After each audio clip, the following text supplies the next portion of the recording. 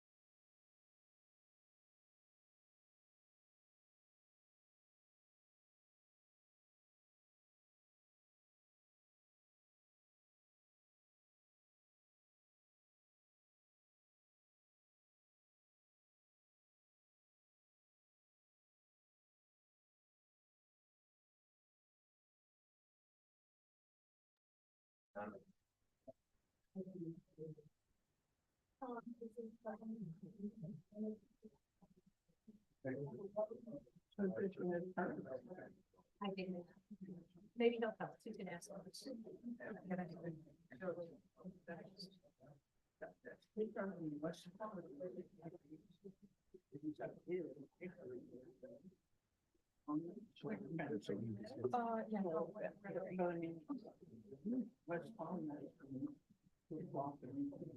I think, Royal got. Like, chief of police. Right. That only got under the his position of that he got really the head there to progression of the class, right? That's, it's a shift of a lot.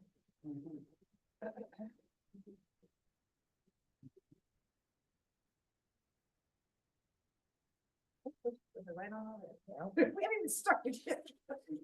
Don't mess with me. Did you get your batteries in? I did. That's what really matters. Mark's like, those aren't the remote batteries, are they? I'm like, they sure are. There we go. Robert's always works. Yeah,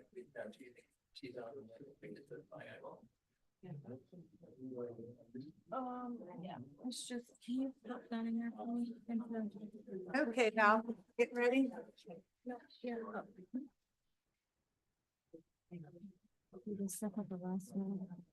Tell me when.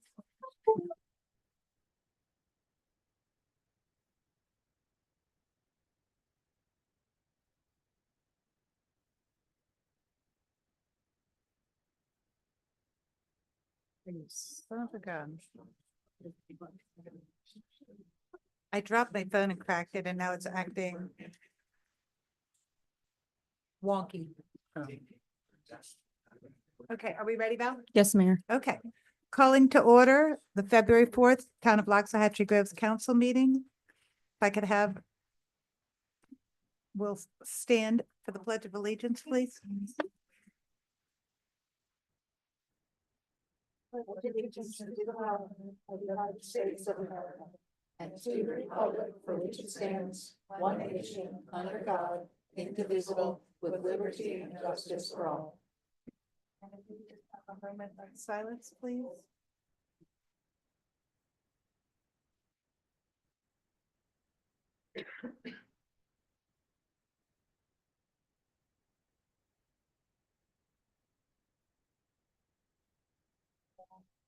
Okay, thank you, everyone. And actually, before we do our roll call, just so that these gentlemen can get on the road. Captain Turner, you want to come up? So, Captain Turner has been our district commander for, well, a long time. I don't know. Eight years. And he is now moving on up to the east side and, so he is going to introduce his replacement. So we have a new district commander out in Loxahatchee Groves. Yes, I want to thank everybody for all you've put me through the last 8 years. I've learned how to deal with things a lot more politically correct or, no, I'm just joking. It's been a pleasure. It really has. I've gone through, I think, 3 city managers here now at least. So bunch of board members, got to watch a lot of things happen in the town and get moving on some of the ordinances we like to see go through, and you're starting to build in a way that some think are good, some think are not, but it's been a great ride. So I just wanted to thank everybody for having me, putting up with me over the last 8 years. I'll be going to Green Acres effective the 12th. And you're going to have Captain Rob Sant coming here from Delray. He and I have grown up through the agency a lot together. We were watch commanders out here together. We were both on SWAT. So we kind of have very similar histories coming through. And he's been the commander down there for probably the last 7 to 8 years himself. And you're going to be in very good hands. He's very similar to me, except he smiles and talks more. So I think you'll all get along very well with him. So, Rob, you want to say anything?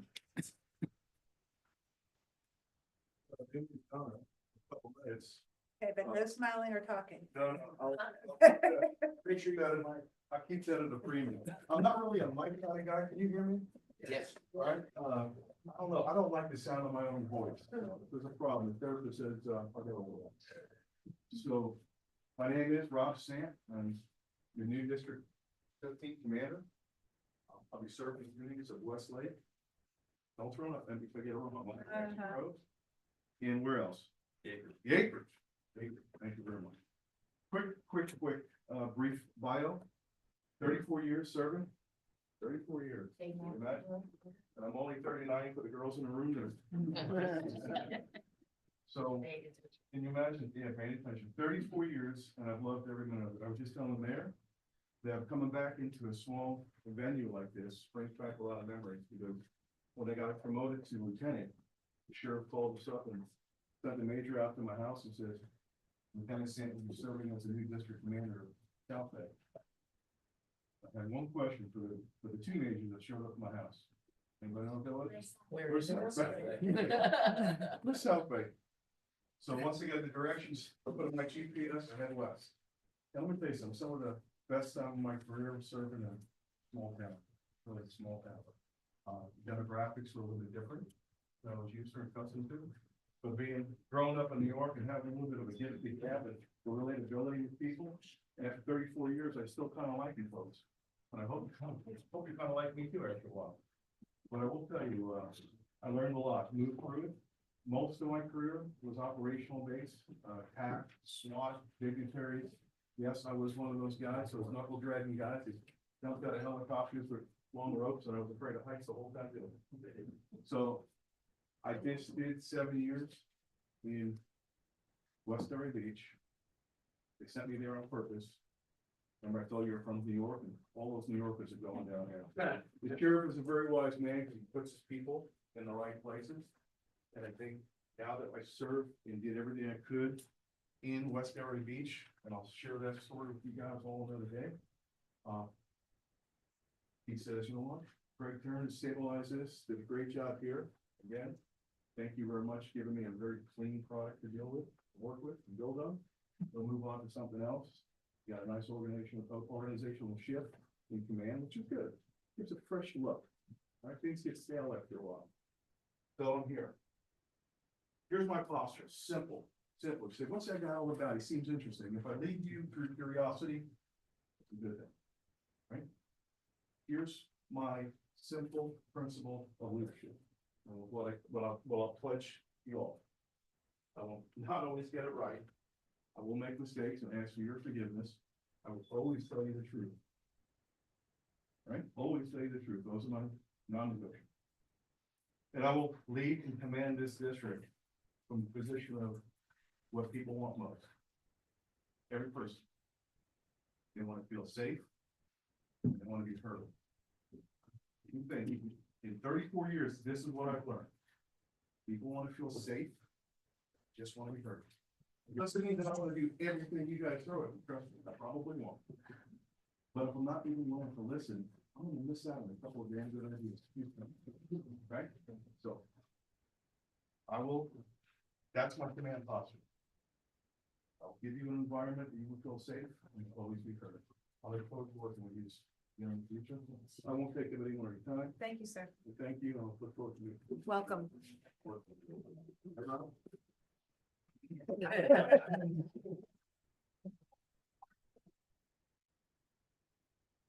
Okay, Valerie, can I have a roll call, please? Councilmember Shore, Present. Councilmember Danowski. Here. Councilmember Manila, Present. Vice Mayor Herzog, Here. Mayor Kane, Present. Town Manager Ramaya, Here. Town Attorney Torsiva. Here. Public Works Director Gallant. Present. Okay. Looking for a motion. Actually, I'm sorry. This is the portion of the meeting where we let people speak on non-agenda items. Do we have anyone who would like to speak? Ms. Jennifer Stevens.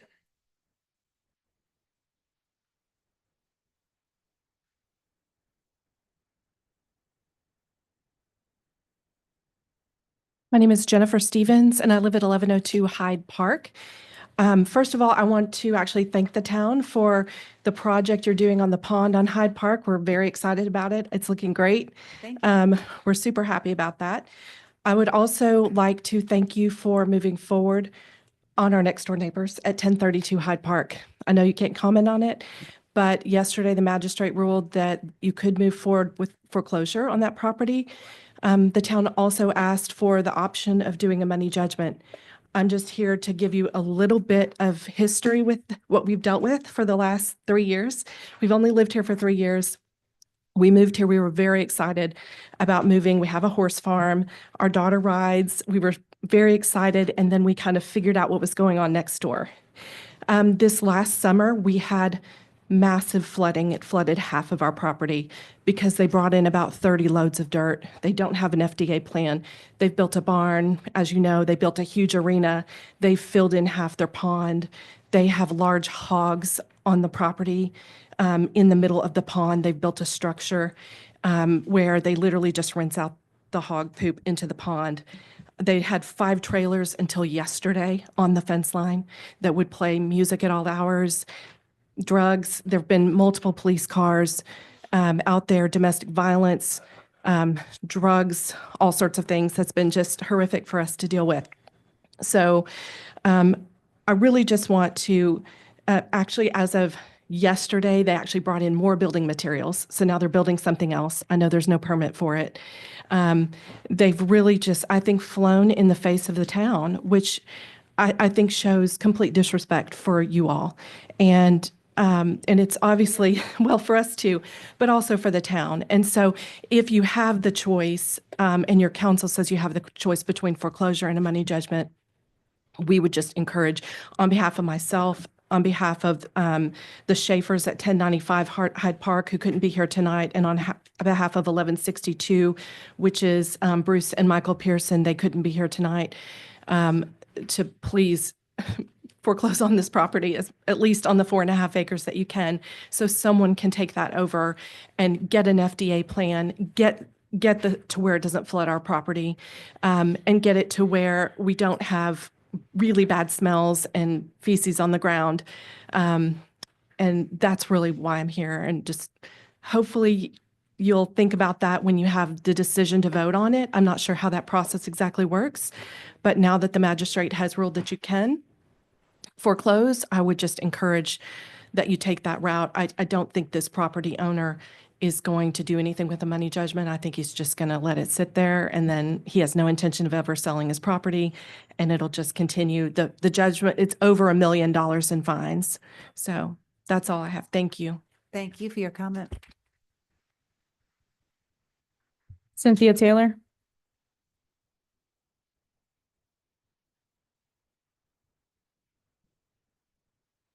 Good evening. My name is Cynthia Taylor. I live at 13224 Marcella. I was here a couple months ago and kind of voiced my opinion. I don't know anything about politics, and I don't, I'm sorry, I don't really know what you guys do and how you get from point A to point B. but I'm going to reiterate what I said a few months ago. I'm very worried about where this town is going. You know, is there, I'm an artist. I mean, is there a vision of where we're going with this town? Do you guys up there, and I mean, I felt like last time I talked and like, it was like, whew, I mean, we don't get to talk back, which I think that would be a great thing if residents can actually get to interact with people and We ask actually questions. can during this time. Oh, okay. Last time I spoke was about the trees all being able to be cut down. Someone told me that's an ag thing. You can cut every single tree, which then I heard is not really necessarily true. A barnuminium or whatever it is on my street, that's hideous.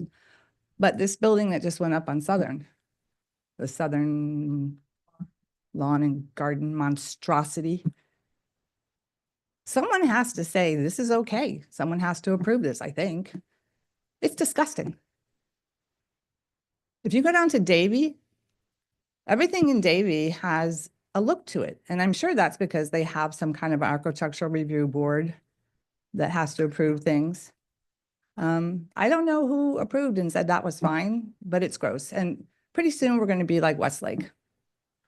Everything will just be ugly and gray and cold and modern. I don't know about anybody else. That's not what I want. This town is very special, very, very, very special. And if we're not careful and think about each decision and check, you know, dot our I's and cross our T's and make sure what's happening, we're going to lose it.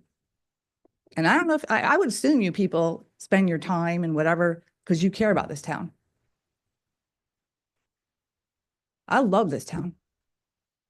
And it really pains me to see, you know, and I don't know the specifics of all the, you know, zoning and all this.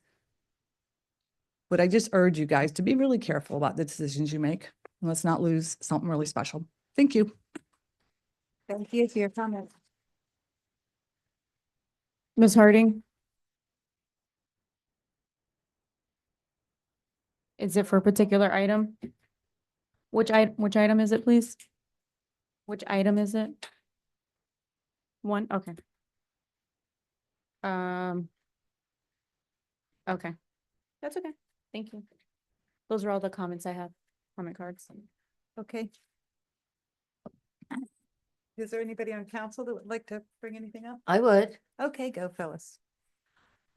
So I've spoken about this before, and obviously I'm going to speak about it again. Our elections are every single year.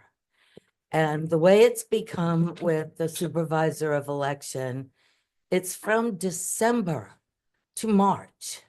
So for 1/4 of the year, our town is in election mode. Nobody wants to move forward on things and nothing gets done because everything is nefarious because we're in election mode all the time. It's very disheartening. We are all neighbors, and I would like this council and the future council to please come up with a plan where we are not in an election every single year. One suggestion was we go to 4-year terms to continue with the 2-year the 2-term maximum.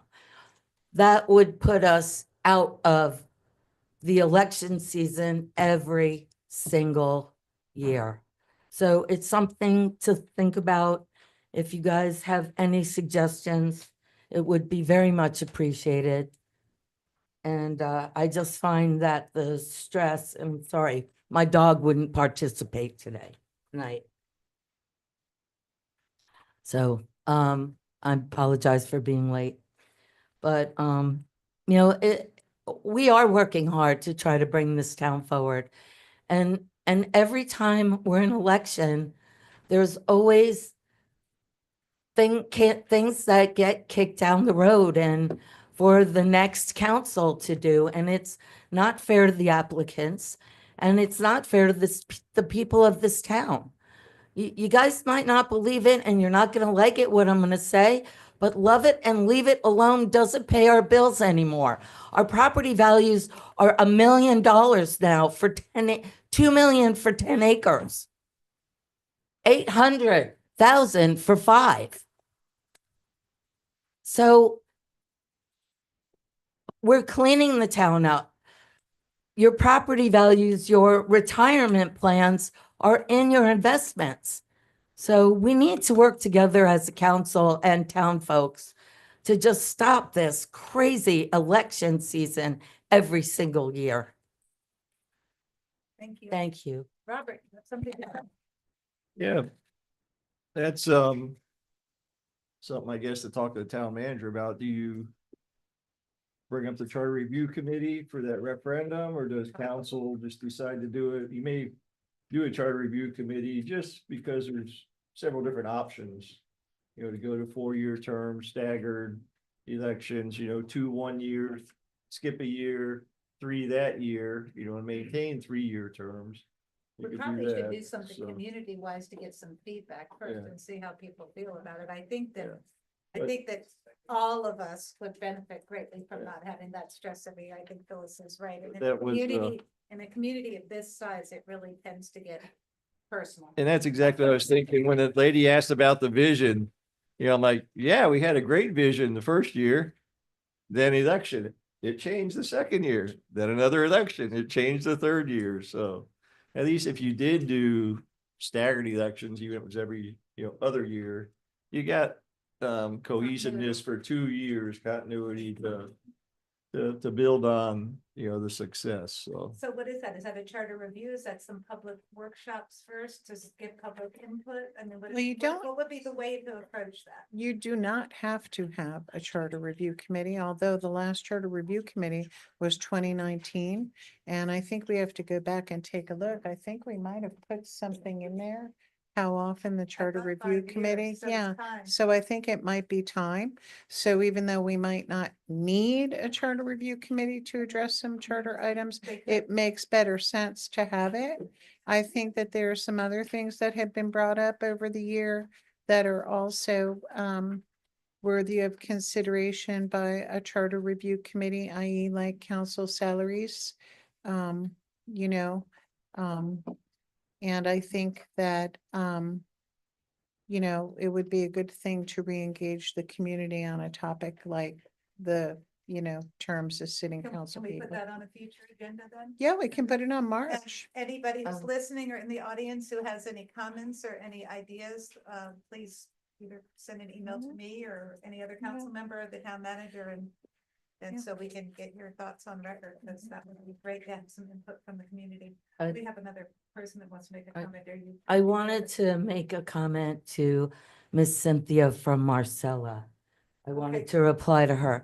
Regarding our vision, we've all had vision. I've been here since '89, and I've seen great improvement in this town, and it took a lot of time, and it took going through several managers to see any improvement.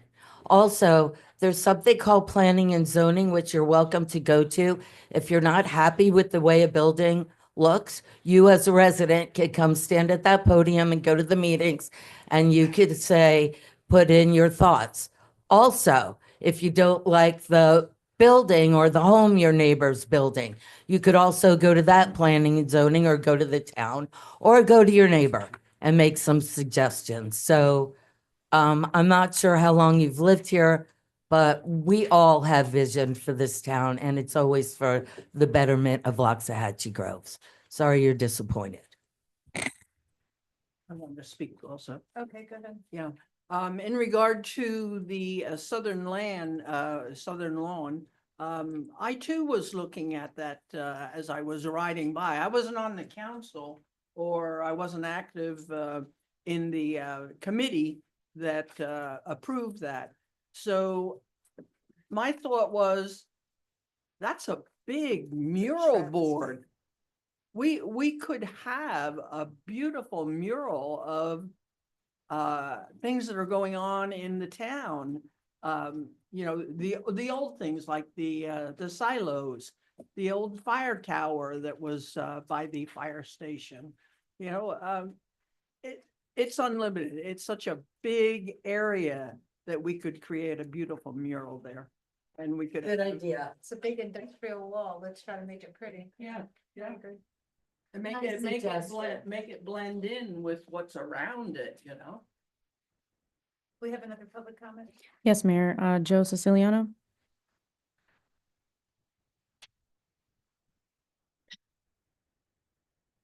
Hello, Joe Siciliano, 1530 B Road. Good evening, councilmen and women. I'm so glad to hear a talk of a charter review committee waking back up again. They were put to rest, it was put to rest quite a while ago. And I think to further on someone else's comment up there is to encourage the town, even if you don't volunteer for the committee itself, please come and listen and give us your comments because I was on the charter review committee. I serve on the ULDC now, and it would be really helpful to hear from you when we're trying to impose ideas that we think is in the town's best interest. Which is why it's a committee of 5, because it's 5 people with 5 somewhat different viewpoints, and we try to get it honed down to one particular avenue and then present it to the council for their, to advise them of what we're thinking. So if you're not ready to get involved in a committee just yet, at least come and pay attention and please give us your comments. They're super welcome. And, and it might be a little less difficult than sitting here where you can't actually have an interaction. I know like right now we probably could. We can, but I'm just trying to reach out and get more townspeople involved. I'm seeing a lot of interest in things that are happening now, and not just to respond on Facebook or text out people. Come down here and get involved. I mean, this is what's so great about this town. We are only like 3,000 people. Let's be a tight 3,000, right? And a 3,000 that tries to move each other forward in a positive direction, keeping this town the little bastion of rural, bucolic, agricultural greenery that we moved here to enjoy. That's kind of what I got to say about that. Thank you for your Thank you, comment. guys. Anybody else? No. Okay, we have about 6 minutes, so we'll just call a really quick break and then we'll re-adjourn, okay? So that we're, for people that are watching.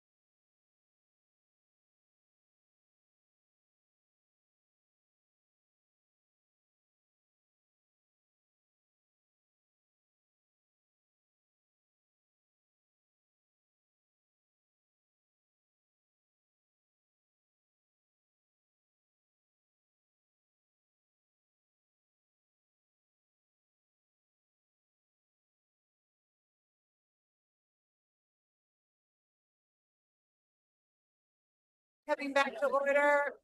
Thank you. A minute late. Sorry. Could be here all night. Okay, we need to come back to order. Please. If you want to continue your conversations, please step outside. Thank you. Okay, I need a motion to approve the agenda. I make a motion. Oh, Mayor, staff is Yes. requesting that we pull item number 7. Okay, and legal has asked to pull item number 9 because it requires 4 votes, so it needs to be a discussion item.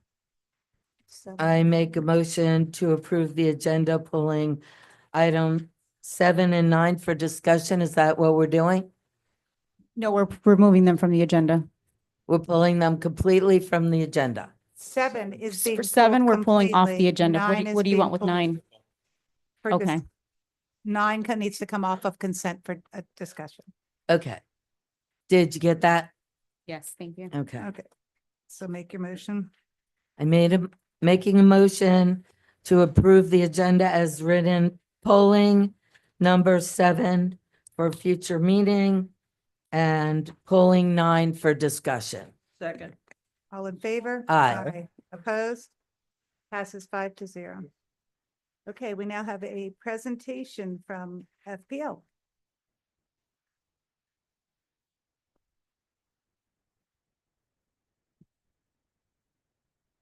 Good evening, Mayor, Town Council, and Town Attorney and Town Staff.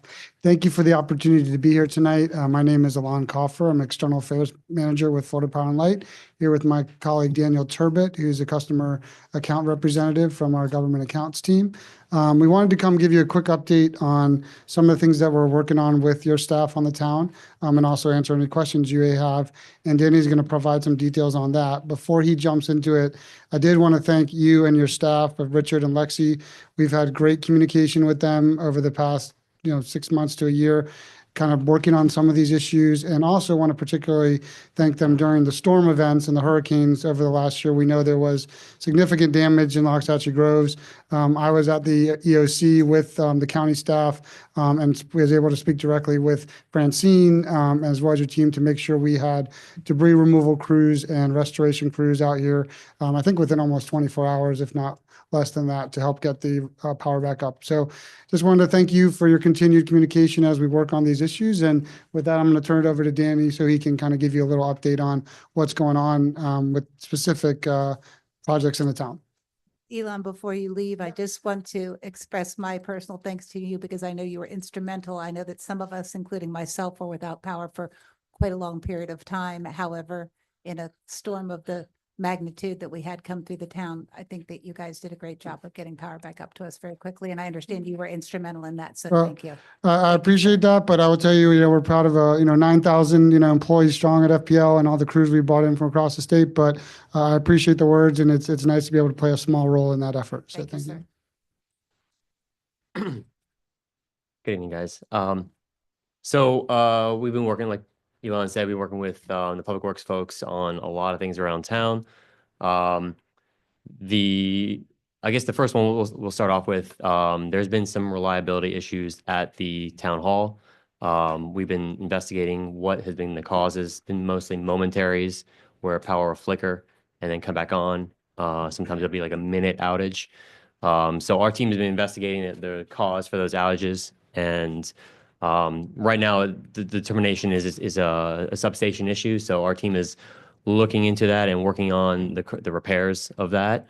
But other than that, the circuits that feed the property here are in good shape. But if the issue continues, what we're going to plan on doing is installing a recording voltage monitor at the town hall, which monitors how the feed for 5 to 7 days, and that should flush out any other small issues. But we should have this thing resolved pretty quickly. The next item that we've been working with the town on, vegetation clearing. In the last year, I think we cleared approximately 14 miles of line in the town. This year, we're scheduled to trim an additional 2 to 3 miles of circuits.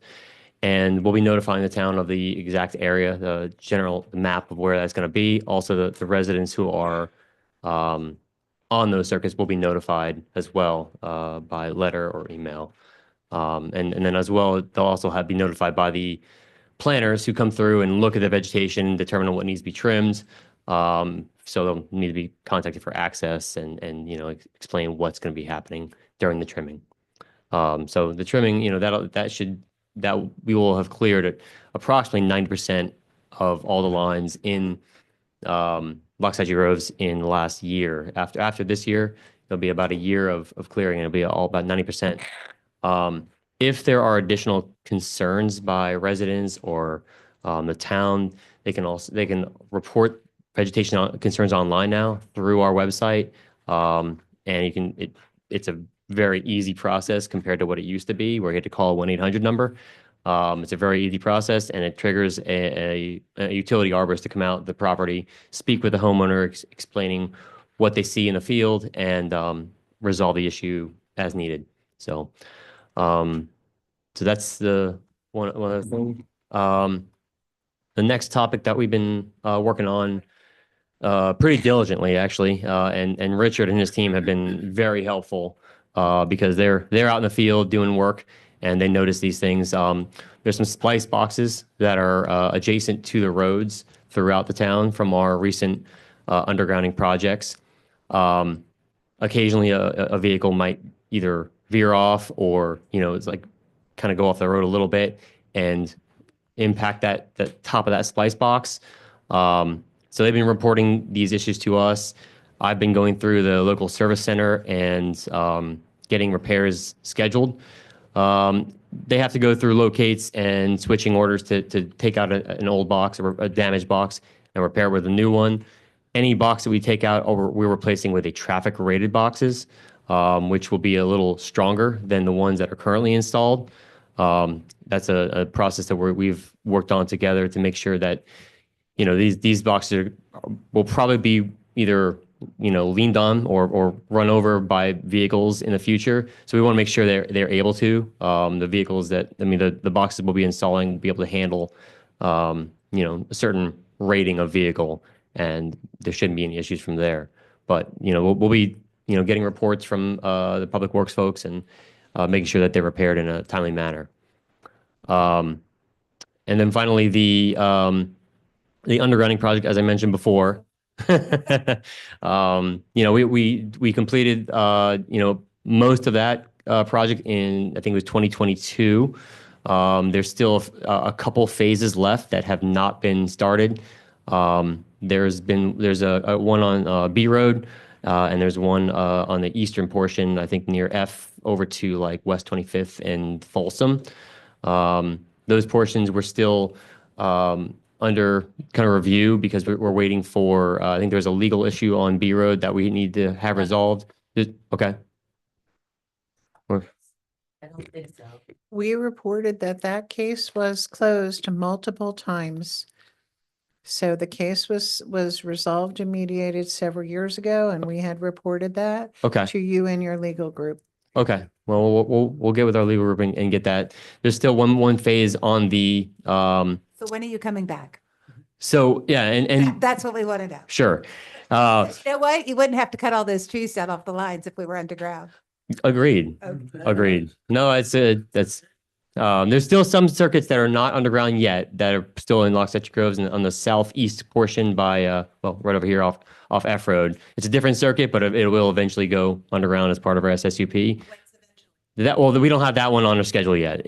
Those plans are put in place year to year. We get that report year to year. That's not on the plan this year. But we review it every year with our Storm Secure Underground program engineers and managers. And then once we have that information, we convey that to the local municipality. So the section on the east part of town, the Folsom F Road kind of quadrant, we're still in a bind because the town does not have a right of way where we can put our facilities at the time. And when we went through the original pass, we were not able to get easements into residents' properties. We need the easements to put that to put that line in, or we need a right of way to install the lines and the boxes and facilities. So at that point, at this point, we wouldn't be able to start until we have either a right of way or an easement to put the boxes in, or the facilities and cable.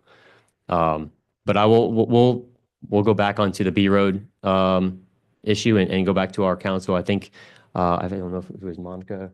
I think so. And just to make sure, like now that we know that for sure, and if it was reported, I completely, understand that fact.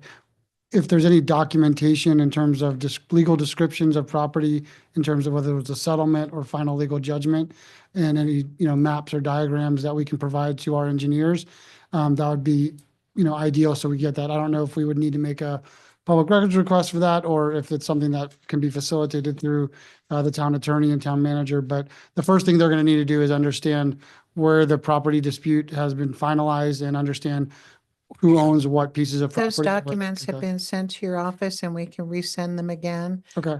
Yeah, and if you And- can just and make do- sure I'm copied on that as And well. have you sent us documents of where you were unable to get easements so we can look into that? I was not in this role at that time, but I believe at that time they were working with Francie, the, do we have those? No, we do not. Okay, so in order to move the project forward, we have to know where you had a problem so we can work on it on our end. yeah, and we're happy to get you that. From what my predecessor told me at the time, there were similar issues with the town acquiring right of way in those same areas due to some property owners. So And if we don't know there's a problem, we can. exactly, yeah. So I'll be happy to re-get that information and redistribute that out to you. Did you have a question? I totally have a question. Go ahead.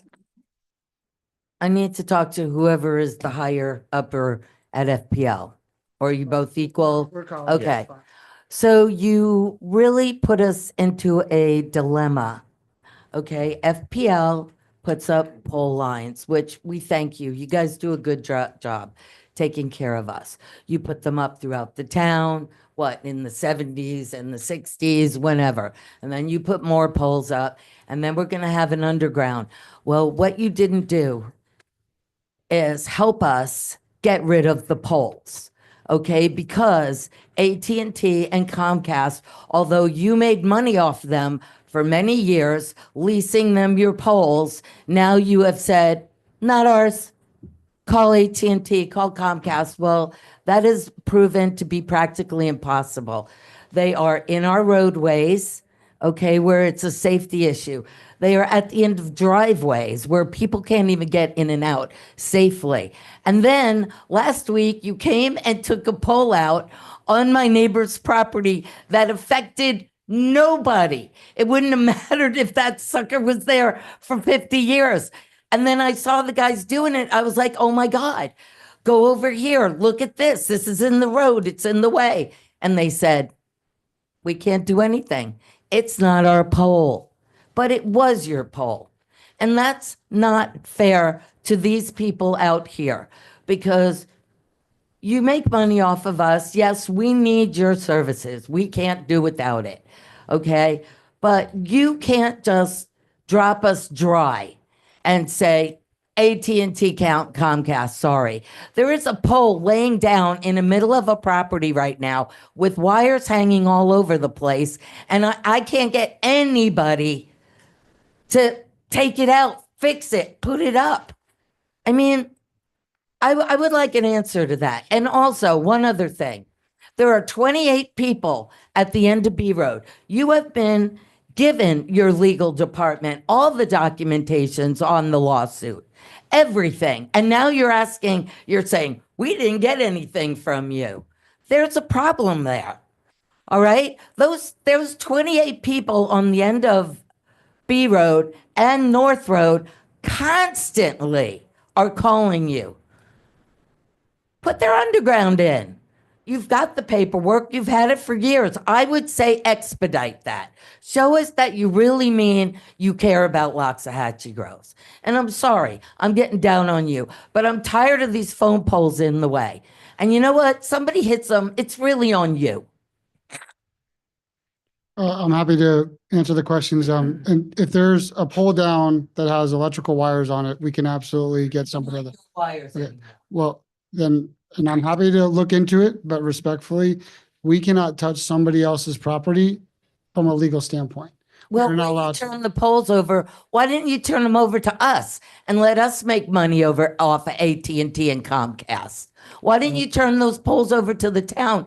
Because they're in our ground and they're on private property, a lot of them. Again, if they were polls, I'd have to look at each individual poll, because at certain points, yes, we did have lines that were put in the 60s and 70s that you said. Some of those poles were originally AT&T poles. They were not FPL poles. So depending on what road you're on or where you're at, property, and pole ownership is different. Well, Um, perhaps you could assist us with these huge, I with mean- these huge AT&T and Comcast. Assistance would be sure. greatly appreciated. And I'm happy to, could get in contact with my counterparts at AT&T and Comcast. Unfortunately, I am not in a position to force another company to I understand work that. on those efforts. But I bet you have better communication with them than we do, and we would appreciate I'm an happy introduction. to facilitate Thank and you. express, the comments that were received tonight to my counterparts over there. In terms of B Road, I will commit to going back and looking at that. I will let you know that just because a legal issue is resolved, there still could be similar issues with lack of right-of-way and easement issues. When they went through those areas, the legal dispute was one of the items, but there were lack of available right-of-way or easement opportunities in those areas. And if we do not receive permission from private property owners to get those easements for both the lines and the transformers, usually it's every 2 to 3 properties, we cannot install without legal, opportunity to do so. Well, now So- please send your people back out because you had a group, right, that you hired to go get easements. Send it back out. Maybe the people feel different And now. that would be the process and hopefully working with you, the town, and Francine and others, because we know that there's relationships with some of these property owners as well. So We're trying to beautify our town and all these phone poles are crazy. Thank you. We could use the help. On this item, no. Oh, Marge, go ahead. Yeah, You're I ready? wanted to know, about these, electric lines that, they may start on C Road, but all of a sudden they wind up servicing a property on D Road. How are you, undergrounding those people? on that circuit. Yeah, I'm not exactly familiar with the exact location, but there's a similar location, kind of like what I was mentioning with the F Road. The F Road circuit begins on F Road and it runs east through the properties to Folsom and G Road. What the team does is they find routes that where the underground line is not going to be going in inaccessible areas. These facilities have to be accessible to vehicles. So any kind of transformer and line and splice box have to be in accessible areas. So I'm not an engineer, but I know the engineers work it so they put the facilities in accessible areas. So they feed off other accessible circuits to feed that area. Well, So you have a lot of, lines that go along easements where back in 95, when I moved here, they used to be maintained, asphalt would come in Yep. and clear them. Yep. And now they're so overgrown, you can't even get through them. you Yeah. know? No, I am very familiar with that. And the wires are constantly, interfering with the, surface. Yeah. So the trimming on circuits range from 1 to 3 years for the main lines. Those are the lines that feed, approximately 2,000 to 3,000 customers. I believe there's one that runs along F Road, maybe one along A Road or in Okeechobee. Then there's lateral lines, which are like the neighborhood lines, and those are on a longer trim cycle. And so when we come through and trim, it's a great time for residents to take care of those trees that were getting into the lines and were growing because they're aggressive. The trees in Florida grow at an aggressive rate. You could trim a palm and in 3 months you'll have a palm frond right back into the line. So when our crews, the Asplund crews, come through to trim, that it's a great time for any clearing of the invasive trees, the fast growing trees. I'm not saying we want to clear every tree in the area, but you want to clear the trees that are are going to grow back into the line. But I agree. And hopefully the trimming that's coming up in this year, it's about 2 to 3 miles, and it's the circuits on the overhead circuits on B and F and G. That will clear that line. And then hopefully in the future, we'll be getting that underground and we won't have that issue anymore. Hopefully. Yeah. Anybody else? No? Laura, nothing? No. Robert, nothing? Okay, thank you, gentlemen, very much for being here tonight. Thank you. Thank you. Okay. So we're going to move on to a quasi judicial public hearing. We're going to hear a present how it's going to run, because I know there's a lot of people here tonight that want to speak from the public. So how it's going to run is we're going to have a presentation by a representative of Groves Town Center, and they're going to present items 2 through 6, all of them straight through. Okay. After that presentation, we'll let council ask any questions that they have at that time. And then we'll do public comments. So just because we're not doing public comment first, I don't want you to think that we're leaving out what you want to say. We're going to allow for public comment, but we're going to go ahead and let them make the presentation, because perhaps some of your questions might get answered in the presentation. Okay? Madam So- Mayor, okay, I'm sorry? since some of these items are quasi judicial, we think it's best to treat the whole thing that way, so everybody gets sworn in. That way, we're not trying to decide what they spoke Correct. on, so.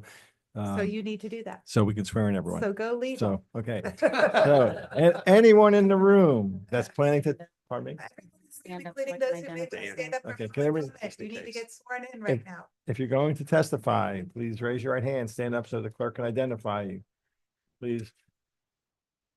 Each one of you swear or affirm that a testimony that you give tonight will be the truth, the whole truth, and nothing but the truth. I do. Thank you all very much.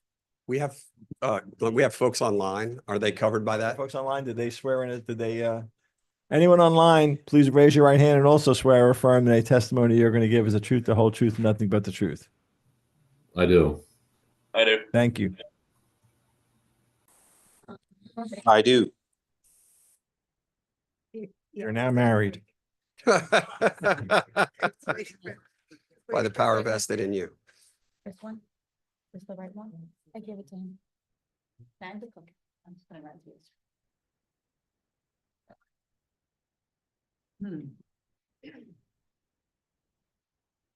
Okay, Valerie, you gonna read the titles? Do you want me to read them first, or do you want the presentations first? I guess do the presentation first. We'll read the titles at the end after public comment. I guess. Will do. Okay, go ahead. Will do. Okay, then, good evening, Madam Mayor, members of the council, Caitlin Forbes with the Planning Department. I just wanted to give you a brief introduction to the 4 items that you'll be reviewing today. And if you can. I did remember my contacts, so I'd zoom back out.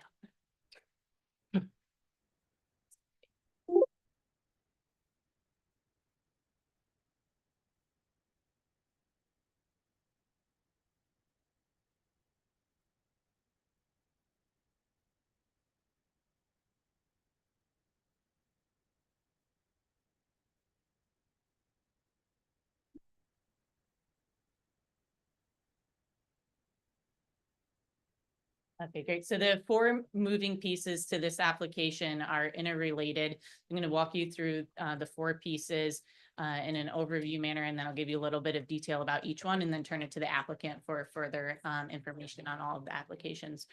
There's 2 pieces to this application that you've already heard. These are 2 ordinances that you've reviewed on first reading. The first being the comprehensive plan text amendment. The second ordinance being the master plan amendment that's considered a rezoning. These were both heard by the council back in December and then in January.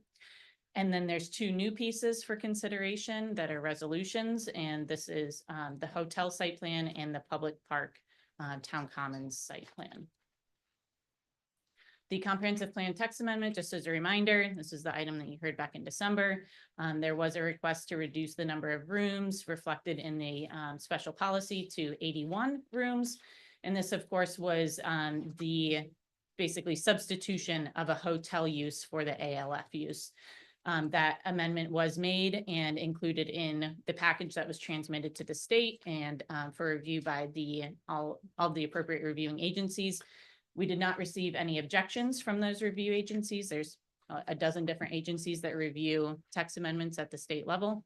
And so this is coming back for second reading of its ordinance. The master plan amendment, this is the existing master plan and then the proposed master plan. This also was heard on first reading in January, of course. You'll remember that this was specific to the locations of those improvements that were revised as part of the text amendment. So here, the town center park would be located on pod G, and the hotel use that's accommodated for now in the text of that special policy would be proposed on pod TC, or a portion of pod TC, I should say, being the western half. Just as a reminder, there's no increase in total square footage for the overall master plan or number of trips as part of this project. It was the substitution of the ALF for the hotel generally. So as part of that master plan amendment first reading, there are a few things that came up in terms of discussion items, and the applicant is prepared to speak on some of the ideas and concepts that they have to address these issues. One being the B Road delineators in the right of way. We did include a suggested condition of approval to address that item, and specifically a long-term solution to that B Road improvement to help with the circulation at the intersection with B Road. Also, the existing oak trees on the hotel parcel, specifically the northwest corner. There was a laurel oak hammock that was discussed at length at the first meeting. The applicant did have an arborist go out to the site and prepare a report about the conditions and the relocation potential. And their team will speak to the findings of that report. And lastly, the town commons parcel size with and without wetlands was another item that was discussed. So the hotel is the third piece here. This is a new component for consideration. While it was discussed, this is the first time we're voting on it. So this is generally the hotel site plan that was provided for consideration, and the elevations, the north and south of the color palette. Just a couple of points as they worked through the process and received comments. The applicant did reduce the number of rooms from 95 to 81. They also reduced the number of stories from 4 stories to 3 stories, and significantly reduced the number of waivers that were being requested down to 2 waivers, one being for the size of certain parking spaces to propose a more standard parking size of 9 by 18. And also to allow for outdoor lighting to continue past 11 o'clock, which is more of a life safety issue for the hotel type of use specifically. The architectural team also did propose some minor elevation changes to the hotel to include some Bahama shutters, just as some additional detail to the sides of the building. And the town common site plan that's shown here. There's been some discussion about potential design options here. The applicant did, throughout the course of the process, add some viewing benches adjacent to the wetlands. And they've also discussed the potential to remove the kind of 3-rail wooden fence around the parking area if that was preferred by the town to have more of a free-flowing open space. So staff recommendations, there is no staff recommendation for the comprehensive plan text amendment because that's a legislative item and staff doesn't provide recommendations on legislative items. The other 3 being quasi, staff does recommend approval of subject to the conditions noted in the staff report. Just a note for the record, the applicant did request a modification to one of the conditions here, and I know the applicant's prepared to speak on that more at length. We can revisit this request, but this was specific to the oak hammock on the pod TC parcel where the hotel is located. And for the hotel in Town Commons Public Park, staff recommended approval, again, subject to the conditions noted in the staff reports. So with that, I'll turn it to the applicant to provide some additional detail. And I do believe you're going to need. Caitlin, hit this big for me. Yep. If it reaches all the way.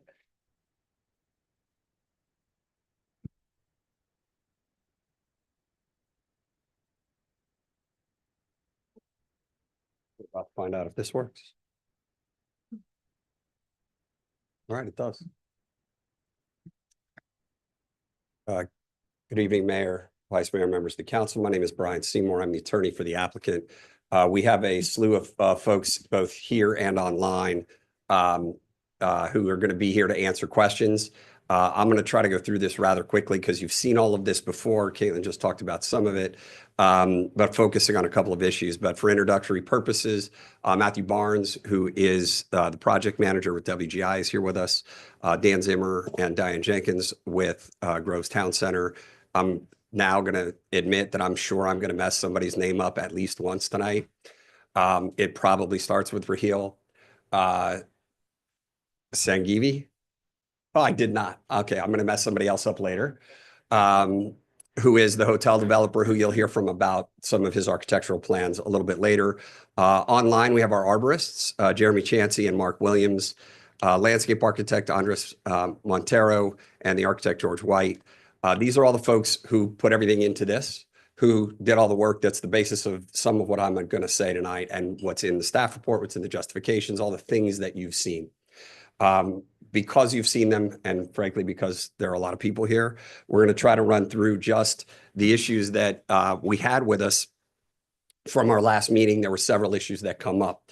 I'm going to start with the history of a little bit of how we got here, because there was a discussion at the last meeting about developers not getting everything they asked for, and developers shouldn't just get what they want. That's an absolutely fair point. If developers got everything they want, frankly, I would have to go find something else to do with my time. So they definitely do not. But I want to go back a little bit and talk about the circumstances that brought us here, and go back a little bit through what Caitlin just talked about, where some of those things that the developer wanted that didn't happen. And then we're going to go through the acreage issue that came up, the tree canopy, and you had asked that we go look at it and get some facts. I believe, Mayor, you said, well, you want facts, not just theory, not just what you think it looks like. And so we have our arborists who've done that. I understand that I want to say yesterday or today, the town also had an arborist go back and look at that. I have not spoken to that arborist, but we have spoken to our arborist, and that report that they've submitted is submitted for the record. And then we'll talk a little bit about the traffic control as well. So this started actually quite a while ago, but there was a trigger point in April of 2023. On April 18th, there was a workshop that was a little over an hour where there had been requests to eliminate the LF. Wasn't something that everybody had voted for in the first place, as Councilwoman, here's I'm going to go again, Mangelia. I told you I was going to mess somebody up. I was hoping it wouldn't be somebody sitting up there that I needed to vote. Actually made that point at that meeting.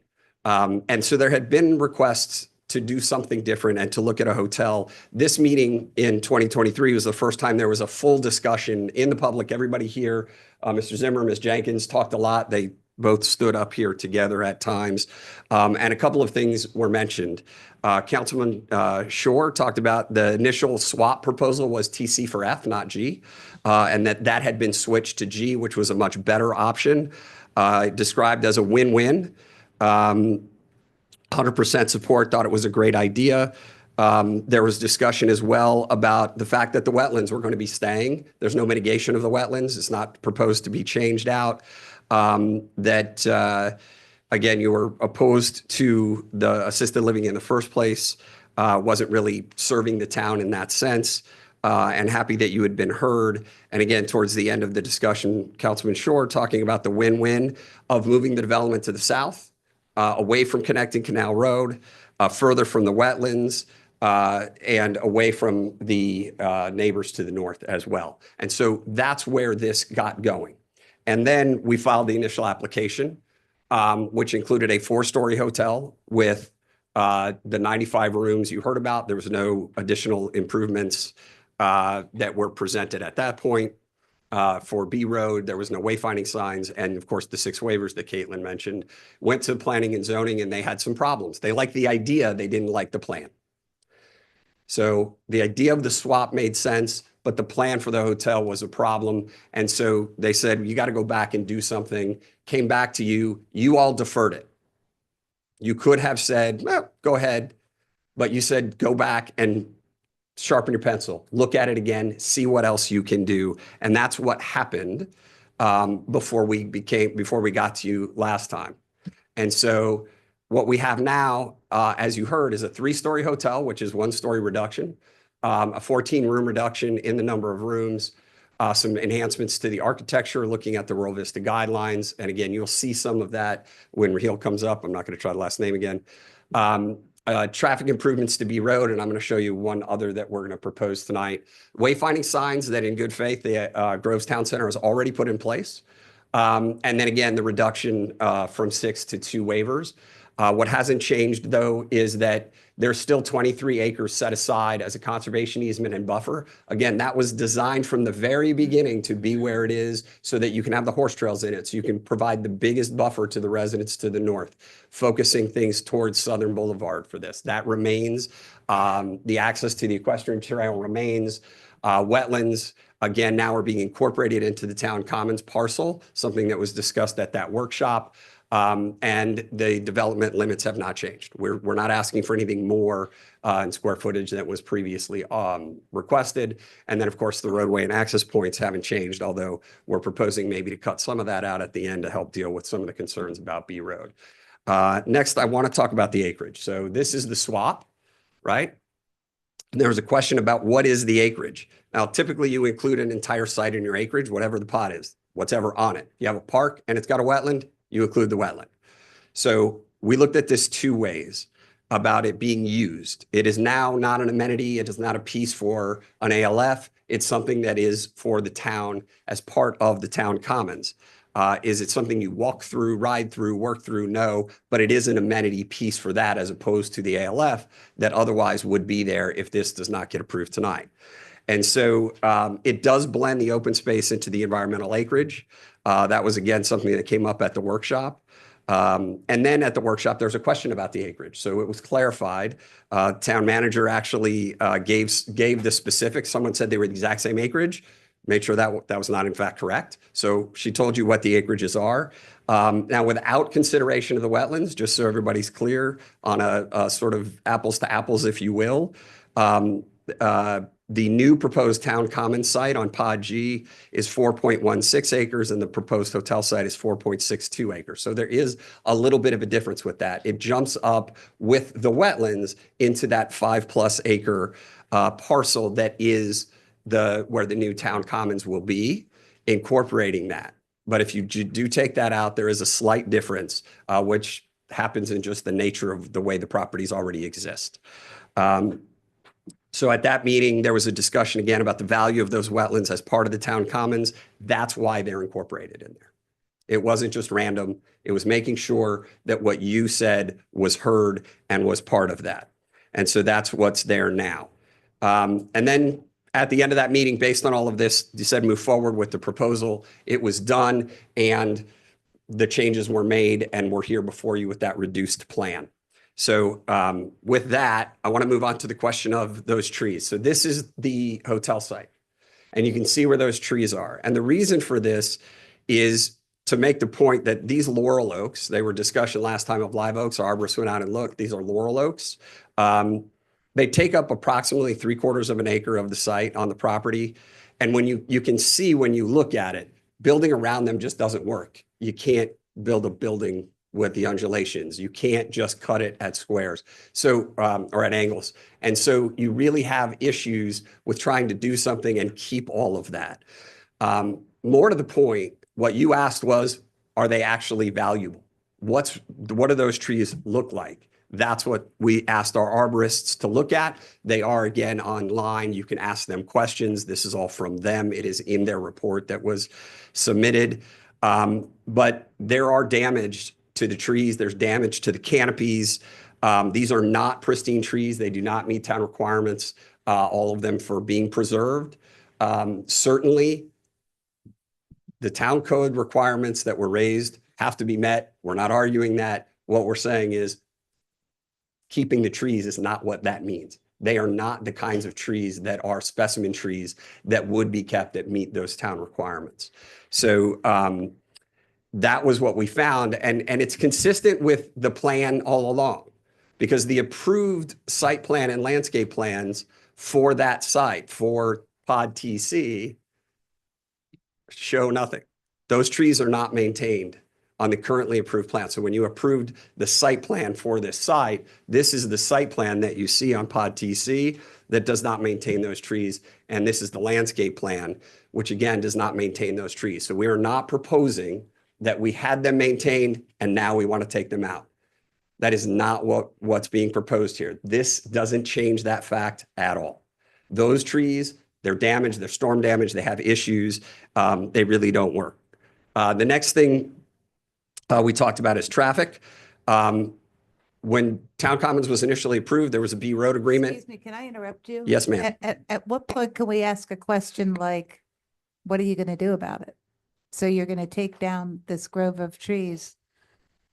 So I mean, it's important, I think, for you to say here what I read in my package about what your proposal is to mitigate the damage to those trees. I think that's something the public deserves to know. So there's no question about that. I'm not going to answer that question only because I'm going to let Matthew or one of the arborists or landscape architects to talk about the specifics of how the town code does have mitigation requirements. One of the things we are agreeing is that mitigation, even though the code would allow, there's a condition of approval that says you can't buy out the mitigation.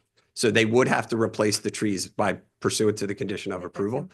But those are things that we're working through, obviously, and so I'll let someone get into that detail. So whoever, Matthew, you're probably going to end up doing it. So start making sure you know the answer to that question. Relative to the traffic, when this was approved in the current configuration, a full traffic analysis was done.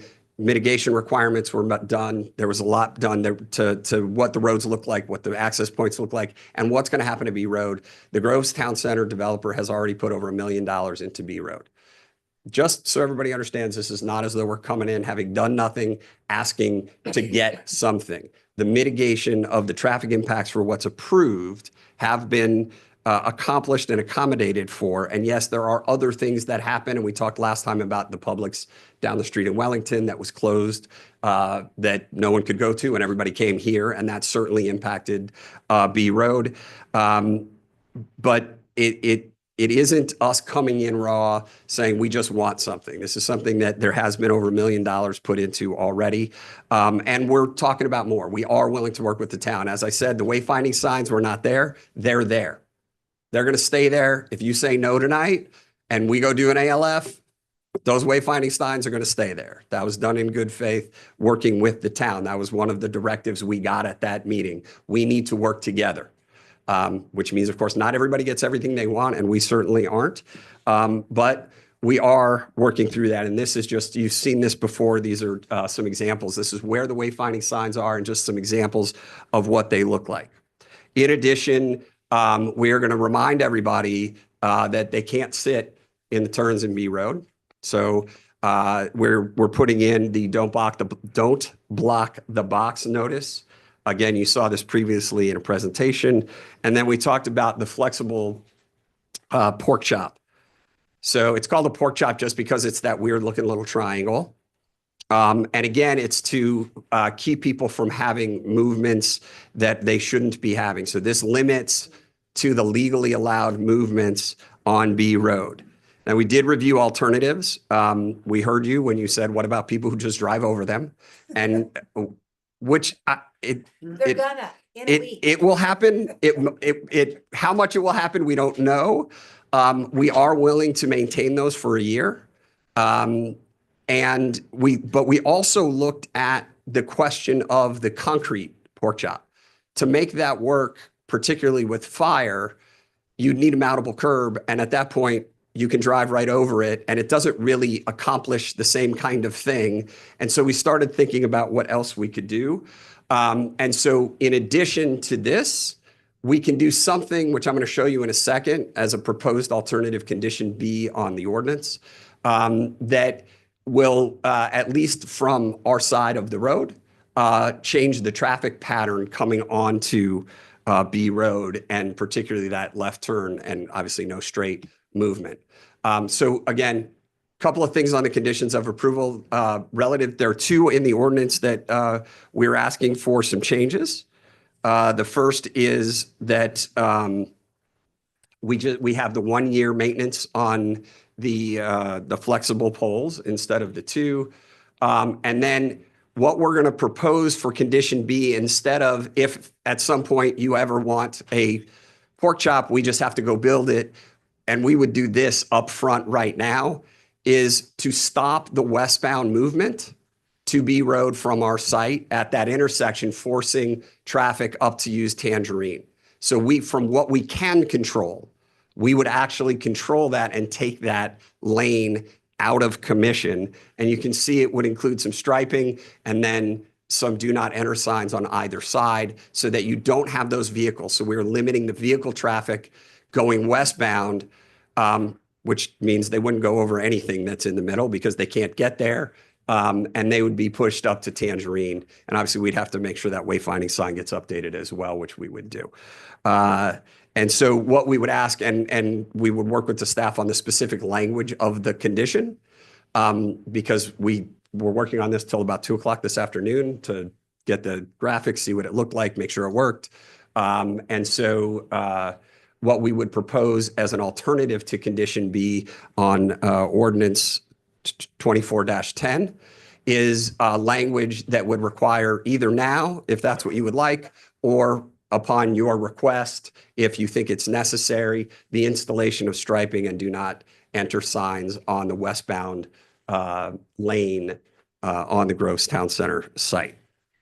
And then the last is clarification language, which Caitlin talked about relative to the resolution condition A, which this relates to some of the trees, about how that would work. So there's an order of what you have to do in this condition.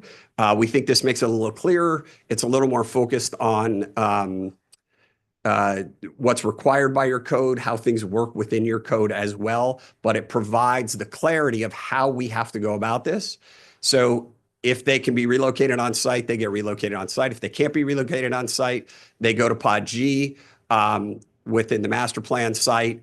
If the arborist identifies the hammock isn't viable for relocation, then you have to mitigate, but how you mitigate goes in there. So you've got the sequence of events to do everything we can to preserve as many trees on site and keep as many trees or replace as many trees on site as possible.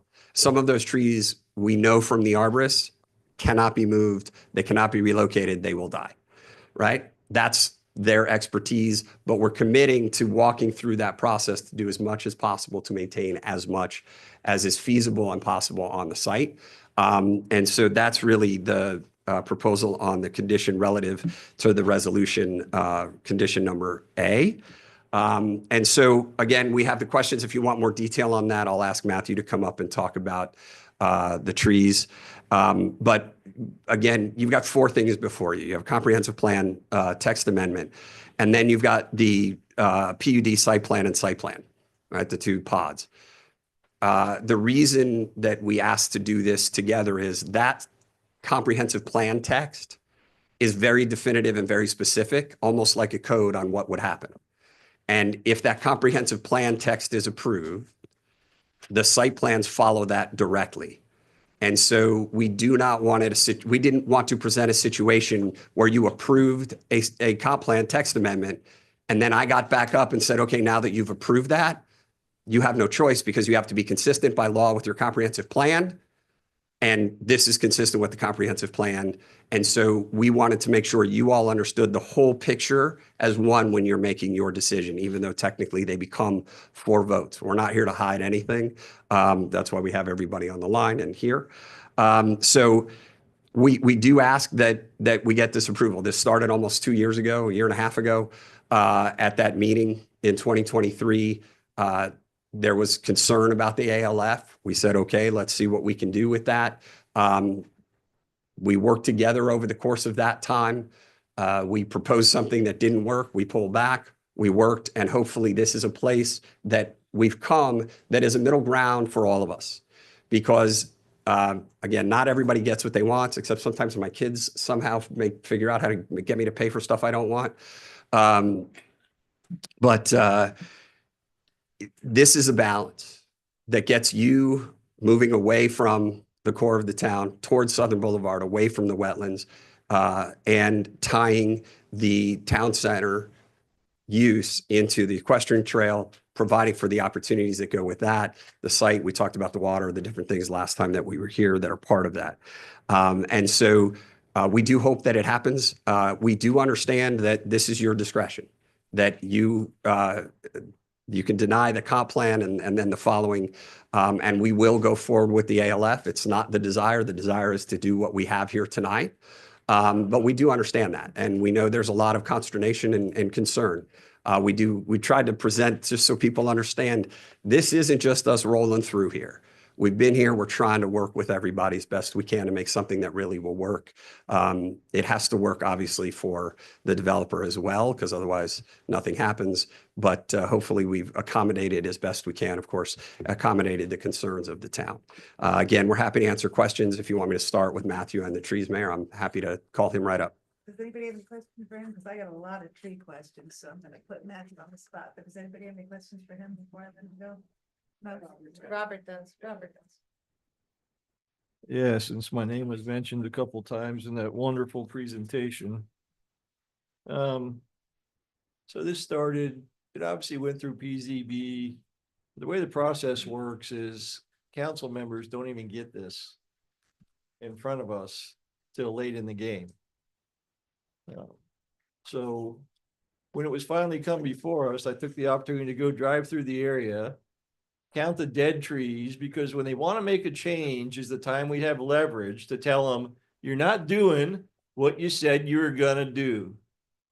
The first time they tried to make a change, we made them finish the equestrian trail and get rid of the exotic vegetation. Because even though they were supposed to do it right away, they didn't do it. And we had some leverage at that time because they wanted something. It was like, do what you're supposed to do. They did it. So I said, okay, I know I've seen a lot of dead trees because I go to Wawa way more than I should. So let me go through and count them. I think it was like 22 of these nice new oak trees that they put in the last couple of years that are dead. And let me bring this to them to tell them, hey, you know, you need to pony up and do what you're supposed to do. So that was the first time I saw this oak hammock. And it's like, wow, you know, that's pretty cool because it's not just a standalone oak tree. You know, it's a hammock, it's an ecosystem, they're intertwined. You know, you can't relocate them because they've all grown together. There's replacement trees coming up, older trees. So, you know, that was when I made it an issue when I first met with them. And the ALF was on 4.1 acres, 180 something bed ALF. It's like, okay, so now you want 4.6 for a hotel. That's plenty of room for a hotel with the trees, with landscaping. That's a shit ton of room. There's no reason you can't have all that on that 4.6 acres.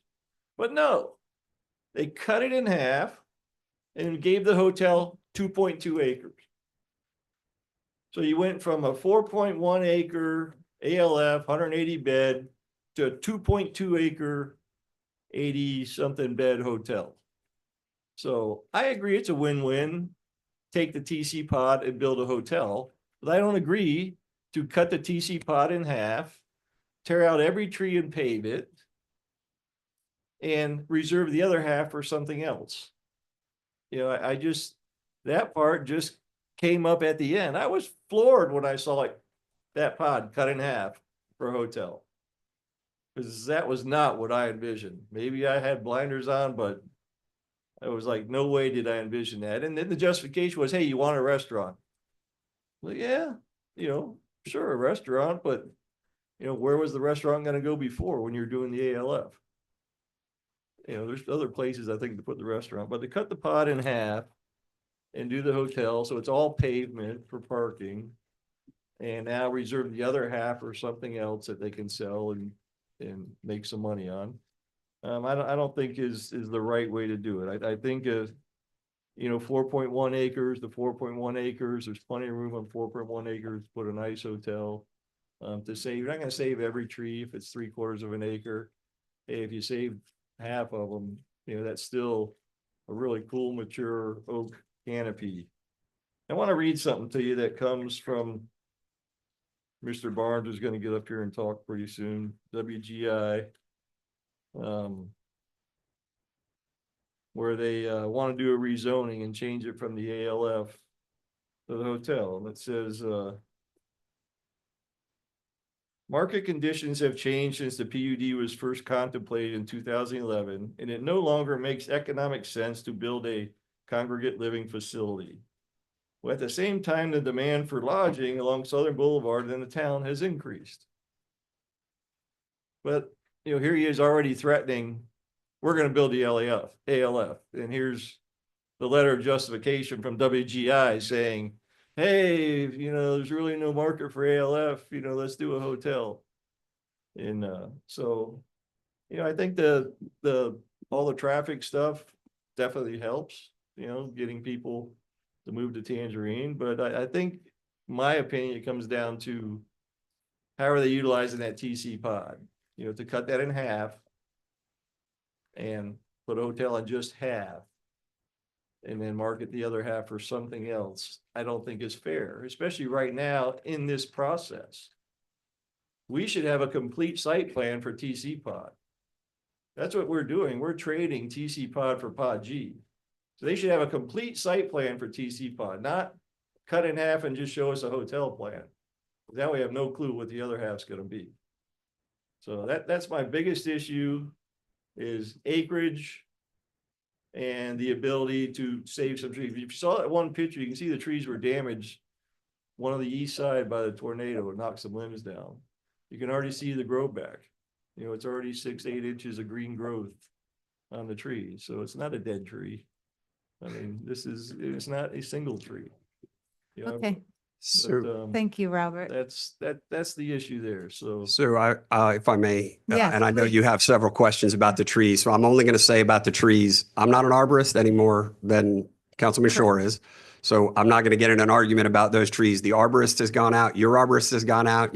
I don't know what they've said. I haven't talked to them, but I'm sure they're here. I think he was online as well. And that is specific to a site plan and specific to the quasi judicial question of the code and what the evidence would show on that. So there is that point on that. I do want to address the justification statement. So economics is an interesting thing.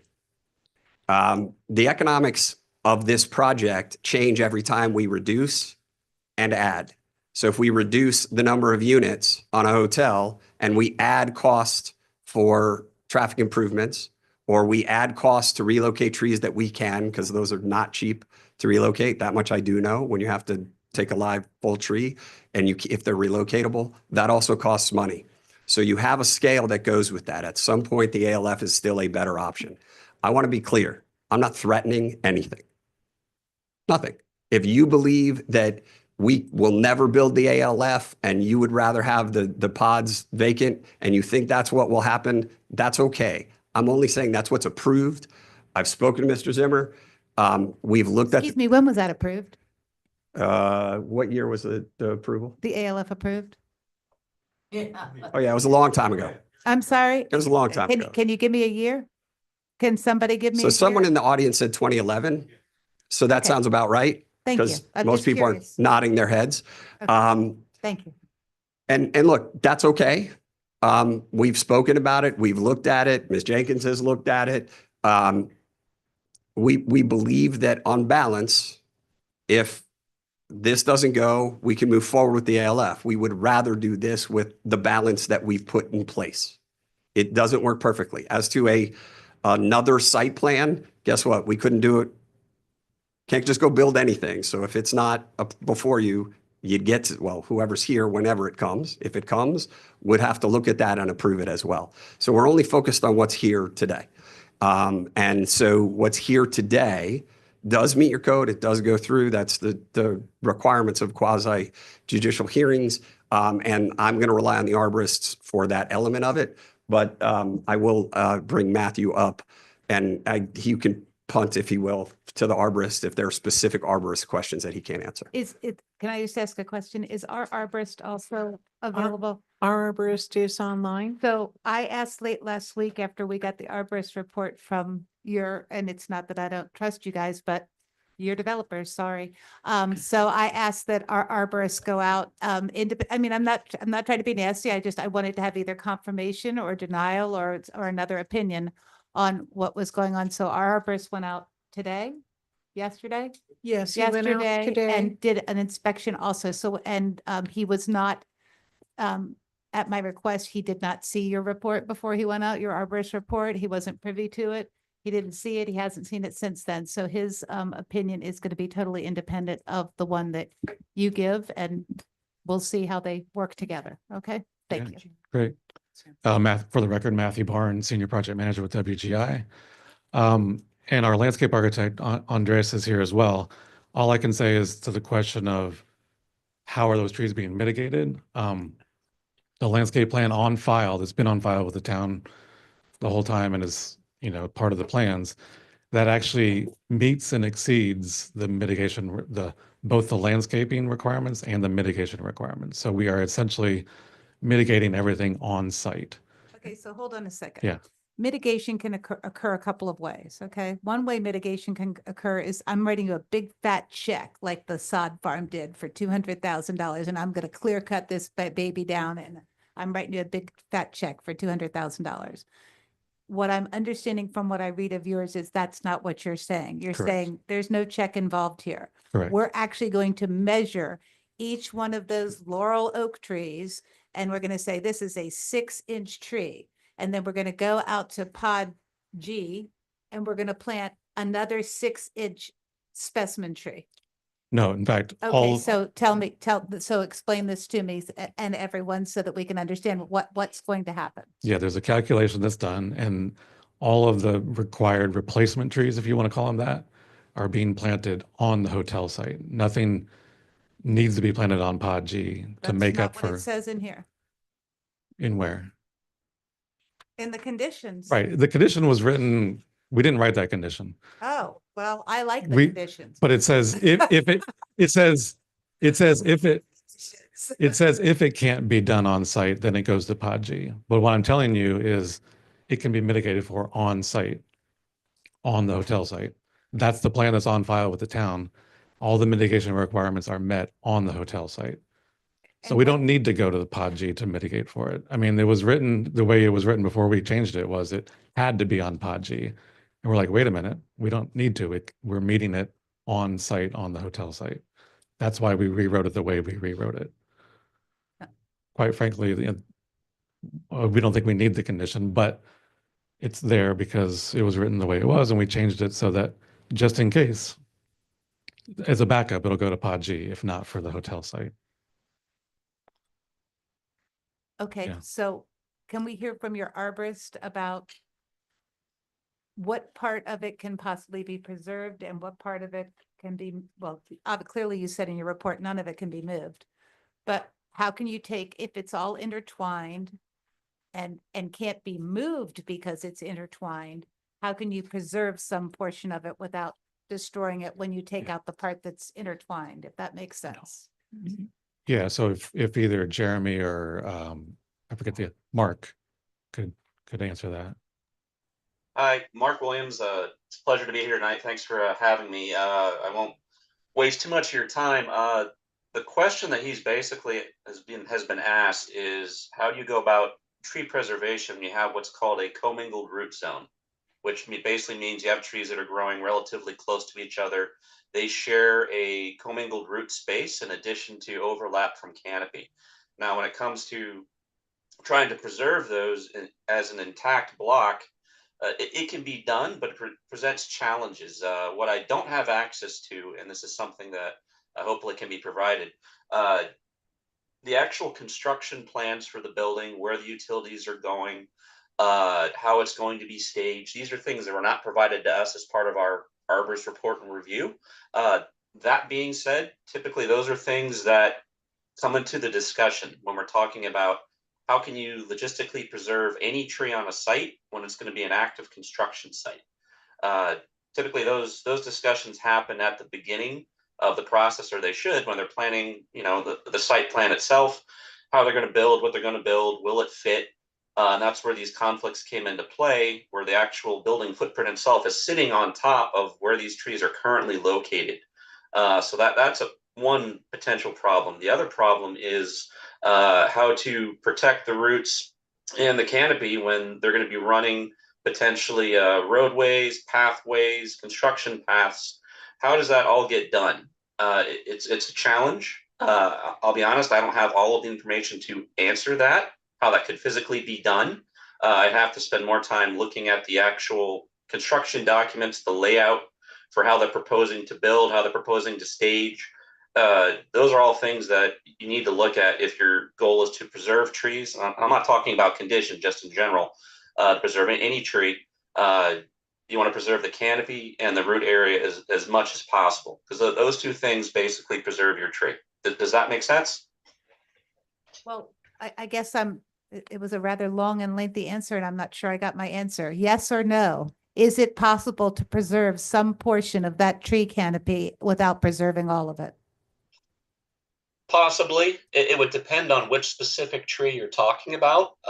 There's one that's kind of off by itself, and the rest are all kind of clustered together up in, I want to say, the northwest corner. That would be dependent on how much of an encroachment they're going to have to build their structures. But yeah, theoretically, it might be possible, yes. Okay, so we know it's not, so the answer to the question originally is it's not possible to move any of them because of their intertwining, but it is potentially possible to preserve some of the canopy and mitigate for the rest. Is that accurate? That's not entirely accurate, no. The reason why, in some cases, now I'll clarify that if you'd like. No problem. When I wrote the report, it includes a lot of different details, including I spent a lot of time talking about tree condition. That's an evaluation of health, structure, and form for each individual, in this case, laurel oak tree. When you're thinking about trying to preserve trees, you want to try to preserve trees that are in typically good condition, don't have a lot of flaws or issues, and aren't going to represent a potential maintenance headache or risk if they're kept on site. This being laurel oak trees, they had a lot of existing problems. I overheard storm damage being mentioned earlier. That is correct. The trees received some significant storm damage, possibly from those tornadoes we had quite a little while ago, possibly from previous hurricanes. This was a pristine site. It hadn't really been touched by any development. I love going at sites like this. That being said, when you're trying to preserve trees, one of the first goals should be identifying which ones are in good enough condition. Number one, you don't want to preserve a bunch of poor quality trees that are falling apart, have significant defects that really aren't worth preserving. Some of the trees in my report meet that criteria. They're in significantly declined condition with significant defects. Some of the others are in the lower end of the fair condition.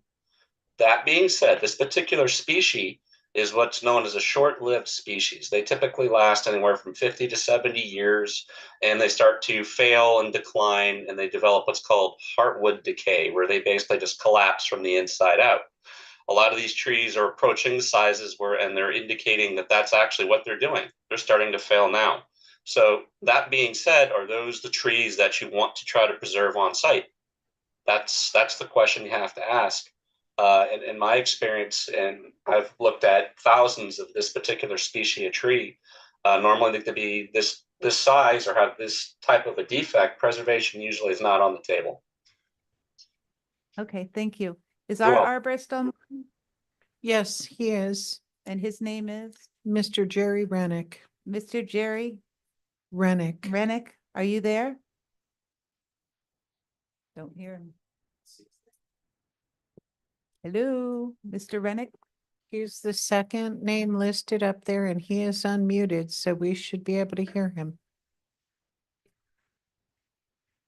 Anybody got a way to be in touch with Mr. Rennick? Can somebody call Mr. Rennick? Can you call him? I can get this one. Okay, that's good.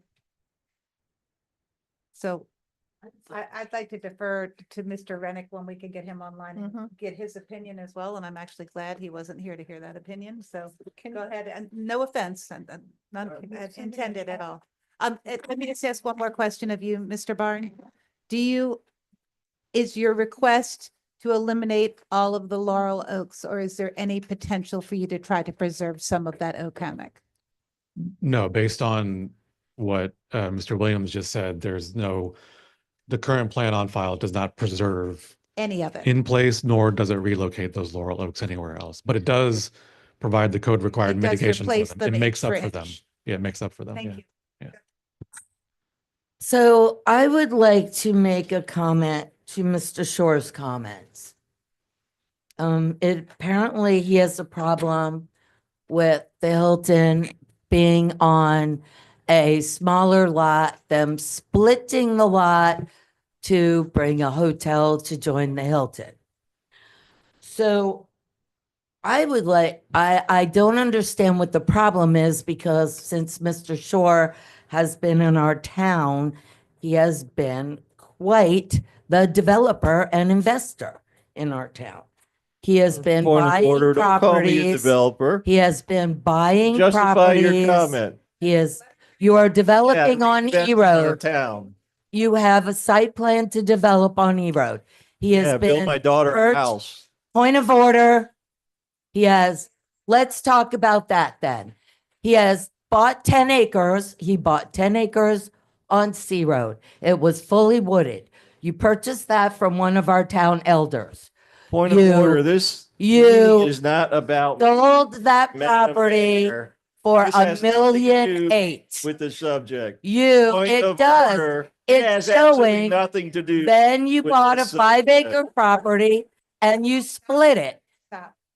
And you've Stop. done the same thing these developers did. Thank you.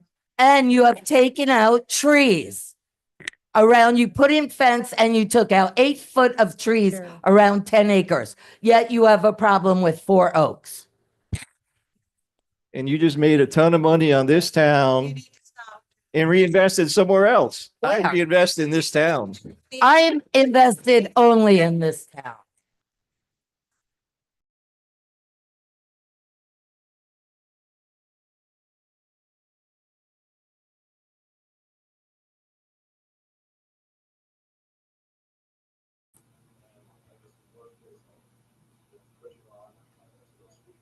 Yeah, sorry about that. I'm not sure what the problem is. Yeah, I will say I am getting some, the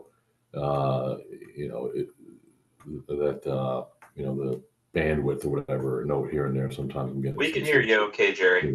Notice, but Absolutely. Thank you. yeah, now I can't. Hi, hear you. hi there, Jerry. Both of them are an embarrassment. Stop it. Just act like grown-ups. Okay, I'm sorry, Mr. Rennick, is that your name? Yes. Could we please hear what you have to say about the Laurel Oak Grove and any possibility of preserving some of it?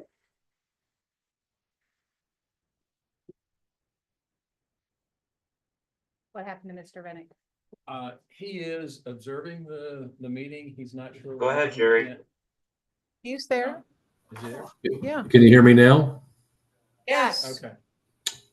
Okay, great. You want me to go ahead? Yes, please. Can you answer the question? Okay. Well, I'm not sure if you asked a different question in the last couple of minutes, but what I wanted to do is just give my reflection on the situation. Now, when I went out to the site today, my task that I was understood to perform was to see if any of those laurel oak trees were able to be relocated. And typically you don't try to relocate older mature laurel oaks, and most of them are pretty mature for the most part. Some a little bit older than others, and the condition of some of even the smaller ones, a little beat up from storm damage. So as far as the potential to relocate any of them, I would not recommend doing that really for any of those 17 oak trees. Now, when it comes to preservation, usually the process, as we've kind of hammered out here again, is that you get a tree survey, you overlay the proposed site plan, and you see, as you start to develop the site plan, you don't do it after you've got a site plan that's near approval stage, but you start to look at where there's potential for preserving some of the trees. And, again, as I think Mark had mentioned, you got to take into account certainly things that don't necessarily show up on a site plan that may show up on civil engineering plans and other type of developed plans, including underground utilities, et cetera. So you need to take all of those items into account. Now, a typical plan like this, where essentially you have development that takes up, let's just say 85% of the site, and any of the green space is essentially comprised of perimeter buffers, and some parking aisles, it doesn't leave you a lot of opportunity for tree preservation. So that's where you get into that quagmire. But I think that, the plan itself, I haven't seen the tree survey overlaid onto a site plan to start to diagnose what can potentially, what can't be, and what other potential, rather minimal site plan modifications can be made to accommodate some of the trees on site to be preserved. And, I will like just to say that, some of the comments as far as, the aesthetics of the trees, the trees, as we know, this is really the heart of our conversation here. They go way beyond just the aesthetics. It's the function and value that they provide. A lot of those trees, they may not look good if they're, if they're concerning from a public and safety concern, then yeah, you need to take that into account when you develop your tree preservation plan. But you can work in to some degree a little bit of littleness to your tree preservation plan, as long as, again, the pieces fit of the puzzle. Okay. So are any of these trees worth preserving? Well, I would say yes, but you just have to have the space that's able to accommodate them, and I think that's probably the bigger challenge. But again, I have not seen again, going back to my original point, is I have not seen a tree survey overlaid onto the plan. And again, having been through this many, many times, from the public side and as a private consultant, that, that's the work you got to do. That's where you start, and see. And then at that point, then maybe you start getting more specific about which trees are we looking at that we want to potentially target for preservation if we don't have larger areas, even on a small plan, that can accommodate, more than one or two trees at a certain point or location on the plan. But, overlaying the tree survey on the site plan, sitting down, examining that minutia, and if need be, you go back in the field and you start, selecting individual trees that you want to actually target for preservation. That would be the real place to start. Does anybody ever have any questions for our arborist? No? Yes. Okay, go ahead. In some of the pictures, Caitlin, when you went back, are those diseased? What were those little comments with the clump of trees? So in the applicant's presentation, they did have some snippets of what the arborist report showed. And there were a mixture of images that showed what I understand to be either disease or physical damage from storms, and perhaps some other types of things that the different arborists could speak to. Sure. They probably include pictures of structural defects, dead wood, things that are important to point out when you're doing a tree evaluation with photos to kind of show what the comments actually mean. Okay. One other question. These trees live approximately 50 years. How old do you think these trees are at this point? The age range I gave for their lifespan is somewhere between 50 and 70. There's typically always going to be outliers that are more or less depending on a lot of different factors.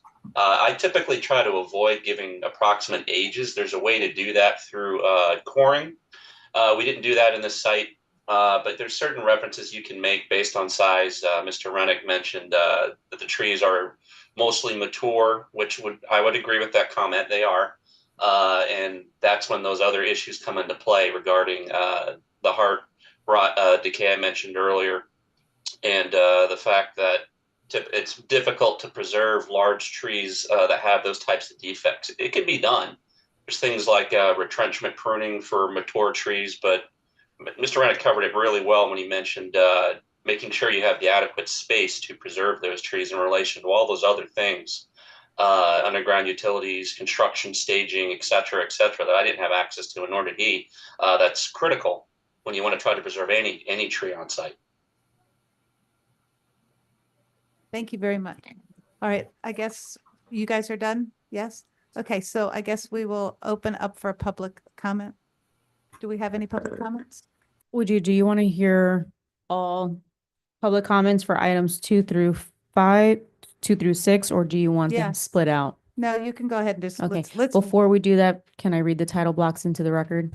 read the title blocks. Let's do the public comment and then I have some stuff to add too after the public comment's over. Okay.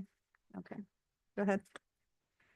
Approval of ordinance number 2024-09 on second reading, an ordinance of the Town Council of the Town of Loxahatchee Groves, Florida, amending the text of adopted comprehensive plan, future land use element, special policy 1.15.2 to revise the permitted use, establish intensity measurements for the proposed hotel use, and permit a non-residential use north of East Citrus Drive, providing for transmittal, conflict, severability, and an effective date.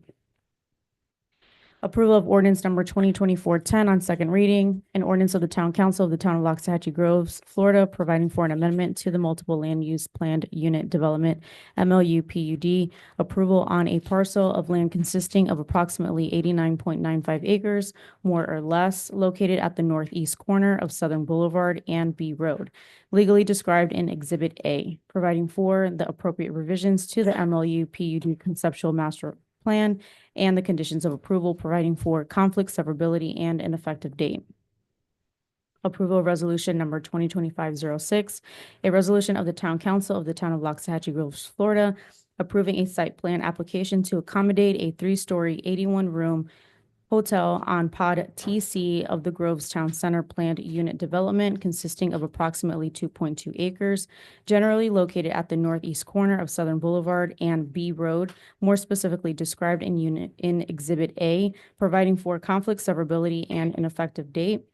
Approval of resolution number 2025-07, a resolution of the Town Council of the Town of Loxahatchee Groves, Florida, approving a site plan application to accommodate a planned open space within Pod G of the Groves Town Center planned unit development consisting of approximately 5.5 acres of land generally located at the northeast corner of Southern Boulevard and B Road, more specifically described in Exhibit A, providing for conflict, severability, and an effective date. Okay. And Start with public comments. Our first public comment is Joe Siciliano.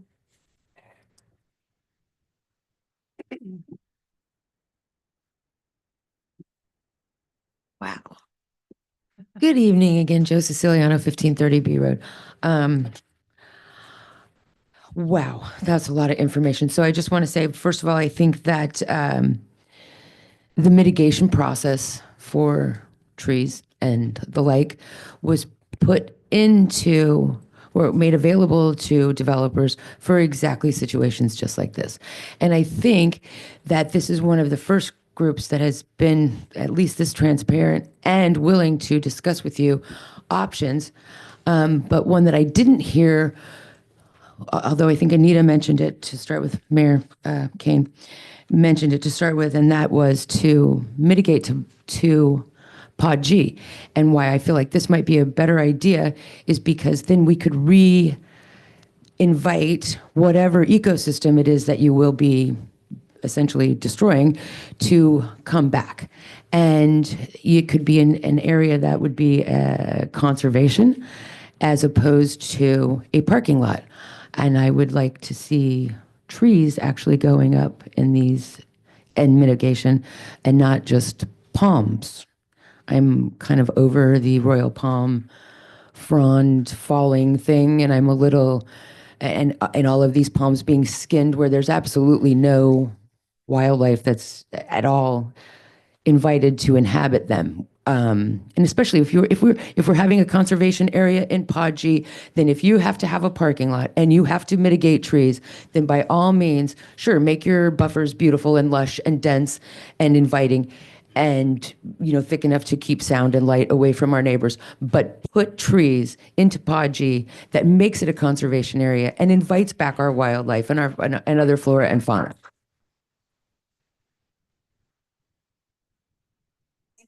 Thank you for your comment, Ms. Siciliano. Next. Tom Woodward.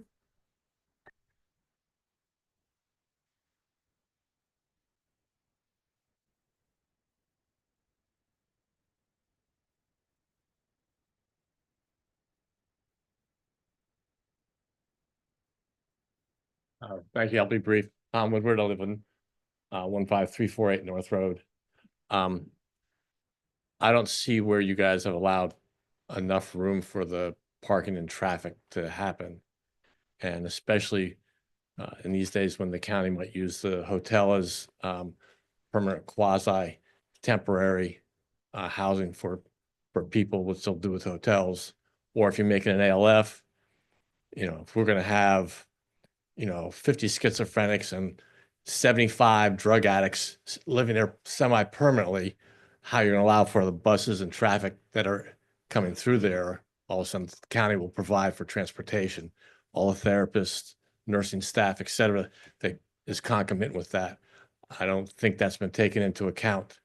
And I would hope that if you are going to put a hotel in, that you would codify that you not allow the county to instill people in there that you would not want. Because I can tell you, I worked for Riviera for a long time, and the hotels down there or up there were not things that you would want in this city. And what the county does is they instill a lot of people you don't want. You'd be amazed. Whatever, that's all I have to say. Thank you for your comments, sir. Ms. Jane Harding.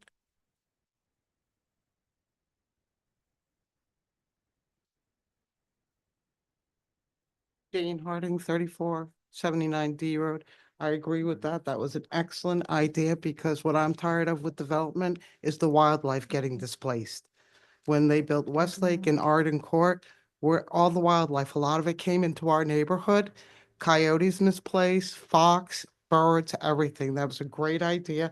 Also, I'm worried about the traffic and the fact that, if he takes down the trees because they're old and so on and so forth, and then if he makes another place that's a conservation to create another ecosystem, that would be a great idea. But he did present everything really well. I mean, he did seem transparent, unlike Bove. Bove did not seem that way with me. Okay. My biggest problem is the traffic. I mean, why do we have to rush on this? Why can't we make sure that all of these things are in place to this town's liking and then vote on it and then go for it? I'm not against the hotel. I think it's a great idea. It's just, let's look at every single thing. I think sometimes we rush into things and then like B Road, that is an awful traffic lane. D Road, I have to back up so trucks can turn right off of Southern to get on D Road. Why can't we look at these roads and this traffic and put something in that's amenable to all of us and to wildlife? Thank you for your comment. Virginia Standish.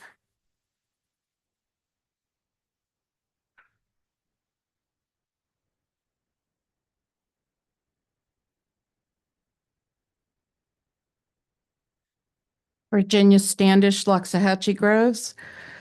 In reviewing the agenda, I have no objection to a hotel, no matter if it's boutique, whatever brand it ends up being. The concern, this project had a traffic study done, over 10 years ago? The community has changed. I saw that P&Z said no to this project. I also believe P&Z requested or suggested a new traffic study.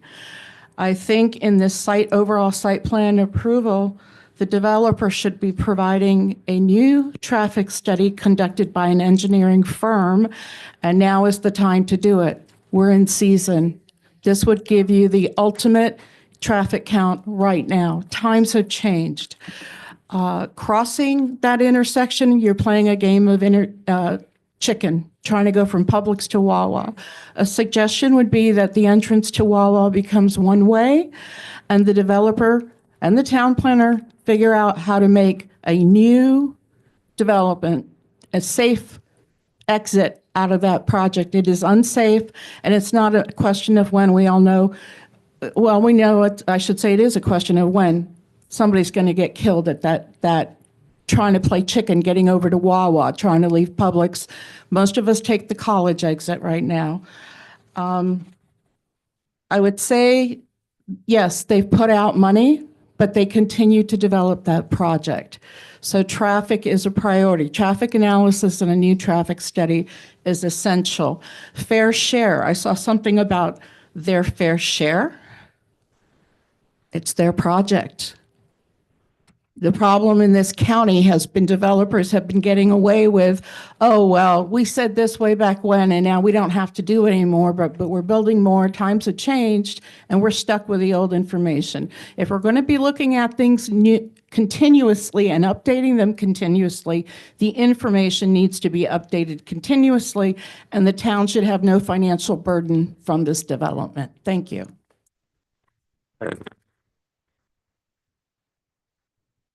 Sue Cassiopo.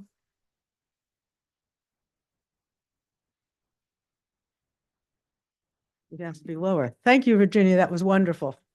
I'm also interested in traffic and trees. But first I want to say, why can't we call pork chop a triangle? Why did it become a pork chop instead of a triangle? Make you hungry, huh? Fire them. I don't know. Anyway, I think Virginia is exactly right that the traffic, we need a good traffic flow and a good somebody to do that right. I'm very concerned somewhat about the last meeting where we talked about doing it by stages and let's try this and let's try that. But eventually the developer is going to be out of it and he's not going to want to try anything. And we're going to be left to do all the trying. So I think it needs to be close to right the first time by some proper person who decides how it works. Traffic study, people are expert at this. I'm not, I make computers work. The other thing is the trees. I mean, I want wildlife, but laurel oaks are not the greatest things to have around anyway. I've talked to 3 arborists about ours, and we've had problems as they got older. So that's always an issue. And I think there are better things to do. I would like to see trees replacing the trees, though. Like somebody else said, not some palm thing somewhere, but something of some good size. And also, somehow, these things should be documented so the developer is responsible for maintaining them for some period of time, because they typically die, if you're not really taking care of them. These don't happen easily. So you have to be careful with newly planted trees. So I would like to see documents saying how long the developer needs to help us with the traffic, depending on how you decided doing it, and how long they're responsible for the newly planted trees for mitigation, because those go bad pretty easily, and how big are they going to be? So, and there needs to be some plan, if we're going to put them in G, what is the plan for how they should be planted? We need some arbor, somebody to tell us how that should be done. I just plant them all over, but that's not really the right thing to do. So that's sort of what I have to say. Thank you for your comment. Cassie Suchi on behalf of Holly Brazel.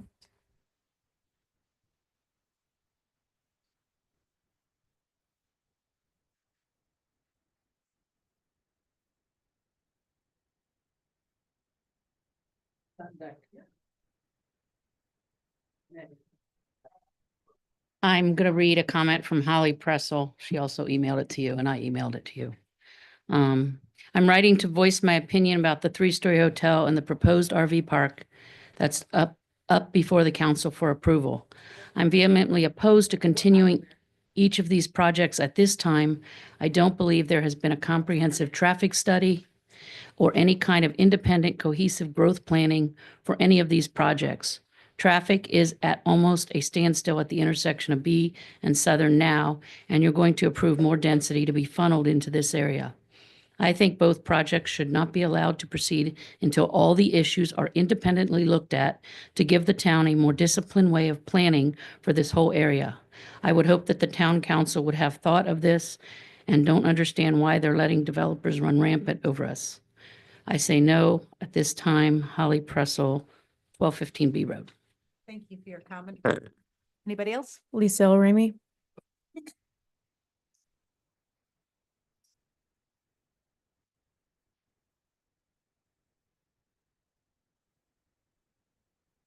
Hi, everybody. Lisa Ramy, Vice Chair of PZB and Council Member-elect. I recall, and hopefully you all recall, that PZB did discuss the smaller parcel and had suggested that instead of asking for smaller parking spaces, perhaps they should just buy more land. So yes, that was a concern of PZB. PZB also did ask for traffic, and I know that they did an informal study from the applicant. But a reminder that this developer did get a big bonus by getting to put stormwater preservation into our conservation easement. I would strongly suggest that before moving forward tonight with the vote, even on the second item, that we get a permanent traffic control put in place coming out on the southern entranceway there, that it become entry only and no exit from that southern corridor. I think obviously there would need to be some internal looking at the western entrance to the Wawa to make that actually feasible.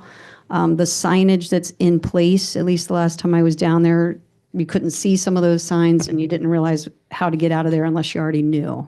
So the signage has to be a little more clear. So, and I would ask council to defer to the town attorney on the strongest legal position to take at this stage, given I think we're at about a 50% build out on this location and the master plan in general. Thanks. Thank you for your comment. Roy Parks.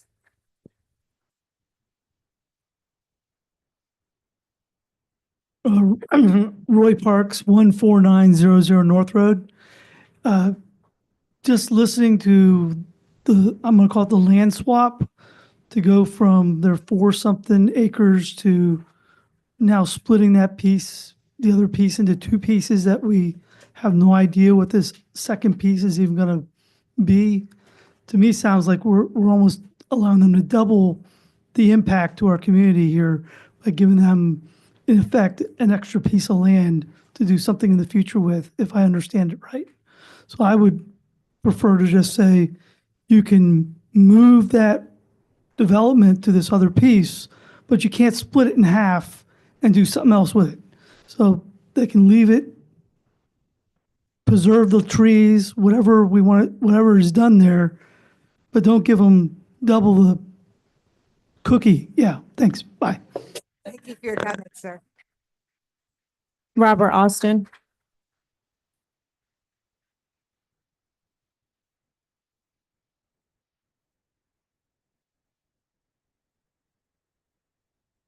Hello, Robert Austin, 746 Hyde Park Road. Actually, I'm kind of glad hearing a lot of the comments are positive for the hotel, although I agree with Joe, had a great idea on the compromise for the trees, for the wildlife. But with this town, I don't need to remind the people who come here all the time, this town needs a tax base. We are a poor town. If you go to our website, we have 5 or 6 openings because we can't keep employees because we don't pay well. And typically towns that don't pay well, you have a high turnover and you're working with people who don't know your town. And once they learn how to do the trade, they go to somewhere else where they pay good. But I like everybody's suggestions. I mean, there's stuff to be worked on, the tree mitigation. But at least we're not a bunch of people saying, no, don't build it at all. But the traffic study is a good idea. So I just want to reinforce that it should go through with some of the conditions that other people are also putting out there. Thank you. Cassie Suchi.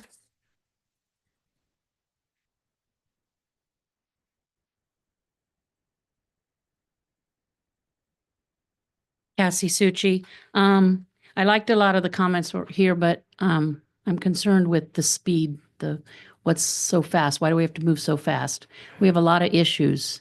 Their own attorney said there were other issues that you guys were concerned about, and they pulled their pens and papers out and went back to work to change things. So why can't we go back and, make sure we have an official traffic study current, because that seems to be a big issue with the traffic. Make sure something's permanently put in. So I was reading the section on traffic, and the one section D talked about on the final closeout, there will be a discussion with the town on fair appropriation. So what does that mean? The taxpayers are going to pick up part of it, and then we're going to determine, what's permanent. So I think we need to slow down, give them our ideas, tell them, let's delay this, let's go back, this is what we want, look into, and have them fix it. I don't see the speed we have to do this at. I was concerned, in fact, I didn't really understand it till it was brought out, the fact that they're going to divide this parcel and we're actually going to give them two. Why do we have to take the trees out of the area that's the second so we can have pavement so they can sell it for another commercial entity? So I think that needs to be discussed. If they wanted two parcels, they should have originally put that in the original site plan, but now they want it. So I think we need to go back. We need to give them a list of things that we want corrected. And we're not saying no, we just need some things corrected. We need a study done. We need a better look at the trees and what it's going to actually look like. And I would suggest that they don't divide this. They can put their hotel, swap for a swap, but, seems like they're getting the better deal. They're getting 2 for 1. So please, I urge you to slow down because we do things a little too fast. And then we have to come back and have to look in the rearview mirror. And we can all look at other things in this town that we said, wow, I wish we would have done this a little better because it's changed, 5 years down the road. So take the time. We see the issues. Traffic's a big one.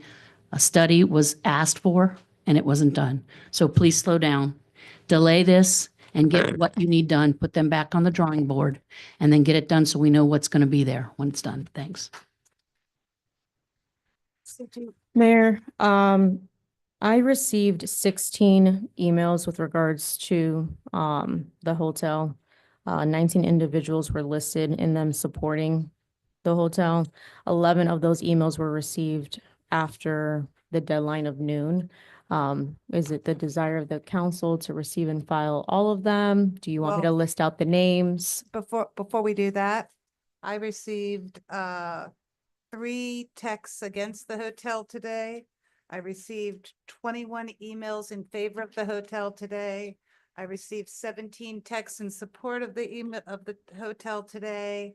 And I received, while we were sitting up here, 3 additional texts in favor, 1 additional email in favor with concerns, and 1 additional email that is against it. So anybody else have anything to add? It's even file them all at the same time. So I've got about 40 here in favor of the project. So I'll bring it yes. to you. So can I have a motion to Yes. receive and file all of them? Motion to receive and file. Second, I'll let you get the rest of these off my phone. did you want to comment on her comment? Because I have a comment. Aye. Oh yeah, aye. All those in favor? Oh, Do I have a motion? Do I have a second? yes, second. Okay, all in favor? Aye. Opposed? Okay, passes 5-0. Now, Laura, would you like to make your comment? It's more of a question of, we are still going to talk more about traffic, because I have a couple questions for the developer. I didn't want to throw traffic in on top of trees and make it more confusing. So just let me know when I can ask my traffic questions. Go traffic girl. Okay. I'm here anyway. Madam Mayor, after the traffic questions, which will probably resolve those, can I respond to a couple of the public Okay, comments wait a too? minute. Let's stay with trees. stay with. letting There's it some run. trees in this. Current and tree related, Yep. and then we'll have another round of questions up here. Is everybody okay with that? Just- And before I let you start, Phyllis got a comment about me receiving and filing those emails. So make your comment about that. So because I am a realtor, I did not want to be confused that I have any realtor interest in this project. So I made sure that everybody either emailed to the clerk or the mayor. So I want to make that clear. And they did. She Thank got you, many Phyllis. Okay. All right, go ahead, respond to public. in comments. favor. Thank you. I'm going to try to, there were a couple of overarching comments and I'm going to go in reverse because the traffic was just mentioned, just from a perspective of how traffic studies work. It probably doesn't. No. So there was a request for more traffic studies.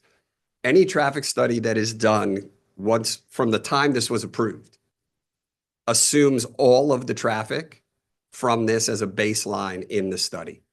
So any traffic, so the traffic study that was done, the traffic analysis that was done by the traffic engineers in this case starts with every trip associated with this at complete build out.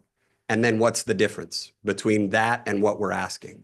So when the question of, it's the phrase technically is proportionate fair share. It's what's in the condition. That's a legal requirement that we have to pay our fair share of those traffic impacts. That's how the statute calculates and requires things to be done.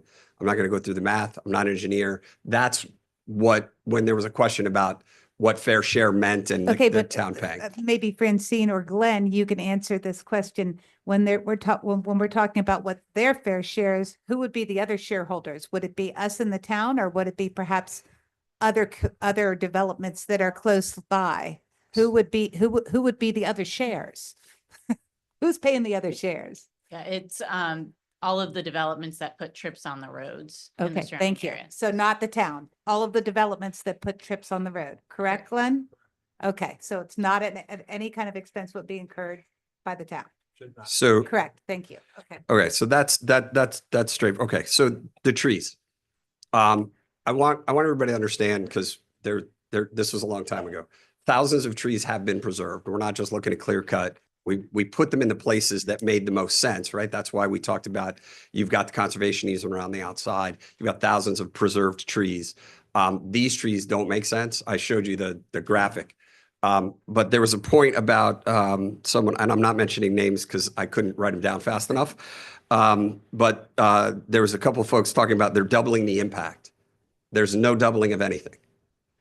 As we stated, there is not a single square foot of additional development being proposed by this, not one. So the square footage allowance, what's already approved, does not change. So this is not going to From the site create. plan that was approved in 2011. Correct. You The- got a certain amount of square footage there, and how you cut it up or plop it around on there, it's still the same square footage. That is correct. Thank you. That is correct. So relative to the trees, there was a comment about replace trees with trees, not palms. We have 50. We actually exceed the mitigation requirements, but there are 50 canopy trees, shade trees, that are on the hotel site, on the landscape plan. And the first, I think it was the first speaker, talked about putting some more trees on the town center pod. What was it? Pod G. So I'm sure y'all saw me. It's a small room. I walked outside with the hotel developer. And so these are laurels. We can actually put 20 live oaks that we would agree to put on Key. I'm saying we, like I have anything to do with it. That he has offered to put into the town center piece. And we would work with your staff to determine the locations of that. Again, this can be a condition of approval. We have been at this for more than a year and a half. So this is not fast. This is not speedy. And as things happen, we did make changes. That was over the last 4 months. So we can craft these conditions. This sometimes happens. They come up with an idea. We say, okay, we're going to give you some trees. I can't promise you owls. I don't know how to make the owls work. She asked me for owls. I can't do. Oh, wow. Sorry. I love a pun. She just said who. I know. That's our joke. So that is something we could also agree to as a condition of approval. Correct me if I'm wrong, but doesn't one of these conditions that we're asking you to agree to say that you're not going to get your CO until we're happy with how the traffic's going, until that's been fully mitigated? So not quite. Okay, well, tell me what it does then. You couldn't do that. That would, no developer in the world could ever agree to that, because you can't build a building and say, maybe we get a CO, maybe we don't. Right. Right. So you're putting millions and millions of dollars into the development. So what we've proposed for the conditions relative to the traffic, one is continuing the triangle. Right. No, besides the ones that you've already explained and you've So- already got, what I read here is your willingness to come back to the table before you open your doors and say, is what we've done working? And what can we do to make it better? And what can we do to help make it better? That's how I interpret this. So in a sense, yes, but with a very specific how we can make it better. Okay. So as I mentioned during the presentation, when we looked at the concrete triangle, I don't even want to talk about food now because I'm hungry. It wouldn't do as much good anyway because you have the mountable curb. So, and I think someone talked about one way out of the Wawa. So what we're proposing is that the intersection at issue, right, with B Road be an in only. That we take that exit, if you will, and take it off the table by the striping. And we would agree to either do that upfront right now, or then whenever the town, if the town desires it, to do that when asked. So that's up to you on whether you would want to just let's just start. We heard some folks who asked about that. We're willing to do that, as part of the project development. And certainly that would have to be in prior to CO. It's just less amorphous than whatever, because the whatever could be a complete unknown, with the one exception, obviously, which is there is the condition of approval about the proportionate fair share. That's not so amorphous because we know how the formulas work with the statute. And so we do agree to manage the proportionate fair share. Okay, thank you. Of what we decide still needs to be done, correct? What the traffic engineering demands, there's a way in which the statute requires you to look at existing background trips, what's there, what's not, et cetera, and how those calculations get done. It's not based on we'd like something, it's based on what the traffic engineering requirements are based on the statute. Laura was next, actually. She backed off her light. Marge, I'll get to after Laura. If you are going to put in these lovely oak trees and you really want to bring in the owls, you need to bring in rabbits and mice. Just saying, okay? Just write that down. Rabbits and mice. Rabbits and mice. Matthew's in charge of the rabbits and mice. Anyway, I appreciate that. this sounds like a really silly question. If I wanted to send a postcard to the manager at Wawa, what's the address? What's your street address? 156. I honestly have no idea. Somebody I'm sure knows, but And there's a point to Ms. this. There McKinley really is is. Googling it right now. I'm I can give you the address if you're looking for it. Okay, great. And because there's a point to this. 15475 Southern Boulevard is There- Wawa's address. There we go. So for those of you who don't have a nice fat agenda, within this agenda is a report from the Palm Beach County Fire Rescue, Loxahatchee Groves only, from October 1st to December 31st, 90 days. There are 8 accidents that specifically reference the intersection of Southern Boulevard and B Road. If you comb through the rest of this report, there are an additional 17 that reference any address that include 15 something Southern Boulevard and B Road. Okay, so 23 accidents in 90 days. And I bring this up because if that's not an impetus to have a for really traffic study done there now, I'm not quite sure what is. I believe that this criteria supports everything that every audience member came up and said, slow down, do your homework. And I don't really care what your computer numbers say. You need to look at real human behavior. And it's only getting worse. So Okay. part of the traffic analysis that traffic engineers does consider accident data. And they look at warrant studies for things like lights and signals and how things work and what they do. So there's a lot that goes into that. It isn't just the computer numbers. The computer numbers are based on studies that are done. There are lots of traffic engineers with PhDs who, get their PhDs and they do studies and they work through these things. We all know none of it's perfect. It is the best we can do with it. And so I don't buy that. I understand that. I understand that. And I do this, I've done this a long time and I hear that. We have to rely on the traffic engineers. They've done what they do based on the engineering support. They do consider things like accident data, which is why you have it. Okay. I do have, But finish your thought. And Yeah, then I yeah. have 2 more questions. But the fixes is a different question to an existing circumstance than what we're proposing here. And that's some of why we're trying to accommodate the change in traffic pattern at the intersection here on B Road where we can with the triangle and again, just the one way in so that people don't also exit so that they move up to Tangerine. Those are things we can do now. Beautiful segue. So I'm in the plaza and I need to get out. So I have to head northish so I can get on Tangerine and head east. Is that how this is going to work? I'm in. From the Wawa. Talk to me about how Tangerine is going to be used. So please. basically, if you can't, so what will happen is if you're anywhere on the east side of that site, Okay. right, on the east side of the Groves Town Center from the westernmost north-south connector to Tangerine. Okay.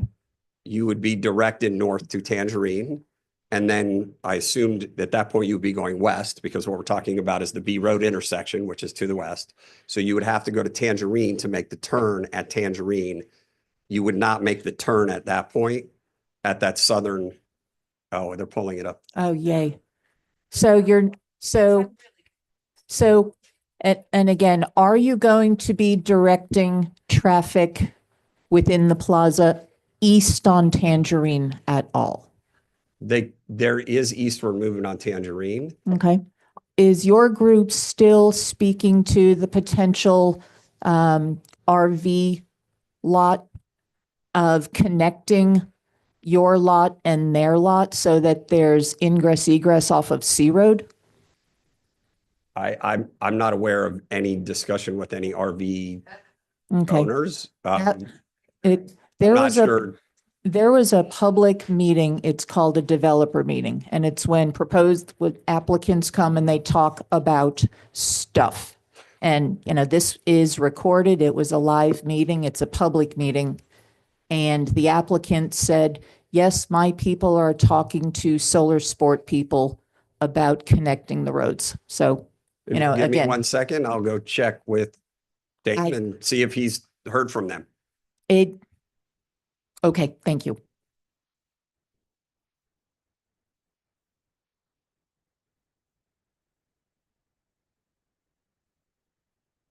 Okay, so now I understand. He's back. So there can be a connect, Matt, you can talk about, but there can be a connect. Tangerine's a public road, so they connect to Tangerine however they want, basically. Okay. That's a simple answer. Yeah, and we're required to pave C Road, right, from Tangerine south to Southern. So that's part of our responsibility, but they can come through Tangerine all they want. That's a publicly accessible road. So that is what it is. Yeah. Okay, just asking the question. Yeah. Thank you. That's it, Mayor. Thank you. Okay, I wanted to know about the sincere amount of forward progress that you're showing the residents, that you're really concerned and you're moving as fast as you can, or as fast as we need you to, correct this problem with the transportation on B Road. So as I said, we will right away, we will agree to the conditions that both include this alternative so that there's no exit, and we will install and for the year maintain the triangle. What are you doing with the striping going from your triangle to Southern? Anything? Are you removing the striping there and allowing that extra lane also? Yeah, that's already been approved. Our contractor's ready to do it. They just need an approval from DOT to do what's called a maintenance of traffic plan, because they have to, when they go in and unstripe it, that causes some disruption in traffic. So they're just waiting on the final approval from DOT to be able to do that, but they're mobilized and ready to do it. Yeah. Okay. This striping of the area behind Wawa and AutoZone, when do you propose that that's going to take place, and who has to approve it? Well, that would be it's a town, we'd get a permit from the town to do it. But I think like other conditions, it said, I think like the pork chop said within 90 days. So I'd presume that we could agree to a condition like that within 90 days, this would be permitted and ready to be installed.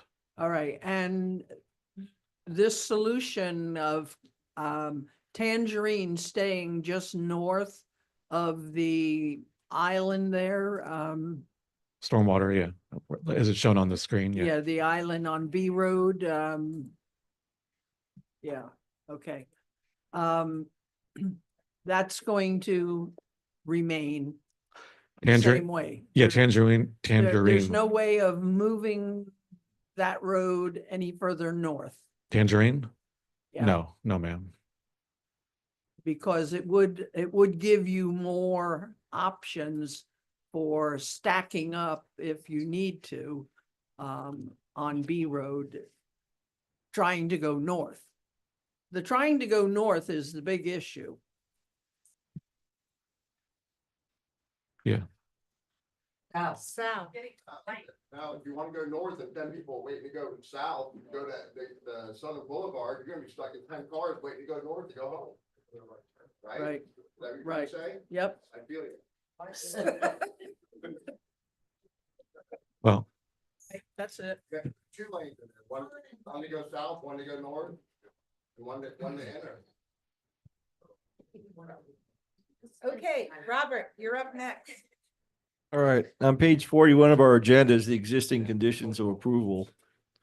And it says, in order to comply with mandatory traffic performance standards in place at the time of this approval, no building permit shall be issued after December 31st, 2022. And this can be extended. Additional time extensions for this condition may be approved by the Palm Beach County engineer based upon an approved traffic study. Now, part of this new condition is they want to change that date from 2022 to 2029. And I don't feel like this council should even entertain that. Has anybody gotten anything from the county engineer about an extension last year or? So that's just clarifying, Mr. Shore, that that's already been done. So those have been extended. This is just, that would just meet the current extension that's with the county. So the county has given you approval till 2029. Correct. There's statutory exceptions, extensions Okay, that you are. got that in writing somewhere? You can provide that to the town that county says engineer. here, the county engineer says. Yes.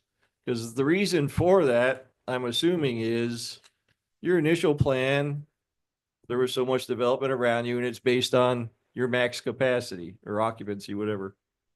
Well, the county wants to know, okay, here we are 10 years later.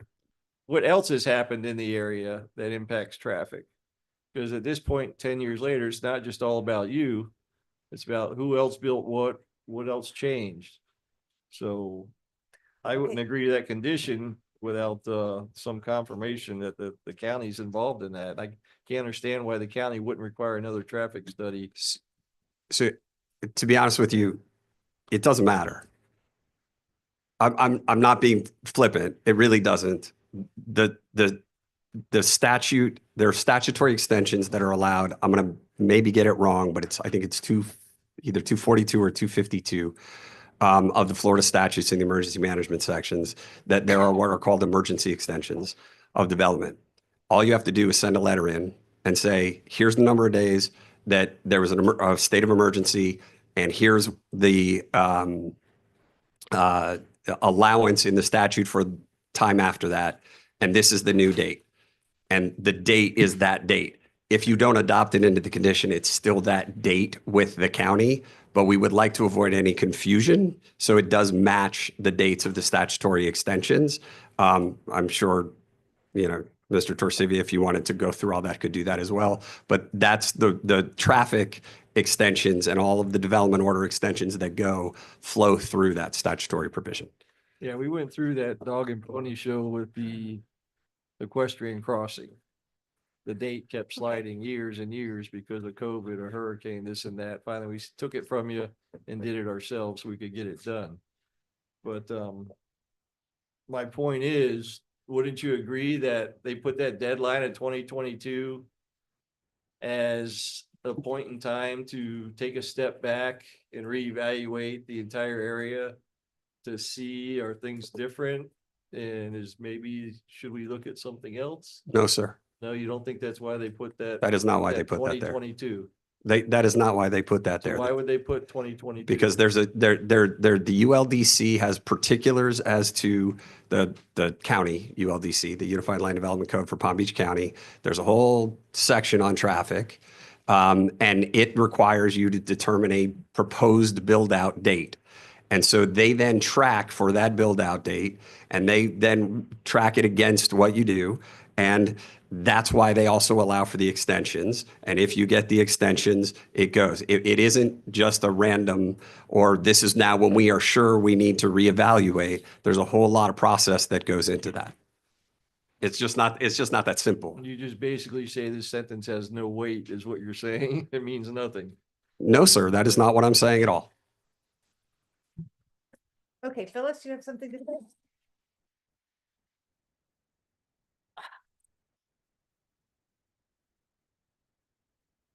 So traffic calming, this is so interesting to me because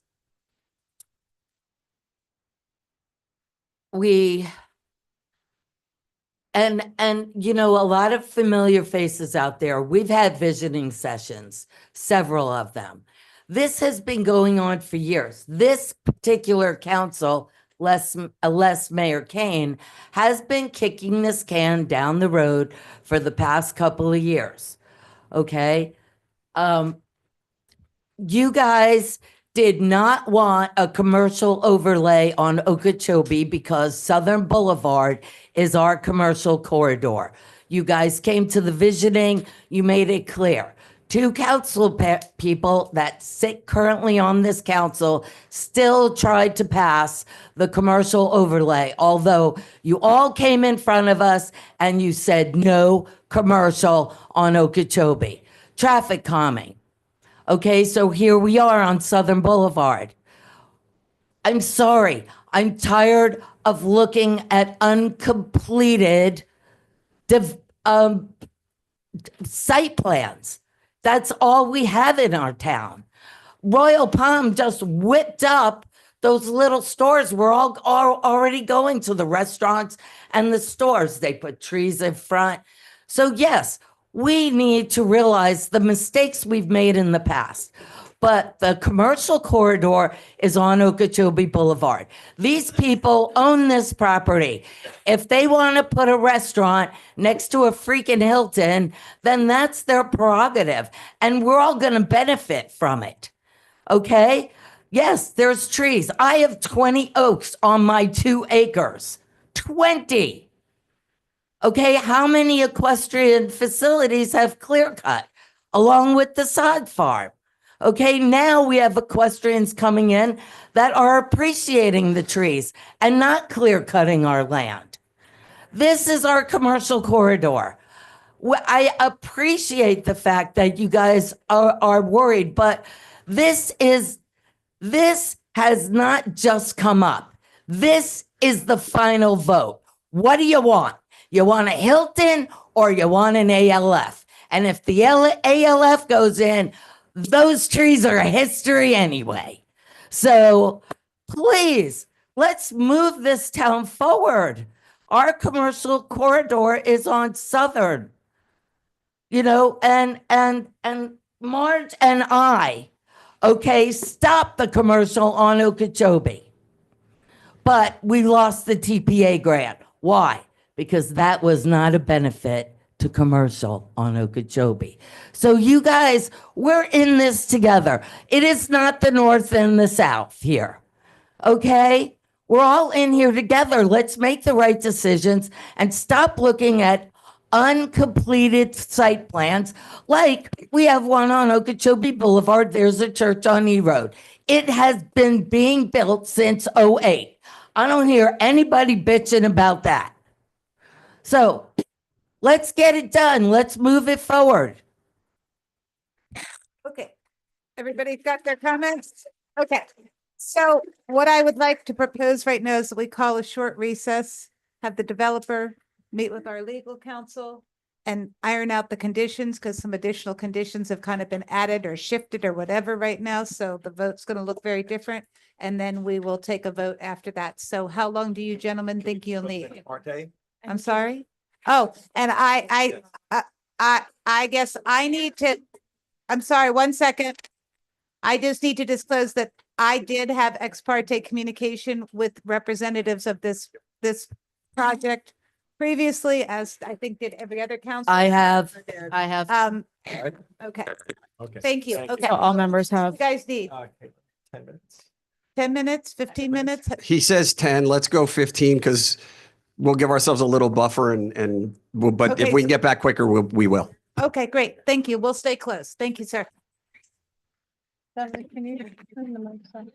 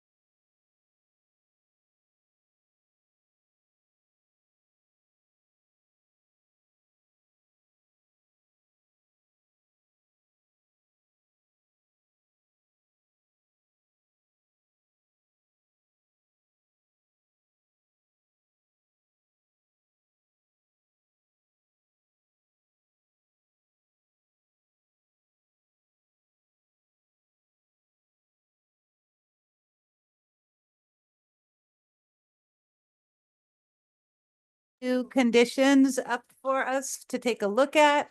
And then we are going to take a vote on this project. Correct, Mr. Torsilia? Caitlin's going to put the new conditions up and then we're going to take a vote on this project. Yes. All as one vote. Yeah. Okay, 4 votes. Four separate votes. Comprehensive plan. Okay, all righty.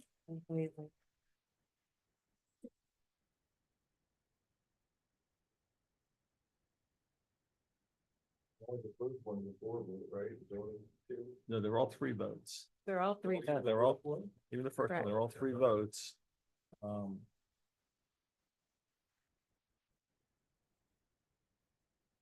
Just for those of you out there where we were just talking about, some votes require what's called a supermajority, which requires 4 people to vote yay for it to pass. This is not a supermajority vote. It only requires 3 people for it to pass.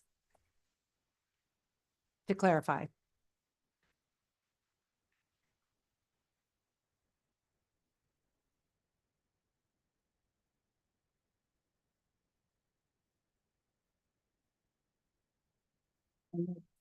Three, 4, 5, and 6.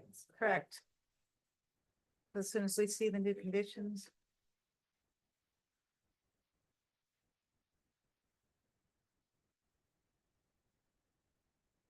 Actually, we could vote on 3 and 4 without the new conditions, right? Because the conditions apply to 5 and 6, Glenn?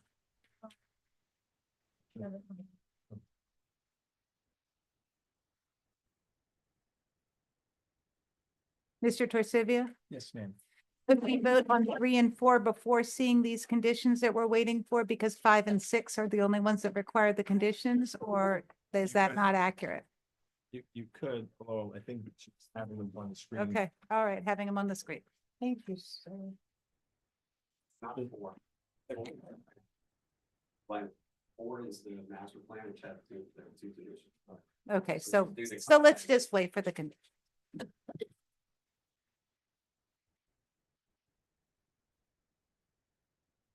Ooh, so we can see him. We can zoom. Can we make that bigger? Make that a lot bigger. Oh, much better. Opera glasses.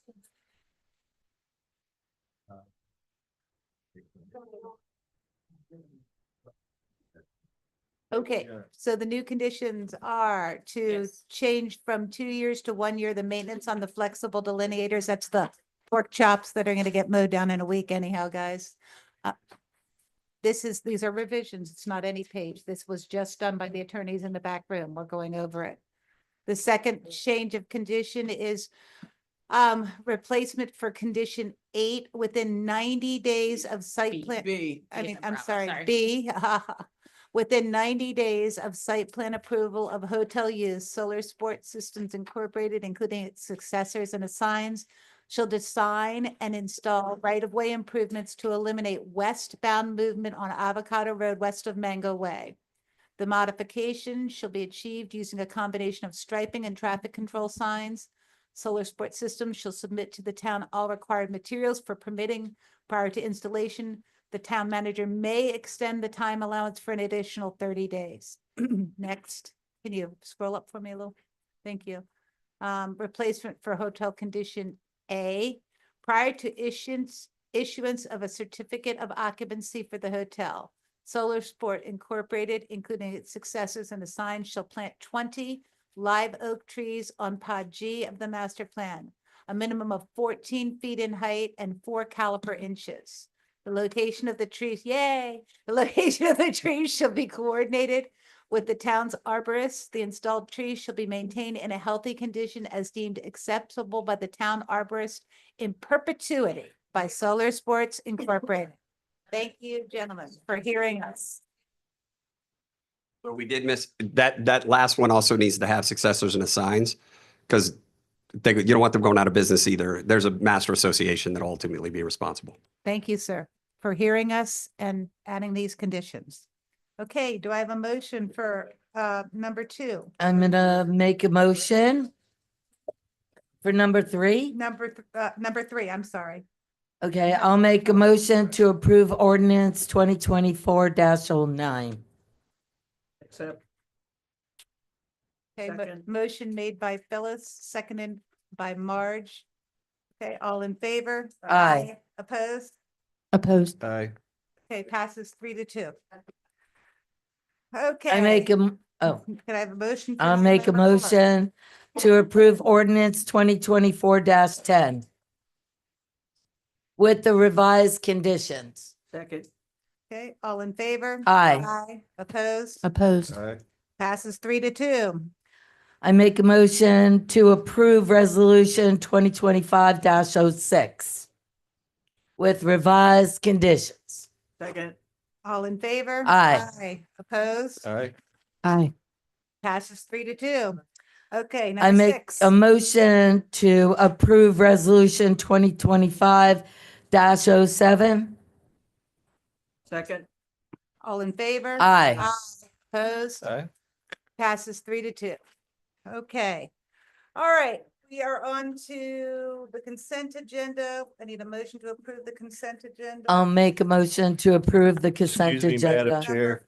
Madam Chair. Yes. I understand. Okay. Hold on a second. We're making the motion with 5 pulled by staff. I'm sorry, 7 pulled by staff and 9 pulled for discussion. That's I the think motion. item 8 needs to be discussed for transparency to understand why it's on there. Okay. Okay, so let's make a motion. We're getting a Hilton. All right. Thank you. Well, I don't know. We have to make a motion and vote on it. I made a motion to approve the consent agendas. 7 was pulled by staff. Right. 9 was pulled for discussion. Robert wants to additionally pull 8. No, I'm not on Okay, board well, with then that. make- I'm making a motion to approve. the I made a consent- motion to pull number 8. I didn't hear that. You can't, you got to give us time to pull items. No, we don't. She's making a motion to approve it that way. And then that goes to a vote. No, you got to give us a It's chance if we Anita's wanna pull rules. Something. Yeah. Why? She's making. a Always. motion to Vote against it. She's making a motion to approve it the way she wants it approved. Why can I Yeah, never you should give speak people without time. being You interrupted by should give Mr. people Shore? Time to pull items if they want Would to pull also them. like to pull number 8. Are you willing to put that in your motion? No. Then make your motion. I'm making a motion to approve the consent agenda with 7 pulled by staff and 9 for discussion. Okay, so I have a second for that. All in favor? Aye. Aye. Opposed? Opposed. Passes 3-2. Okay. Item number 9 for discussion. Item number 9 is the Debris Dogs contract, and it's a best interest contract because it is the lowest price anytime we get quotations to pick up our tree cuttings at the site. What they do is they actually go out to wherever we are trimming or trying to remove stumps, and they take all of our debris away. If we were to use Coastal, we have to bring it to our yard and we pay the same amount. So this costs us less money than using Coastal, and they were the lowest proposal that we got. So that's why we're putting them on as best interest, and we're using them to take our debris. Does this mean that that Coastal's contract is reduced because they're not picking up our vegetative debris any longer? This means we save time and money by not carting our own debris to the yard to have it picked up there, and then we would pay the same price if we brought it to the yard. This picks it up on site. Debris. The additional tree removal that we- Oh, I see. Okay, Yeah. all right, I'm so Yeah. sorry. It's like, If we cut down, right, it's Hyde Park, So on it's our- 161st, it's any of the I thought significant. that we had a contract with them that said that they were exclusive for debris pickup in our town. They allowed us to go to Debris Dog because we asked if they would come to our site to pick it up with a grapple truck, wherever it is we're taking it down. They said, no, we had to get it to our yard. For us to get it to our yard takes us away from other work that we're doing. So at the same price for Debris Dog to come pick it up on site is more productive and efficient. Debris Dog isn't taking the trees down. We or Keels are taking the trees down. Okay. Did you have a question or you make? Well, Robert's light's on first. Oh, his was on. Okay, go ahead, Robert.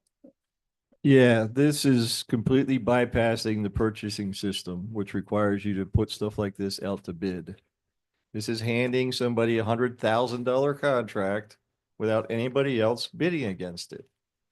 That's incorrect Well, where's the because bid? When was it advertised?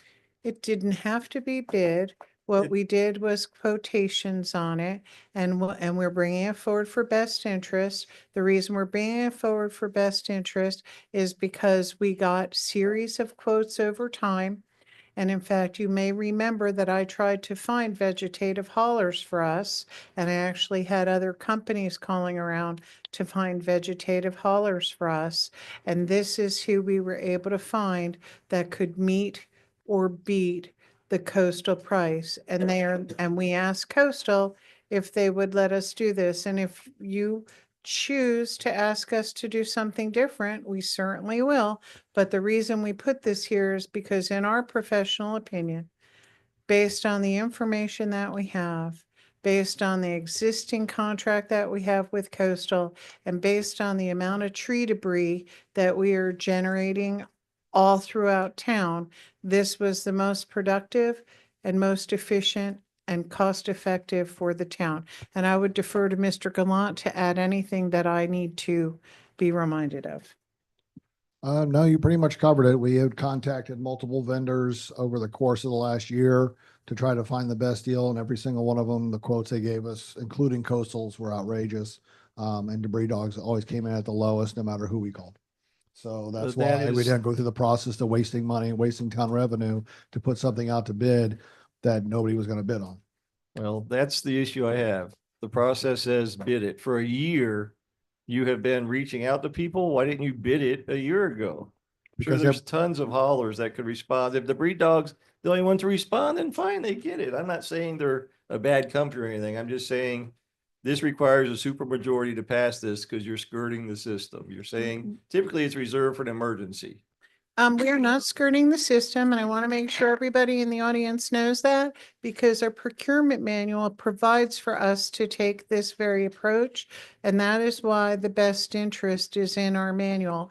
Because first of all, we did want to get a vegetative hauler. We couldn't get anybody that would be interested in bidding on us. So the fact that we have been able to negotiate this deal with Debris Dogs is a good thing for the town. But again, it is in accordance with the purchasing manual and it is in front of you transparently to vote on. If you choose to vote no and you ask us to go out and do something different, we will.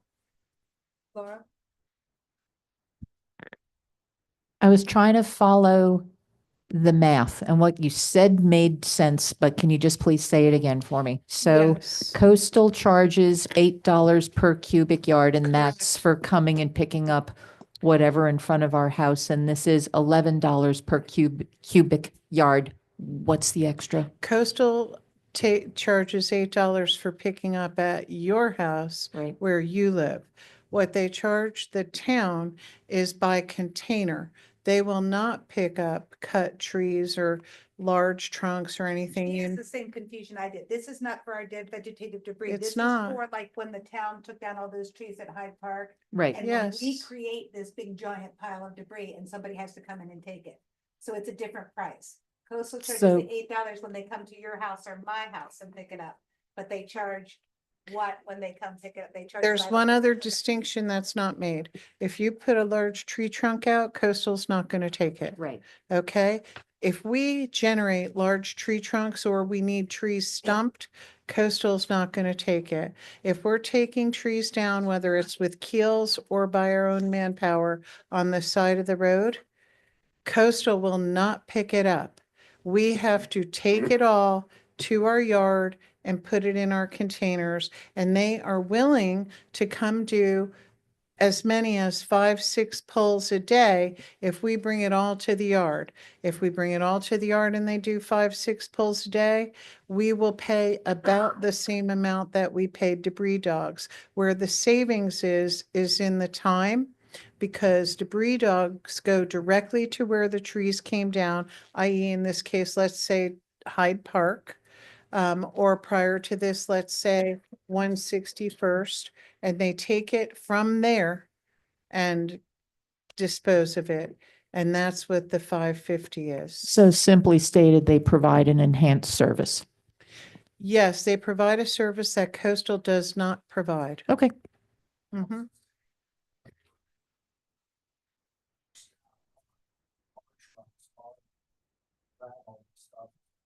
Our yard, stack it up there, and then we have to wait for Coastal to pick up the dumpster, bring the other, a clean dumpster, and then all that debris sits there on the side of the B road, basically, so everybody driving the town.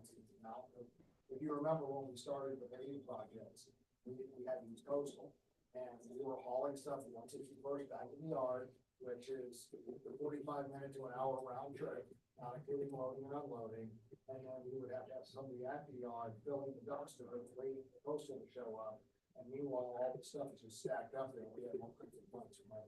Okay, so this is a going forward, brand new contract agreement for the town, Yes. broad service. Yes, ma'am. There we go. Thank you. Sorry. Anybody else have any questions? You're making a motion? I, Okay. no, I Oh, have you my have a light question? on. I didn't know whether it was a question or a motion. Well, maybe both. Okay. You never Thank know you, with Laura. me.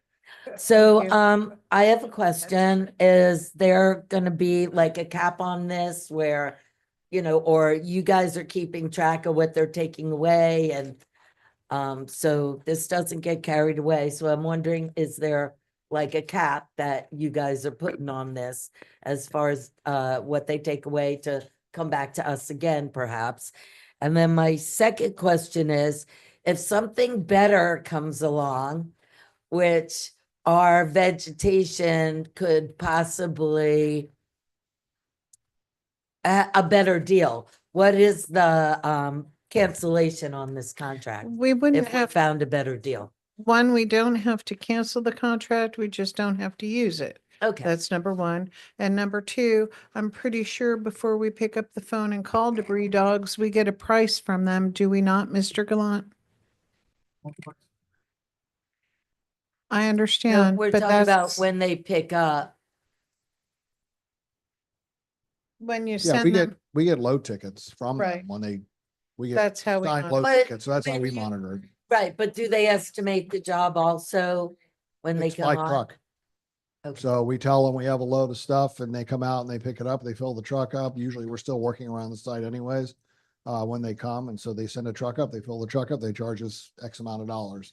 They send another truck, they fill it up, and so, and if they show up and there's not, we obviously call them if they've already picked everything up, and their own dispatch. I mean, we've worked with them over the last year or so. I mean, our goal isn't to spend a lot with them anyways, because the only thing they're doing for us is only the tree debris stuff that we're generating by doing all this drainage work around the town, the trees and debris that's being removed, trying to reestablish all this drainage throughout the town. It's the only time we're ever using them. Everything else is done by Coastal.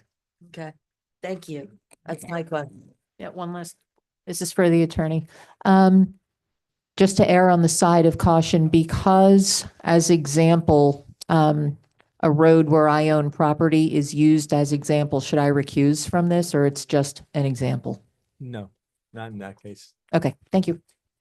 Marge? Yes. The trucks that are loaded, do they do grinding within our town boundaries, the debris dog? Not for us. Oh, okay, you're. I mean, they have grinding services and I believe they might for residents, like you need something cleared, you could probably call them, but we do not have them because we don't have a location for them to do it at anyway. Okay, because I've seen debris dog going into F Road in Okeechobee. And I was wondering, how would we know if it's our stuff that they're taking in there for that person to grind? I know they take, from what my understanding is everything that we generate, they take to their yard, which is next to the Palm Beach International Raceway location on Beeline Highway, out by Pratt and Whitney. Correct. I've seen that. It's a massive, full of trucks. Haulers and screens and grinders. It's big. Okay, as long as it's not being ground in our town, that's good. Okay, could I have a motion? Make a motion to approve resolution 2025-09. Second. All in favor? Aye. Aye. Passes. Where are we going now, Mayor? Okay, we are moving all the way to Like 7 is gone, right? recessing the town council meeting and calling the water control meeting. Do I really have to do that when there's nothing on the water control? Can you move on to item number 15? I'm sorry. Item number Directed to item 15. Number 15, discussion of livestock waste franchise agreement. Before we start this item, the town has a number of ordinances governing livestock waste haulers and also how livestock waste may be on a property. And additionally, our solid waste ordinance includes a non-exclusive franchise for special waste, and by the state of Florida and also by our solid waste contract, livestock waste is considered special waste. So Mr. Kurtz has been working with a number of property owners and haulers that have come to us, and I am going to turn it over to him to talk to you about a pilot program that's been presented to us. Valerie, if you could. And just to clarify, this is an item for discussion, not for It vote. is a discussion item, not a voting item. Thank you.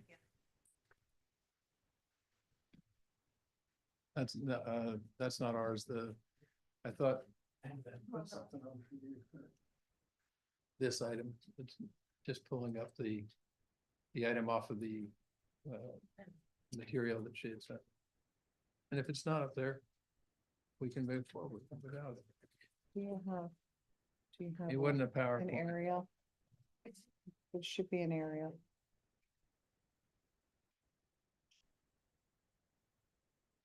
All right, if you can find it, great. If not, we'll move forward.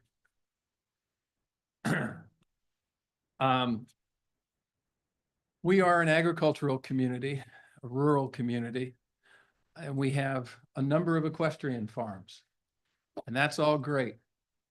And one of the things that comes along with equestrian farms is manure. We're full And of it.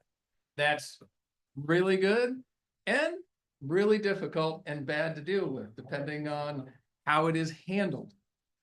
The town has tried to pass some regulations with respect to haulers and what people can do on their property with that horse manure so that it is handled in an appropriate way. But it has been a consistent problem for the town to be dealing with. We have a number of haulers in town that provide service not only within Loxahatchee Groves, but within the neighboring communities as well. We have some of the biggest haulers in the area. One of the things that they run into from an economic standpoint is that the disposal sites that they can go to are limited, and they are relatively far away, round trips of a couple of hours. And it's a couple of hours, whether you're in a small truck or a big truck, hauling a whole bunch of stuff or hauling a relatively limited amount. That takes them away, and they run gas prices and time and all those kind of things, and that hurts their economic margins. There is a transfer station that is located in Wellington. They charge by the ton or the pound, because pounds turn into tons.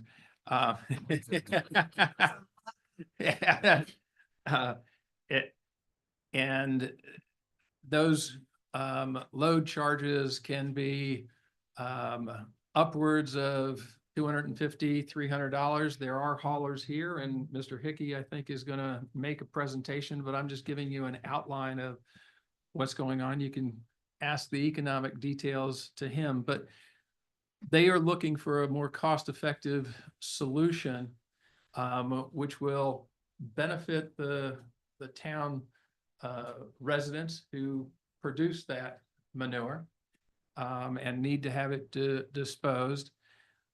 And it'll benefit the town because there will be more of a control point if you have it isolated to one location and you're able to put together systems and operations that don't have the manure leaching into the groundwater, canals, those kind of things.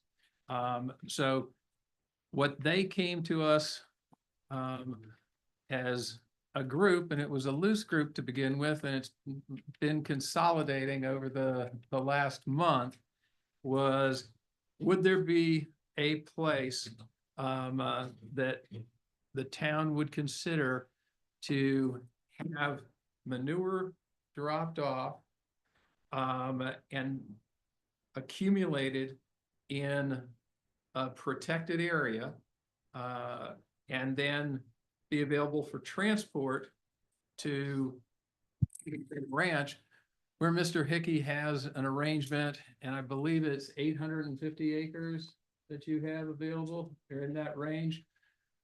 And what he does with that manure is he piles it up on the King Ranch site, and I think it's about 1 foot high. It stays there for about 8 months, and then it is tilled into the soil, and it increases the crop yield, specifically sugar, by a substantial portion. I think it's 25 to 33%, but once again, Mr. Hickey can address that. So it becomes a valuable commodity or an acceptable product. It goes back into the ground and it produces wonderful sugar for us, which we all, or almost all of us, like, and I certainly like a lot. Although I shouldn't have it once it's processed, I should go out and grab it from the cane. So that is the concept as to where your manure, or whatever you want to call it, turns into sugar. Thank you.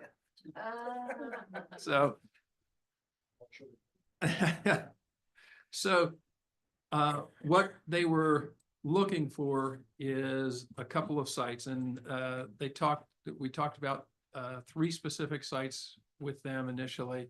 One of them was the Brown Land Holdings site at 248C, which has access off of Southern, but the haulers and the property owner couldn't make an arrangement. That's the same site that we used as a temporary disposal site for all of our waste after the hurricane, the tornado, and that seemed to work out pretty well. They then focused on 2 sites, the site at 2100B and the Tetro site at the corner of F and Okeechobee.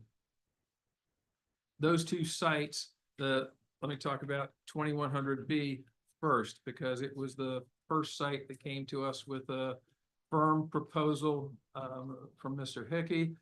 That's where I would have liked to show this up on the aerial, but you all have in front of you this picture that shows the 2100B site. There is a single entrance and exit out of that site. It is wide enough for trucks of all sizes to get in and out. Currently on this site, there is a wholesale nursery operation. Among the products that they deliver to various clients are material piles, rock, sand, soil.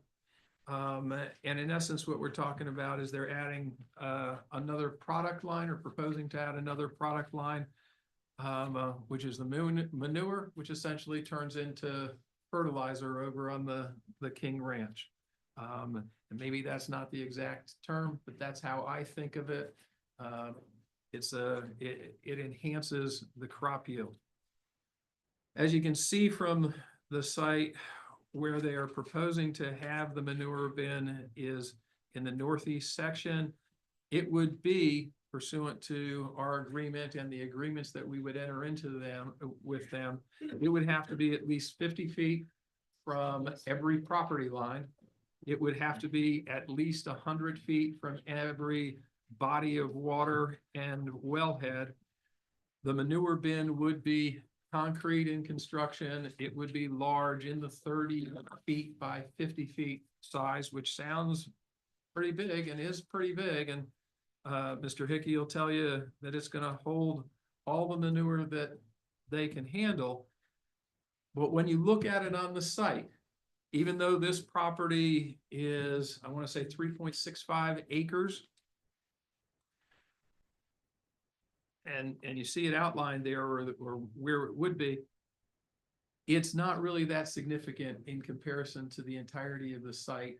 And you can picture, at least I can picture, and that means probably everybody in the world can picture, that the trucks would be able to maneuver back there and then come back around, and it wouldn't be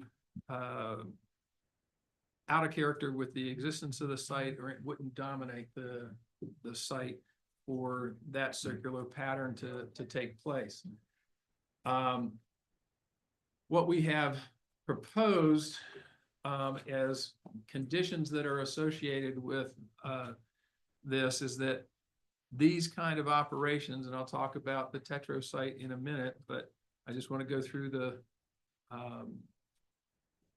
protections, if you will, that would be in our agreement with them, would be that this was be done on a pilot basis, so that they and the town could evaluate how well it works, and whether there are problems or whether there are things that we need to address and amend our ordinances to correct. The pilot program would begin as soon as they were able to get all of their approvals from DEP and get a building permit for the manure bin. I should have noted that the manure bin would be under a cover. At this point in time, they're discussing, but they haven't finalized the idea that it would be something along the lines of a big, a tall pole barn that would protect the manure from getting wet. The pilot program would end on August 1st, 2026. The town council could terminate the program upon 90 days notice. They would have to get all their required permits from DEP, which is administered through the health department. As I said, they'd have to get a building permit for the manure bin. They could not begin operations until they had gotten a certificate of completion with regard to the manure bin. The location of the manure bin, as I said, would have to be at least 50 feet from any property line and 100 feet from any wellhead or body of water. Manure deposited on the site would be removed from the site and sent to King Ranch within 48 hours of the deposit of the manure. And while there is going to be relatively constant amounts of manure there, the individual manure grain would only spend a relatively short time at this facility before it was transported to the King Ranch. That time frame, and Mr. Hickey will tell you, I'm going to do it within 24 hours, and giving a little bit of grace time for things to go wrong before they would be in violation of the agreement is the thought process. But that time frame is significant because, as the town manager indicated, I think in her opening remarks, is that right now people are able to deposit manure on their property for 72 hours before it is spread or otherwise disposed of. The, the concept here is that you're gonna have smaller trucks that are already in town picking up manure, bringing them to this site, and then you will have larger 18-wheel trucks taking it out to the King Ranch site. So you're going to have the materials combined here, and where they get their savings is in the transportation costs and the efficiency of getting their smaller trucks back out on the road to do the pickups. We have talked about that, the way that the large trucks would get in and out of town would be Okeechobee Boulevard, the Seminole Pratt to Southern. There would be very limited traffic of those large trucks within the town, and it would be limited to Okeechobee and this short section to the entrance of this on B Road.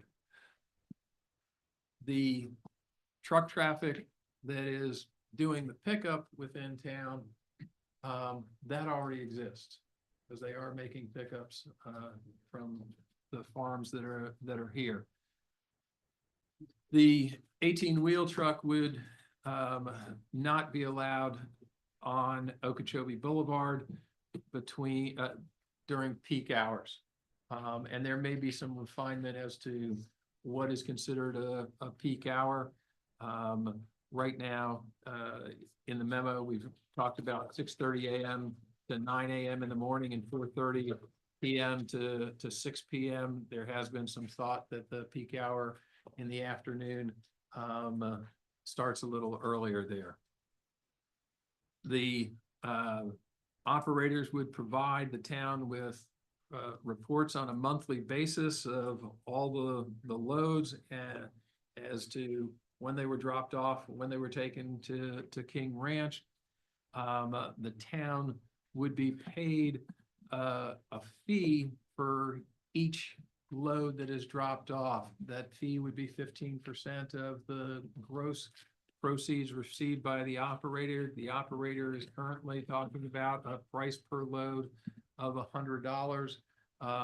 So the fee to the town for a hosting or franchise arrangement would be $15 per load at this point in time. If the price went up, the revenue would go up on a per load basis, and obviously if the price went down, the revenue would go down on a price per load. The town would be able to get its inspectors on site anytime during normal business hours, so that we could view the operations, make sure that they are complying with their agreements. No manure would be allowed on the site other than in the contained manure bin. So if there was a spill, it would have to be picked up, put into the manure bin. As a companion part of this, we've got existing permits or non-exclusive franchise agreements with the livestock waste haulers themselves. That would allow them to deposit the materials at this site. And everything that I'm saying, I'm going to say in a very shorthanded version. There is a similar proposal with respect to the Tetra site at 13538 Okeechobee Boulevard. But the waste haulers themselves would have to pay a fee that's $1,000. Currently, one of the things that we have in our ordinance with respect to waste haulers is that they are limited to 20 loads. And then they pay another, they can pay a fee of up to 40 loads. That's just unrealistic. The loads are, they take care, they handle more loads than that. What we are suggesting is that the way the load limit that applies to them be waived if they bring their material to this site because we know what's happening with this site and it's getting taken out of town efficiently. And what in the proposal that was supplied, Mr. Hickey anticipates that if loads were limited to Loxahatchee only, the daily loads would be 10 to 20 dropped off. And he says that's the equivalent of 2 to 4 18-wheelers. The revenue projection that he had there is that was meant to be the town revenue projection. That was based on a proposed fee of 10% instead of the 15% that they have agreed to. He has calculations there as to what would happen if the site was open to loads from surrounding communities. That increases the daily loads and extends the amount of 18-wheelers coming in and out of the site to up to 12 per day. At this point in time, I think staff's recommendation with respect to the pilot program is that it be limited to Loxahatchee Groves so that we can get a handle on it and it focuses on this community. Now, these proposals have come together just recently, and at one point in time, there was separate discussions with respect to the property at 13538 Okeechobee Boulevard, which is the Tetro land development site. They have DEP approval to store and transfer vegetative waste on their site, and there is a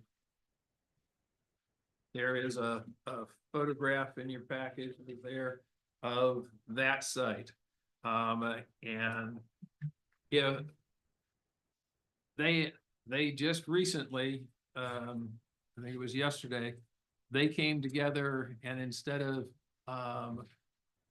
offering competing packages, that they felt that they would offer their site under Mr. Hickey's plan, with Mr. Hickey operating it in exactly the same manner that we just described for the 2100B site. I'm not going to repeat that for you all. I'm just going to point out, if you look at the picture, the location of the manure bin on this property would be right behind the office building, which is located in that little oasis of green in the top half. If you take a look at the site plan that is attached, you can kind of see the building that's identified as the metal shed. There is that little building there, and the dump area would be behind it. They have also, they've included a drawing of a manure bin, not necessarily the manure bin that they would use, but it would be similar construction that you see in this plan. This one. How big is that property compared to the other property? The Tetro property is 3.21 acres. So very similar. Relatively the similar. And I think I've covered most of the points in the proposed pilot program. The question that will be presented to you after Mr. Hickey's presentation is whether or not you want us to direct us to move forward with making this thing a reality,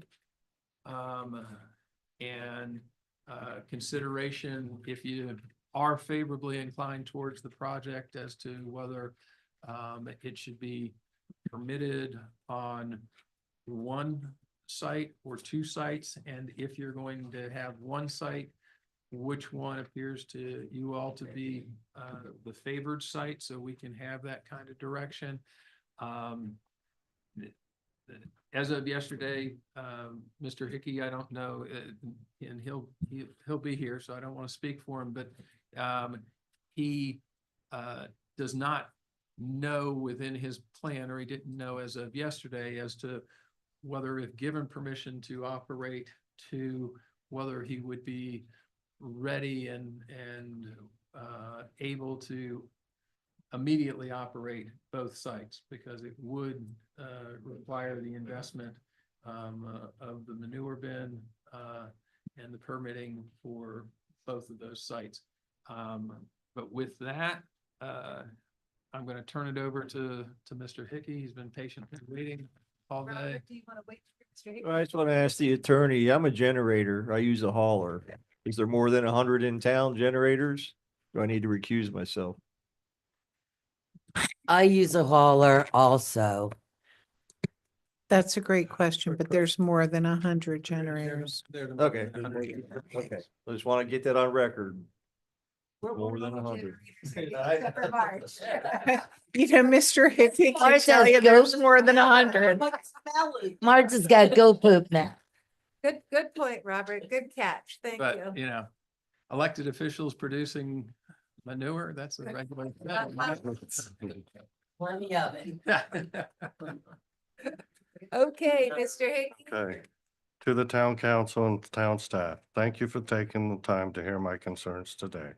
I stand before you not only as a business owner, but also a representative of the many haulers here providing a critical service, removing manure from horse farms across Loxahatchee and Wellington and surrounding areas. For years, Loxahatchee has been the dumping ground for manure from Wellington, a problem that worsens during the busy season.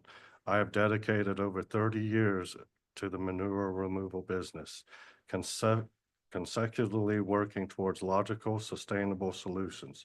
Even now, I collaborate with farmers and energy consulting firms, constantly seeking innovation ways to address this issue. I previously worked with U.S. Sugar for years spreading manure on their fields until politics, power, and money forced this option to be shut down in favor of the Wellington transfer station. I initially collaborated with the owners of that facility, believing we were working together to solve a problem.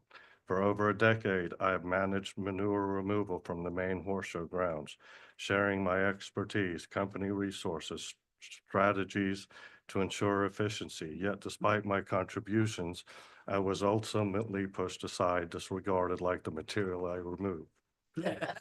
Fortunately, I had built strong relations with private clients in Wellington and Loxahatchee, as well as with loyal farmers who believed in me and my vision. For 3.5 years, I was presented the opportunity, fortunately, I'd been strong, as well as loyal farmers who believed in my vision. Then 3.5 years ago, I was presented with the opportunity to help a local manure business, which led to discussions about opening a transfer station here in Loxahatchee. After multiple meetings with town staff and management, we were given every indication our plan would be approved. The town knew that establishing this facility was not just a business endeavor, but a long-term standing dream of mine to help improve the lives of haulers and ensure the sustainability of our industry. With this understanding, I invested over $350,000 in land leases, equipment, and preparation, financed through an SBA loan. My business partner also invested time and money, but when things didn't go as planned, we both faced significant financial losses, straining our relationship. Now, he's talking about Nelson Tetro. Now, however, we have chosen to come together again, committed to solving this problem and moving the project forward. I'm here today to ask for your support, not just for myself, but for all the local haulers who depend on this industry. For years, Wellington's transfer station has profited from Loxahatchee and its customers. Now we are simply asking for the opportunity to establish our own station and create a level playing field. Through a chance meeting with Billy Googe and an incredible young welder, his father, Bill, we formed a partnership united by a shared goal to create a fair solution for all manure haulers who have been taken advantage of for others' financial gain. Throughout this process, I've worked closely with the town staff. Initially, there was a proposal for the town to take 25% of the gross revenue, an unrealistic figure as most companies operate on a 20% profit margin. After discussions, we reached a more reasonable agreement of 15%. Furthermore, I strongly believe that charging based on weight is unnecessary, as manure remains the same material, wet or dry.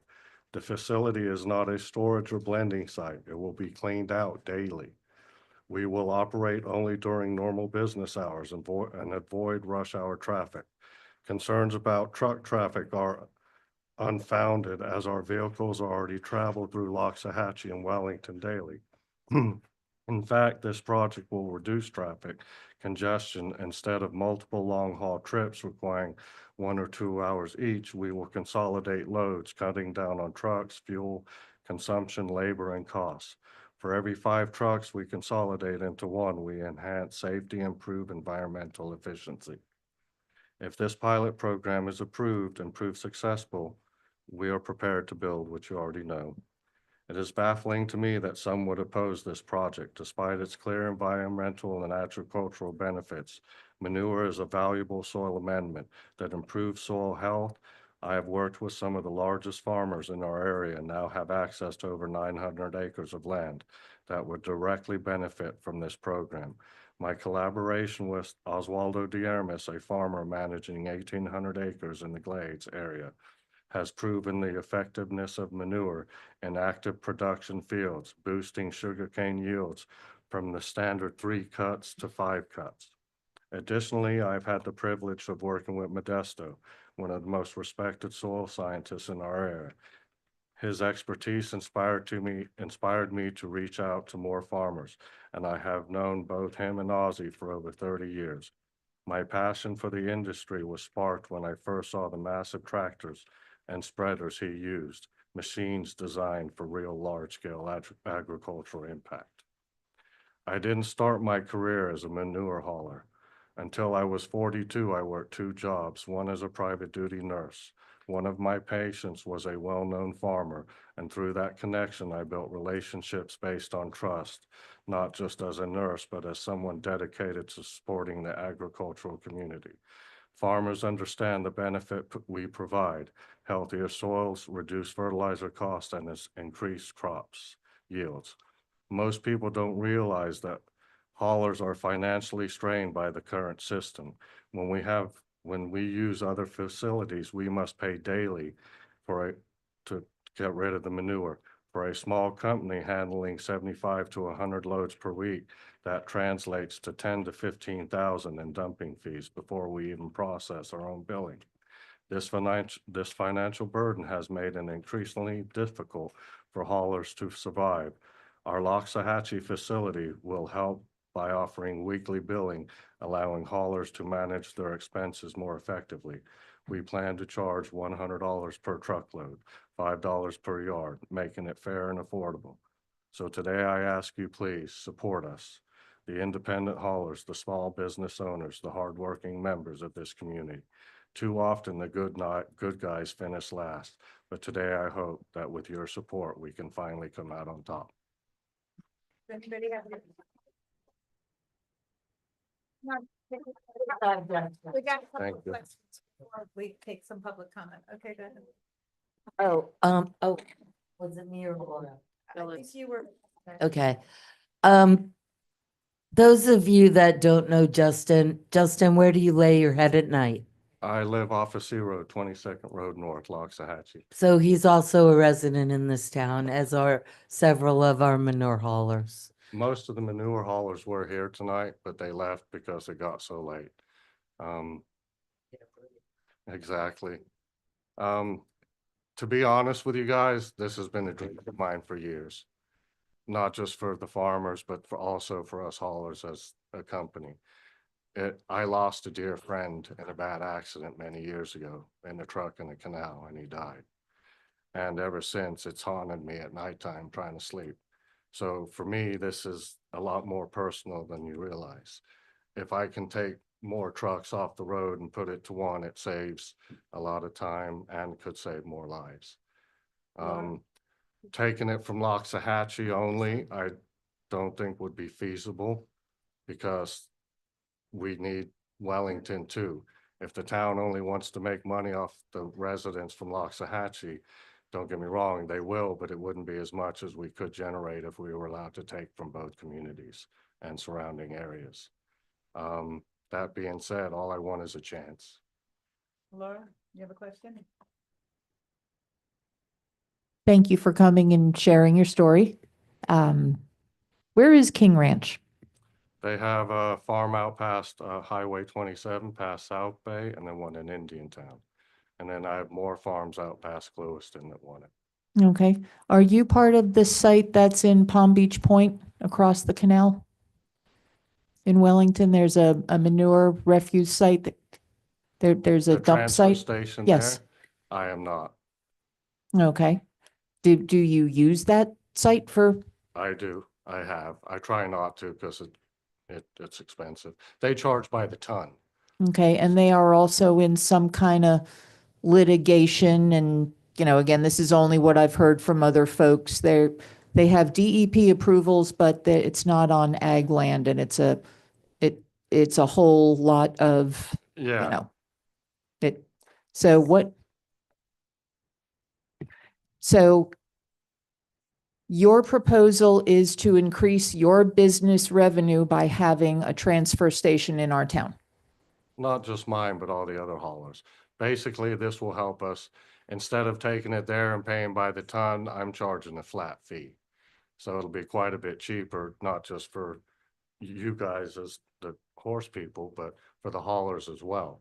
And instead of like 2 hours to an hour and a half to go to solid waste, or we could go to Wellington, but like I said, then it's $200 a load plus the fuel, plus the labor. Right. You know what I mean? It adds up fast. Oh, yes, it does. So right now, most of us haulers are in between $3 and $3.50 a load.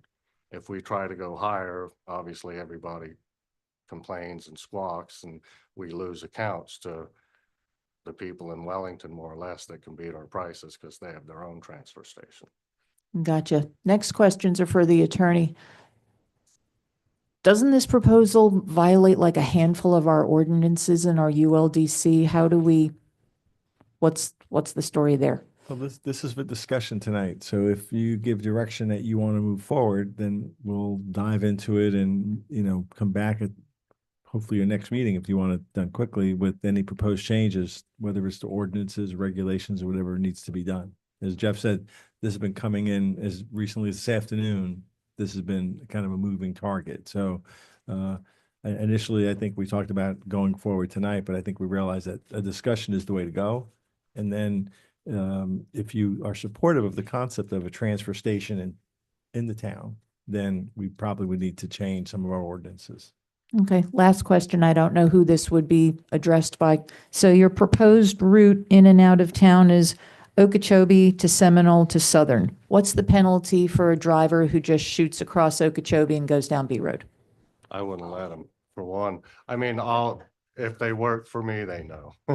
And I don't own my own 18-wheelers. I have a company that will work for me. And basically, they follow my rules. Okay. Within an agreement, there would be penalties for such action, and it would be costly for them and potentially cost them the ability to do it if it continued. Okay. And trust me, I'll be there to watch them. All right, thank you. How many haulers do you represent? How many are in your whatever? Your group, your little network? Salmana Brothers, GIT, Immaculate Ways, Wellington Hauling, and myself. Okay. So 5. And then there's Would a you few be- little ones that, Would you be able to pass, since this will save you a little bit of money, and as you said, the price of these loads has gotten really exorbitantly high because of the per pound thing in rainy season, is a possible price reduction to our residents, something that we would, that might be might be on the table? Well, members, I gotta pay the town 15%. I understand. I'm just on- asking. And then I have, don't get me wrong, it depends on if I can take it from Wellington as well. Because Okay. I also have to put in the And- slabs in the building. Fair answer, just asking. Yeah. I think my next question is for you guys. Will something like this make it easier for us to monitor, regulate, identify places where this illegal stockpiling is happening throughout town?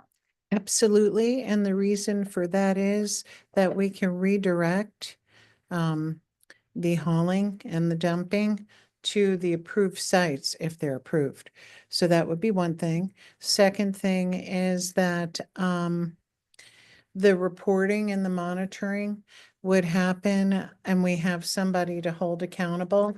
And Mr. Hickey assures us that he will have everybody do the required reporting.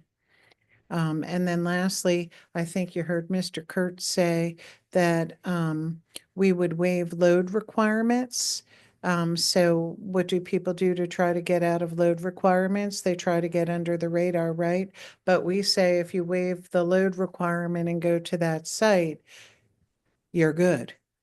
So you don't have to worry about, hitting your load requirement. Our current load requirement is 20 loads.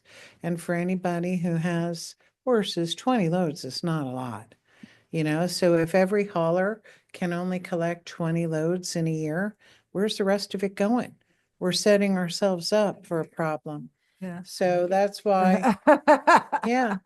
So that's why it would be best for it to be able to go to a regulated site where we know that we have regulated and overseen haulers. Okay, and I have one more question for you.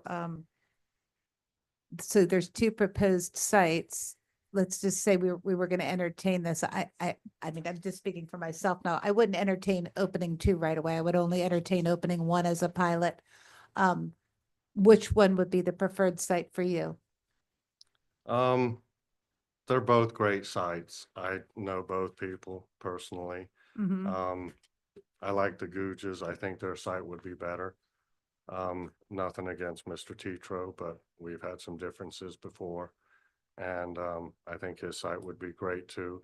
That being said, if you did approve both, it's kind of a catch-22 because it would, instead of everything going to one, it could go to two.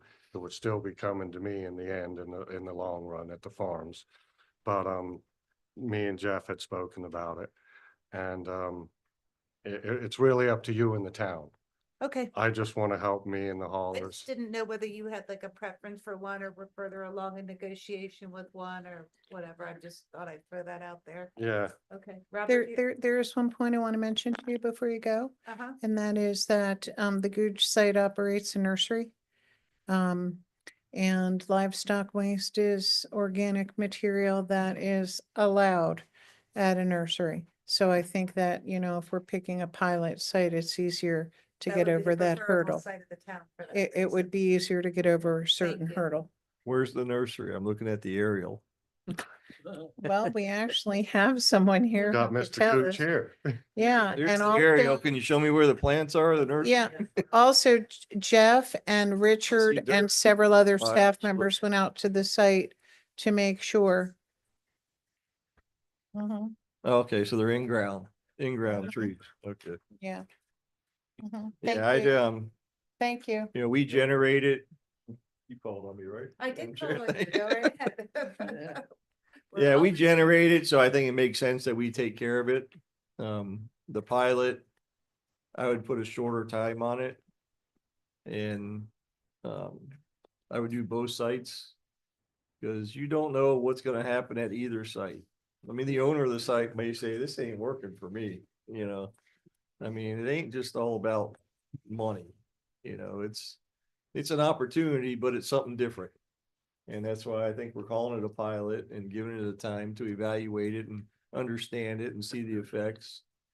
And, in the future, I think it could be opened up more than our town, but I do believe we need to take care of our town. I think this is, We generate a lot of poop. yeah. Amen.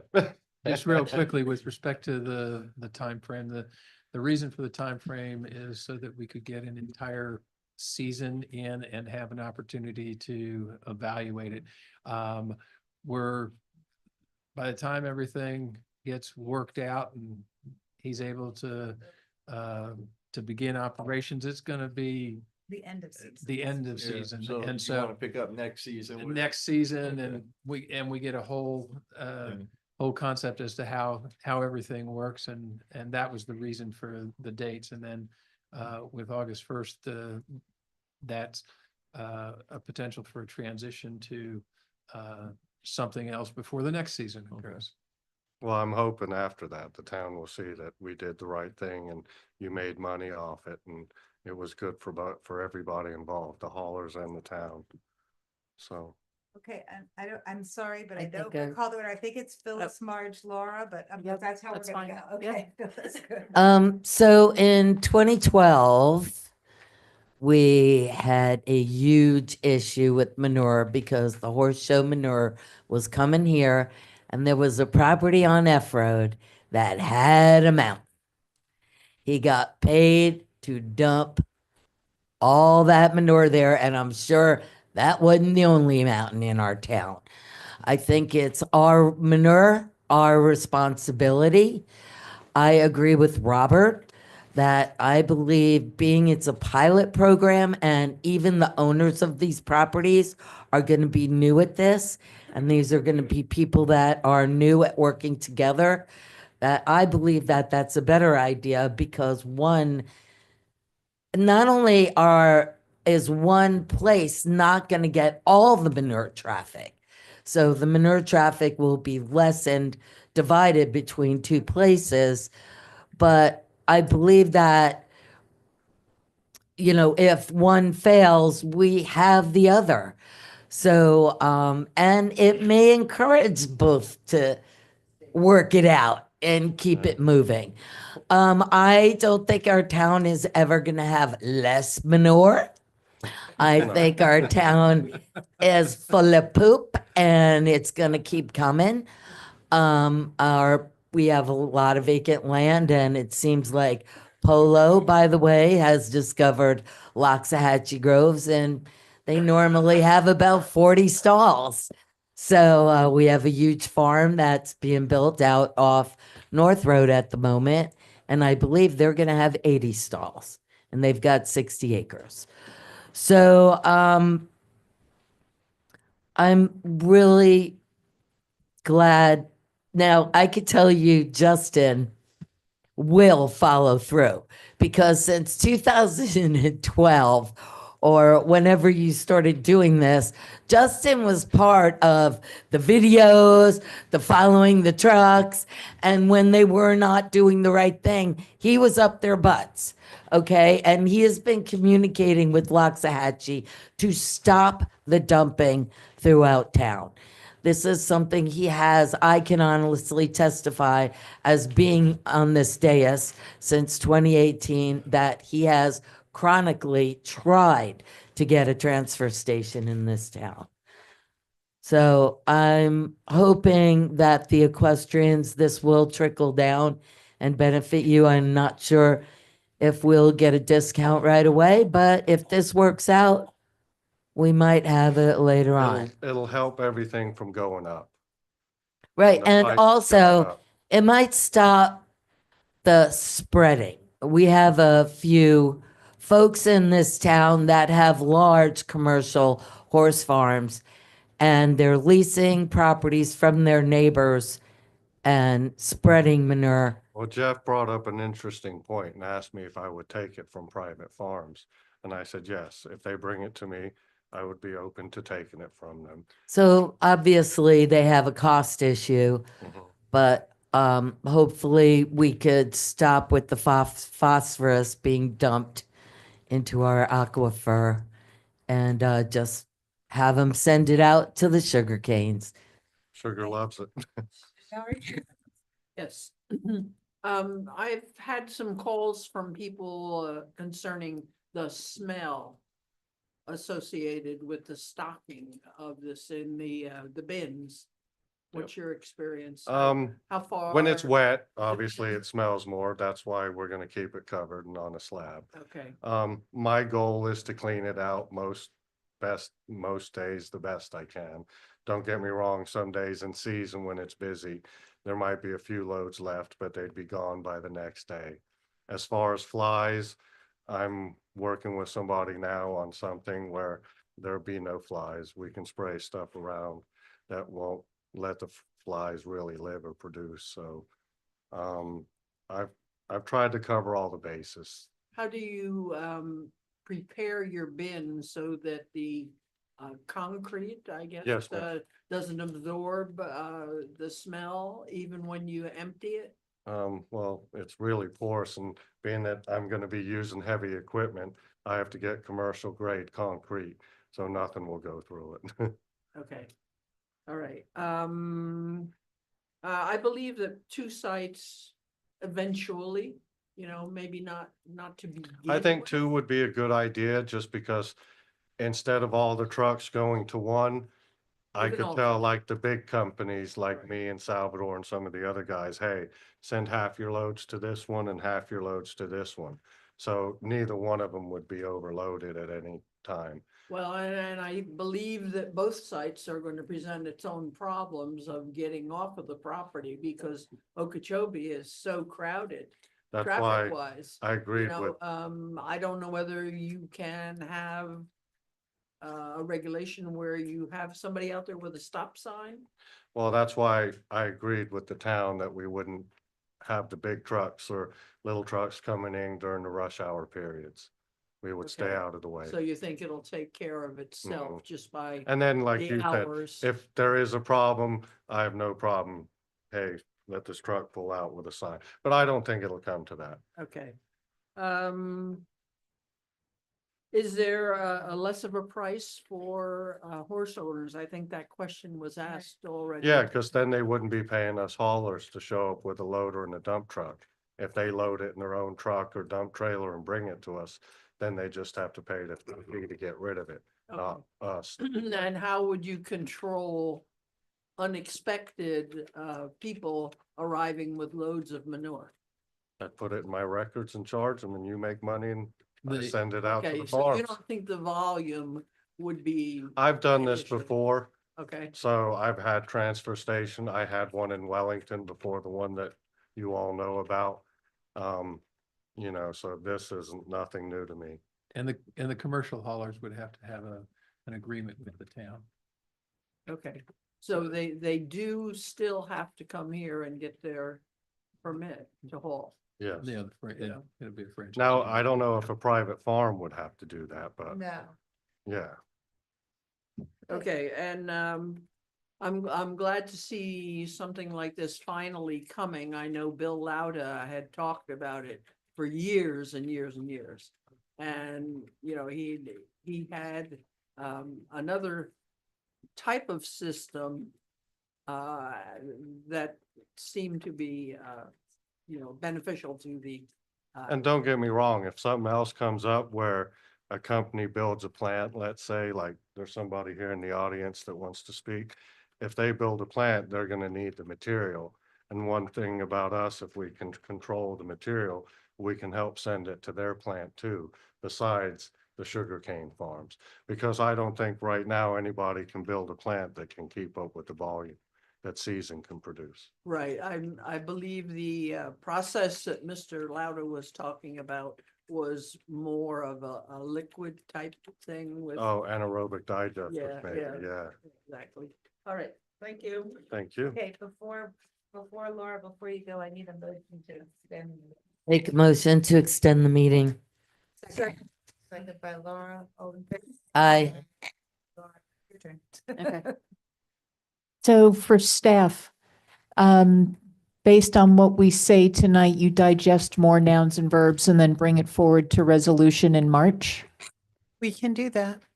I think I just want to make it clear and stated that the decision for this will be by whomever replaces Robert and I on the dais. So I think it's almost kind of unfair for us to say yes or no to proceed with discussion, but that's, if it's still discussion, it's discussion, that's one thing. If it's resolution, that's another.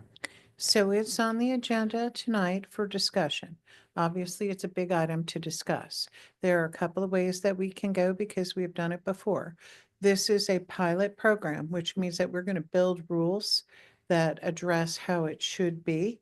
And we can enter into, or you can direct us into, prepare franchise agreements to be worked out and negotiated with the haulers and the sites, and we can work in tandem with our attorneys and their attorneys and bring them back based on the council giving us direction to proceed. And that would be entirely up to you all if you wanted to, have it ratified or rediscussed. I think it's only fair to whomever takes seats 2 and 4 to have their input before anything is official or more staff time is spent on this.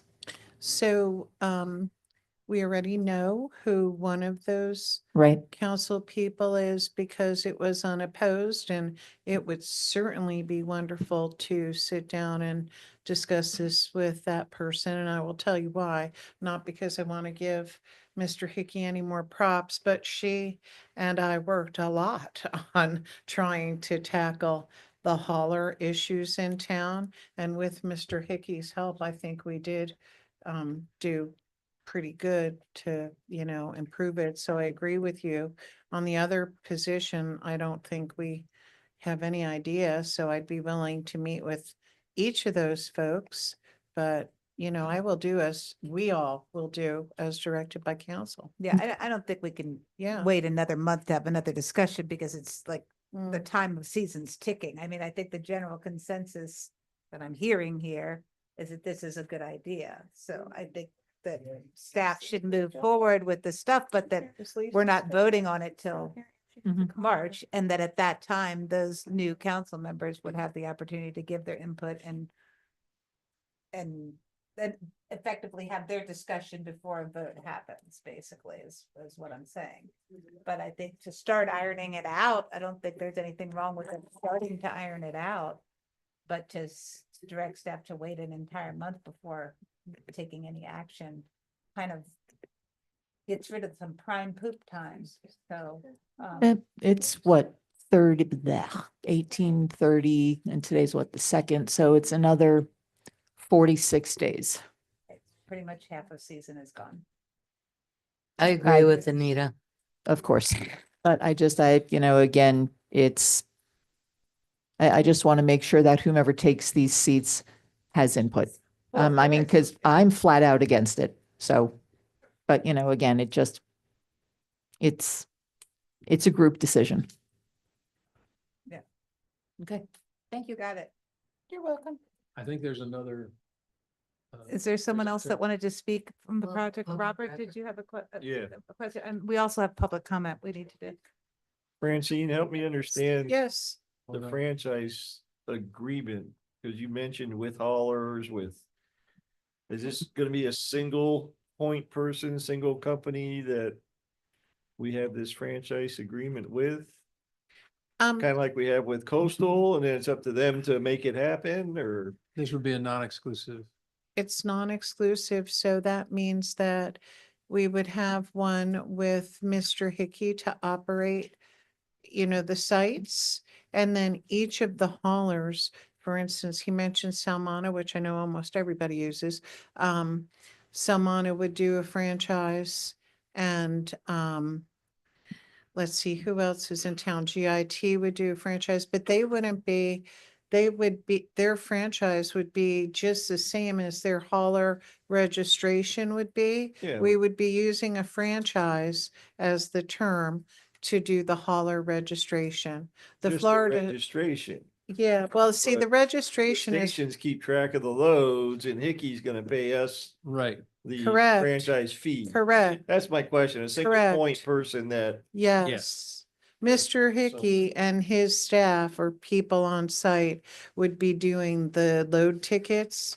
And then according to those registrations that we have now, which we would convert to franchise agreements, there's a load ticket reconciliation that shows they took it to Mr. Hickey. He would be running it just like Solid Waste Authority or almost like Mr. Bellissimo, but by load, not by pound. All right. Did you have something to add to the discussion before we have public comment? What I'm would like to present is a new concept that's very innovative, that has nothing to do with sort of the hauling aspect of it, but a concept that might be an interesting thing for the future. Okay. So, I can present now, or you can open it to the public, whatever you prefer. Why don't we if you don't mind, let's go ahead and have public comment on this issue before we get too far away from it. Okay. And then you can present your concept, okay? All right, go ahead. Ms. Standish? Is that why your little leg was shaking?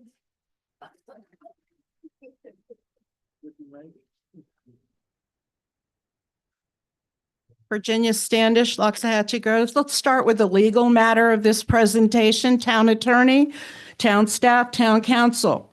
This was put in as a discussion item, number 15, on the February 4th, 2025 agenda.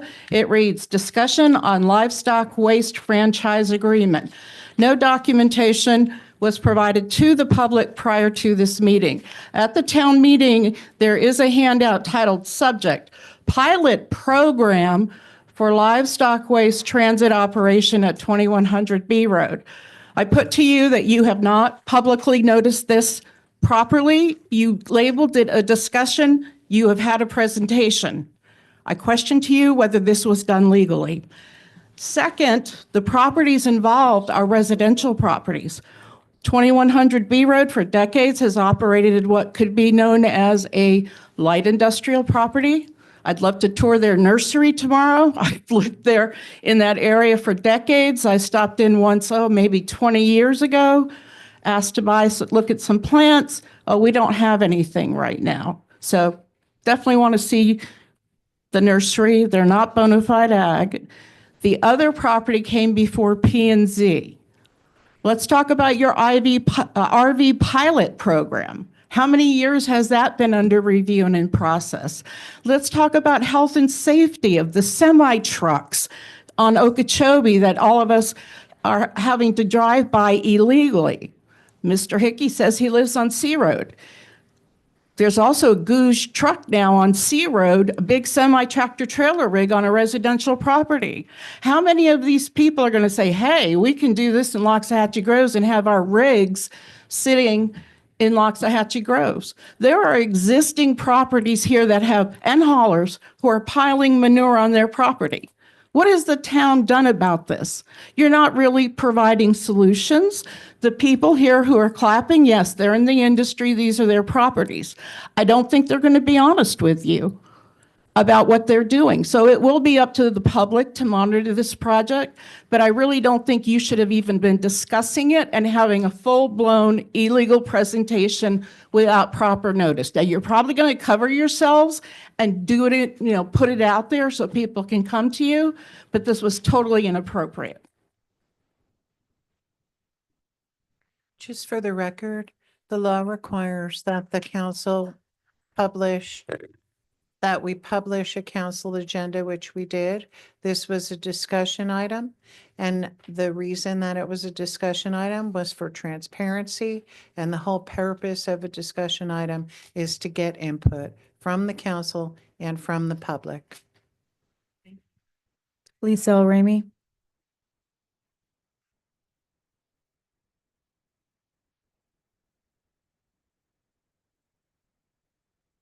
Lisa L. Ramey, I would like to echo Virginia's concern about the public notice of this quote discussion.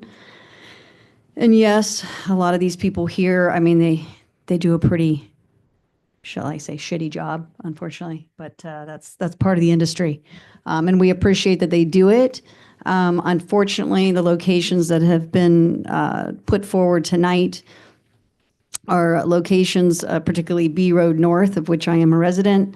The traffic concern I have of trucks showing up, it's not an easy property to get in and out of. We're going to see a lot of traffic issues being able to access the northbound side of B Road when that becomes a problem.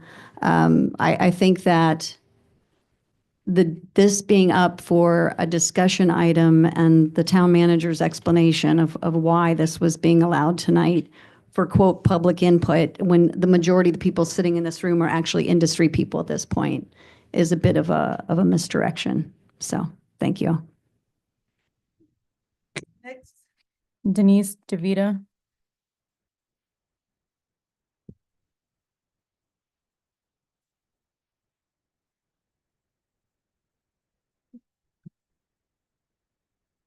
Hi, I'm reading a comment for Denise DeVita on C Road.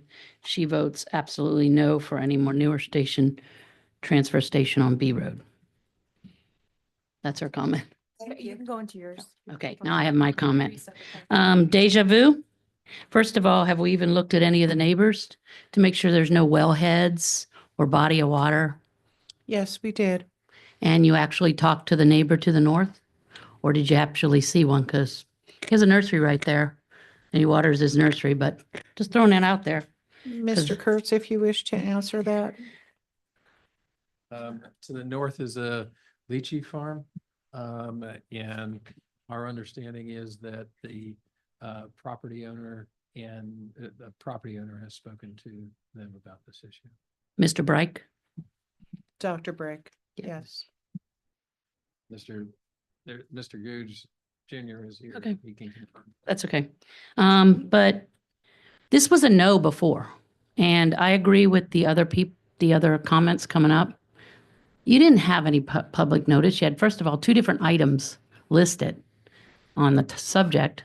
Nobody knew about this. There wasn't anything at 3:30 on this subject. So the public can't even weigh in. They just posted it on Facebook for people and they're like, wow, had no idea. So I think it's disingenuous for you to make anything until the new council comes on. And then bring it back and have the discussion and move forward with paperwork or whatever. But it's kind of like, approving something in the 11th hour. So I would say, wait till the new council gets in, whoever those are going to be. Okay, we received another public comment from Sophia. And she asked that I read it into the record on her behalf. And she writes, our town code reads that the community was created with the intention of self-determination to have the authority necessary to provide adequate and efficient municipal services to its residents. The first section of the code already acknowledges the towns close to the agricultural and equestrian industries. Waste removal is a municipal service and for an equestrian community. Equestrian waste should also be included as a municipal priority and handled efficiently and affordably. Today, the town's equestrian community is on the mercy of Wellington companies and haulers due to lack of infrastructure to support the equestrian community in Loxahatchee. Today, the agriculture in Belle Glade is worth 1/10 of an agriculture acre in Loxahatchee Groves. What protects our community from big developers tearing everything, but simultaneously maintains and values our land are horses. Without the infrastructure to support the equestrian community, horses will leave, land will decrease value, and developers will seize, and our peaceful land will become large buildings. We should allow and encourage local businesses to operate in ways that favors our community's welfare and future. Let's support Loxahatchee Grove's growth. Thank you. Thank you. That's all Is that all for the public this item. comments? Okay. Well, we're at an impasse, aren't we? Thought we had clear direction at the beginning, but we don't seem to have clear direction now. Would you like to give your presentation? I think based on the just previous discussion, this presentation is probably a bit premature. Okay, great. It's an innovative product that we can take the manure waste and make renewable energy, biochar, and other products. But I think based on what's happening here, I think it's probably a little premature to discuss that right now. Okay. But I'm, thank you. yeah. I need another motion to. extend notes with- Motion to extend. Second. All in favor? Aye. Okay. Well, I would say we're. You want to do a consensus? Gonna say, Marge had, Robert, you're feeling, and Laura's definitely feeling like we shouldn't do this. Robert, you're feeling like we should wait to make any move until the new council is in, is that what I heard, or am I misinterpreting what you said? No, I said, I think we need to take care of it, and I think you need to start with 2 of them. Oh, okay. I agree. So you think they should start taking a look at it at least and come forward with something for Yeah. discussion, and that's properly noticed and all of that. at And the the next attorney meeting. needs to look at the Right, ULC yeah. and land use and all that stuff. And So the instruction is to move forward but not take any action, is that what I hear? Well, we can't take any, we need to move forward with, to bring back. Or with all the background stuff we Right. need, all the legal Make sure interpretations, all the. notice. And make sure, and for goodness sake, make sure the meeting's noticed with proper backup. Jeff, you're gonna have to do it a little faster next time. Okay, does that make sense? When I get the information, I give it to you. Okay. you got an extra couple Uh-oh. of weeks for the next meeting. All That's March 18th. You have a consensus. Okay, So as I understand the consensus, just so everybody's clear, be clear. the concept and these particular sites are acceptable. And what you want to see is, you want to see I the think it's more like details. the with- concept's acceptable, and then we need to iron things out from there. Brown. I didn't hear anybody say that. Brandon, These that sites they are couldn't work out a particularly deal, acceptable. That site. but they couldn't work out a deal. Right. Okay. I have one question. Being Ms. El Rami's concerned with B Road, would they be able to have access off of Okeechobee? Do they have that ability? We can certainly talk to them about changing their access, but yeah, their access is off B Road. I think you do have a small driveway off Okeechobee. No? No? Well, maybe you could look in and see if Right. that could be a possibility. Okay, I don't know, it's a question. yeah, you're right. It's too close to the corner. Yeah. You need more than 400 feet. Okay. I think we covered that. We're going to number 16.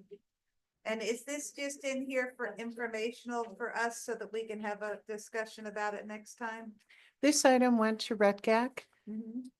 And RECAC is working on providing detailed input on this and also on the multi-purpose trails. And we wanted to make sure that council had it, so that we could be looking, that you all and RECAC could be looking at it in tandem. Simultaneous. Mhm. All right, so unless somebody has something compelling to Yeah. say about it, we can wait for our discussion. But we got some missing items in here. What's missing, Robert? Page 396, the service level 1 and 2 roads, Folsom it's missing. And it's identified on the map, color coded as service level 2, I think. Yeah, it's red, which is level 2. So I'm not sure if it's supposed to be level 1, but it's not in the list of roadway classifications, so. I always thought it was a 1 because it connected, well, even though it doesn't go directly to Southern, it goes to Crestwood, but. I don't know. But that's missing. It would be a county or state road. I was gonna say Folsom's a county road. Yes, it is. It's a county road. Absolutely is a Palm Beach County road. No, it's not. Yes, it is. North of Okeechobee, it's a county road? Not north. Not north of Okeechobee. Okay. no. Specify. And then you're missing on this map, West D and West B roads. They're not on either of these maps. On page 407 and 408. These maps were generated as part of the classification system that's located in your comprehensive plan. That's where these came from. So that's where we copy, same thing with the service levels that are listed in here. Those came from, so, yeah, I didn't generate them. They're in your existing comprehensive plan. So. What Robert's pointing, out, I think.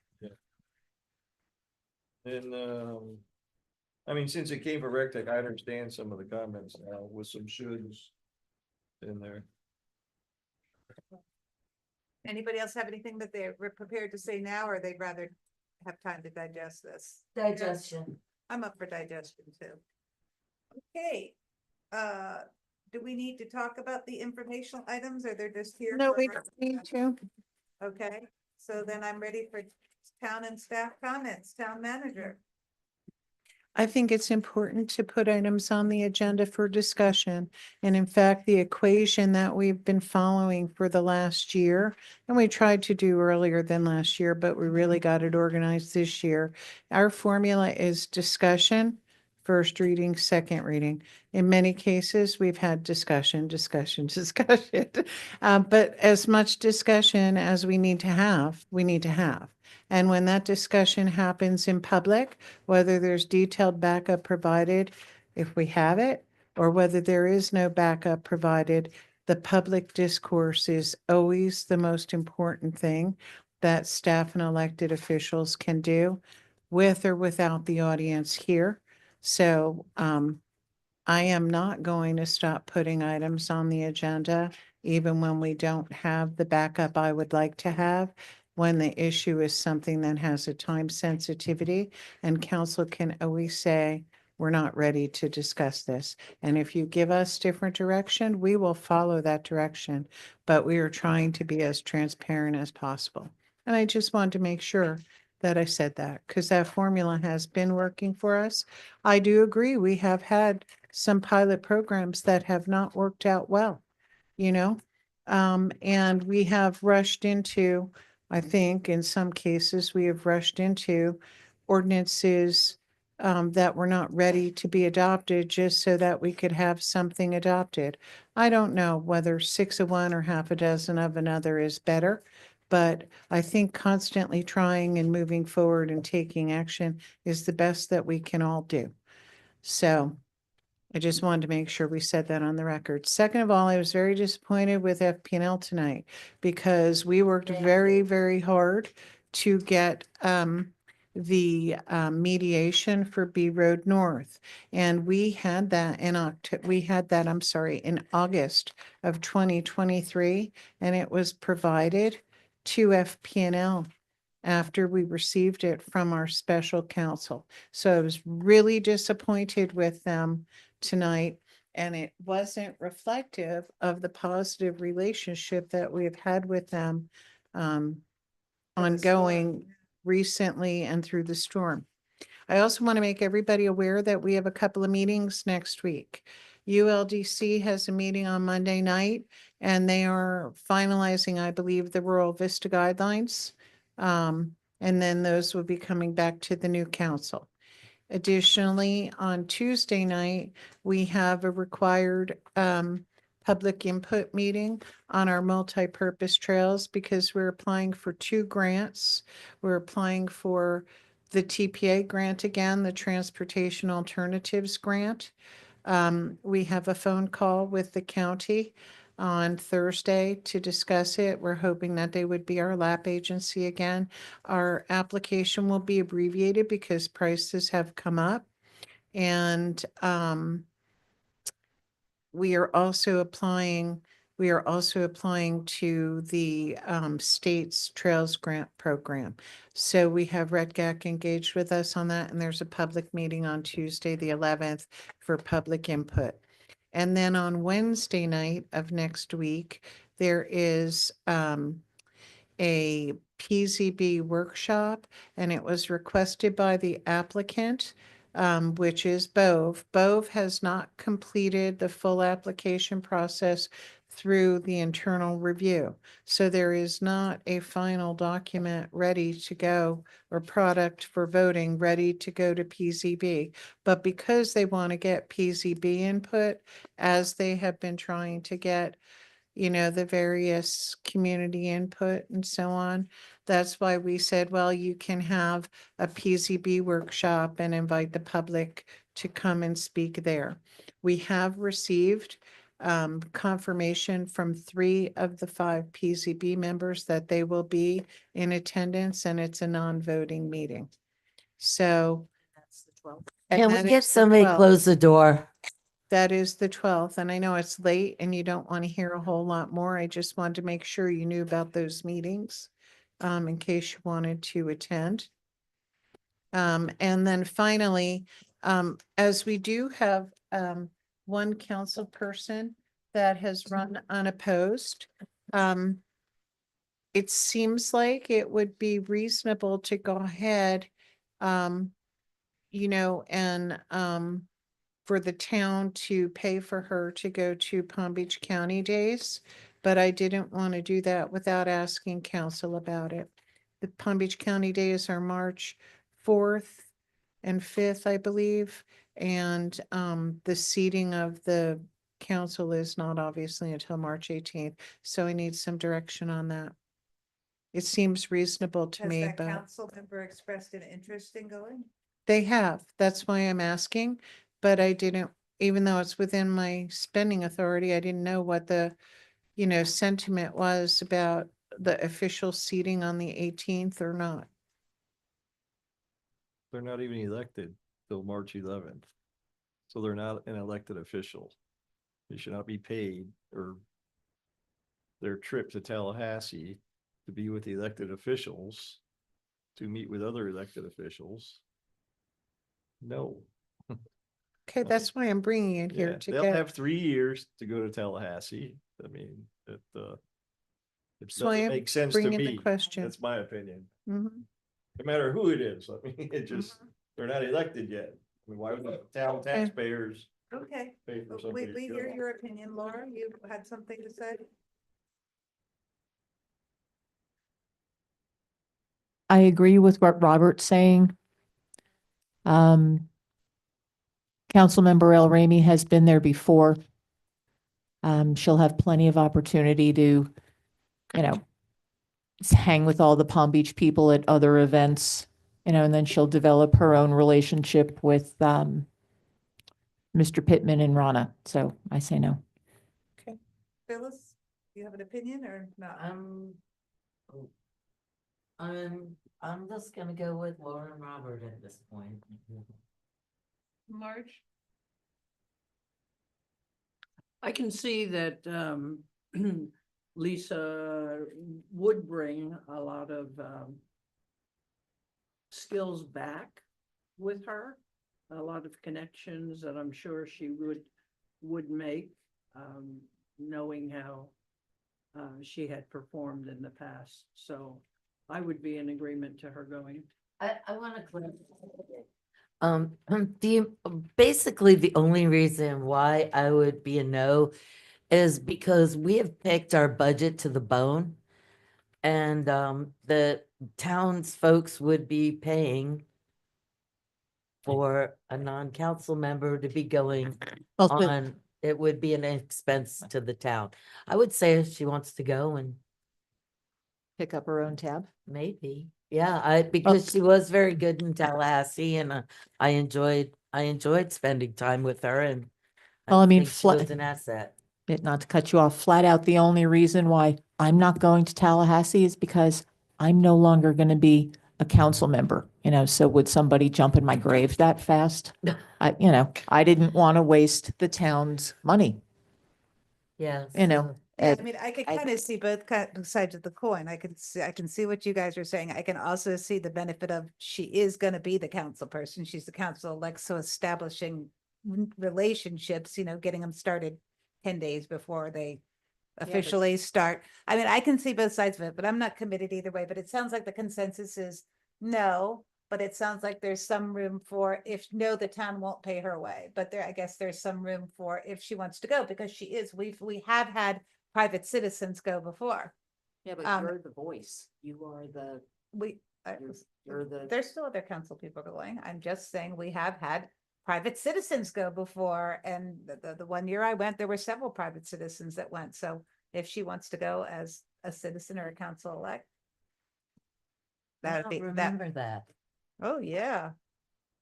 Yeah, Who most of the went? stuff's open to the. Who public. went? Oh, you mean, Yeah, but they they- took they- themselves. Yeah, they took them. Oh, themselves. okay. Not that we paid for it. No, I'm Oh, just. I saying thought it you is meant went with open to us. the Yeah, public. okay. Anybody can go. Anybody can go. It's the taxpayers Okay. footing the bill is what I said. Right, correct. So I think the consensus is no, the Okay. taxpayers should. Okay, town attorney, anything to say? Well, I guess this is the last official meeting of council members Shore and Danowski, and so I would say it's been a pleasure working with the both of you. And I hope you don't disappear. I don't think either one of you will. And look forward to seeing you in the future. Thank you, Glenn. I would definitely echo that, and I think that we got a lot accomplished in these few years. Thank you. We did. Mr. Gallant, short and sweet. Oh, Yeah, she comes after him. exactly. Read your Came agenda. out real quick from behind the Making sure thing. you see me behind the screen. Gotcha. Just wanted to update on Hyde Park, we're going through there, and as we go through, we don't, all the residents seem to be happy with the progress that we're making. A lot of them, as you heard, one of the residents here tonight, they're quite excited to see the final product. A lot of them have commented that, they didn't think they would like it initially, but they're actually like, wow, this is gonna be really nice when it's all said and done. We've already started, cleaning out the pond, started clearing the banks, removed all the stumps except for one, which we're working on that one. We've started our way down towards the F-road, canal, so hopefully our plan is within the next 30 days, we'll have the majority of the groundwork done, so we can start moving on to other projects throughout the town, because we all know, there's a list. Now this will restore the drainage for all of these residents. Because, some of the horror stories I've heard from the residents of Hyde Park, rainy season, in their yards turn into lakes. So hopefully, when we're done, this will alleviate that for the residents of this neighborhood. Does that go down to the canal? Yeah, it goes to the F-road canal. And what's interesting is we talked today, actually, we were speaking to the resident who he owns the property that's at the F-road canal. And he's been sort of maintaining that little ditch behind his property, and he thought that ditch was just his. Because it was so overgrown, he was completely unaware that ditch tied to Hyde Park and tied to that pond and all that stuff in there. He had absolutely no idea because it was so overgrown. So the drainage goes behind It goes in the between. collecting canal properties? No, well, it goes between, so if you go down Hyde Park, you have the pond. And then as you go around the circle, and now it's clear, you can clearly see that there's. Yeah, I path drove there. it tonight. If you look down there, that goes from the east end of Hyde Park and goes straight to the F-road canal.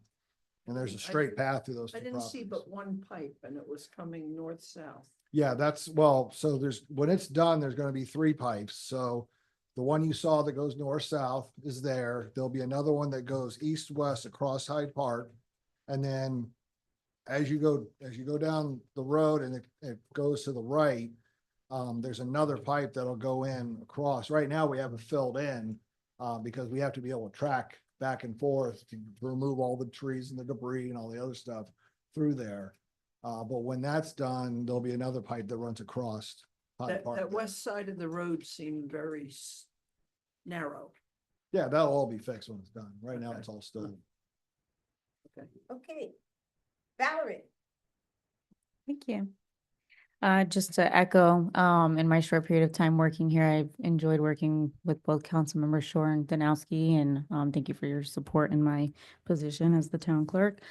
Just a reminder that the town council meeting of March 4th has been rescheduled to March 18th. On March 18th is where we'll have the outgoing and incoming swearing ceremony. And again, reminder that election day is March 11th. Thank you. Thank you. Okay, council member comments. Phyllis, we're starting with you tonight. Watching the news, I guess, now that our president lives on Palm Beach, there's at least one municipality that is organizing a meeting, to my knowledge, with Palm Beach, the airport, and I believe FAAC in Palm Beach County. It's regarding, they're complaining about the air traffic. And we've had residents in these chambers on many occasions, certain times of the year, and certain years. I haven't noticed it so much lately, but about the air traffic, because we are a direct route on Southern Boulevard. And it seems that they just stay on Southern Boulevard or they're flying over Loxahatchee Groves. So I was hoping that you could find out when that meeting was and that we could go to represent Loxahatchee. It is in February, it's this month. Okay. And we could send somebody to represent Loxahatchee Grove. So the other municipality that's having a problem, air traffic is not directed over us again on a regular basis. We realize they have to spread it out, but out to the north of us, there's a lot of vacant land out there. And I get it. Southern Boulevard is like the direct path, but There's an increase in the military planes. oh, that are that's coming true over. because of the president as well. Yeah. Yeah, so I just thought maybe we should be represented in that meeting. Is that it? Yes, thank Ms. you. Nowski. 9 years sure has gone by fast. 3 years on the Water Control District and 6 years in seat 2. And it's been a pleasure. It's been an education.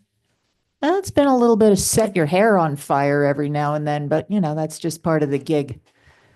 I have to say that in like the last 2 years, year and a half, there's the mix of people on staff has just made such advancements for this town and for the residents, and opening doors and trying to get things done for people and actually listening and applying solutions and needs.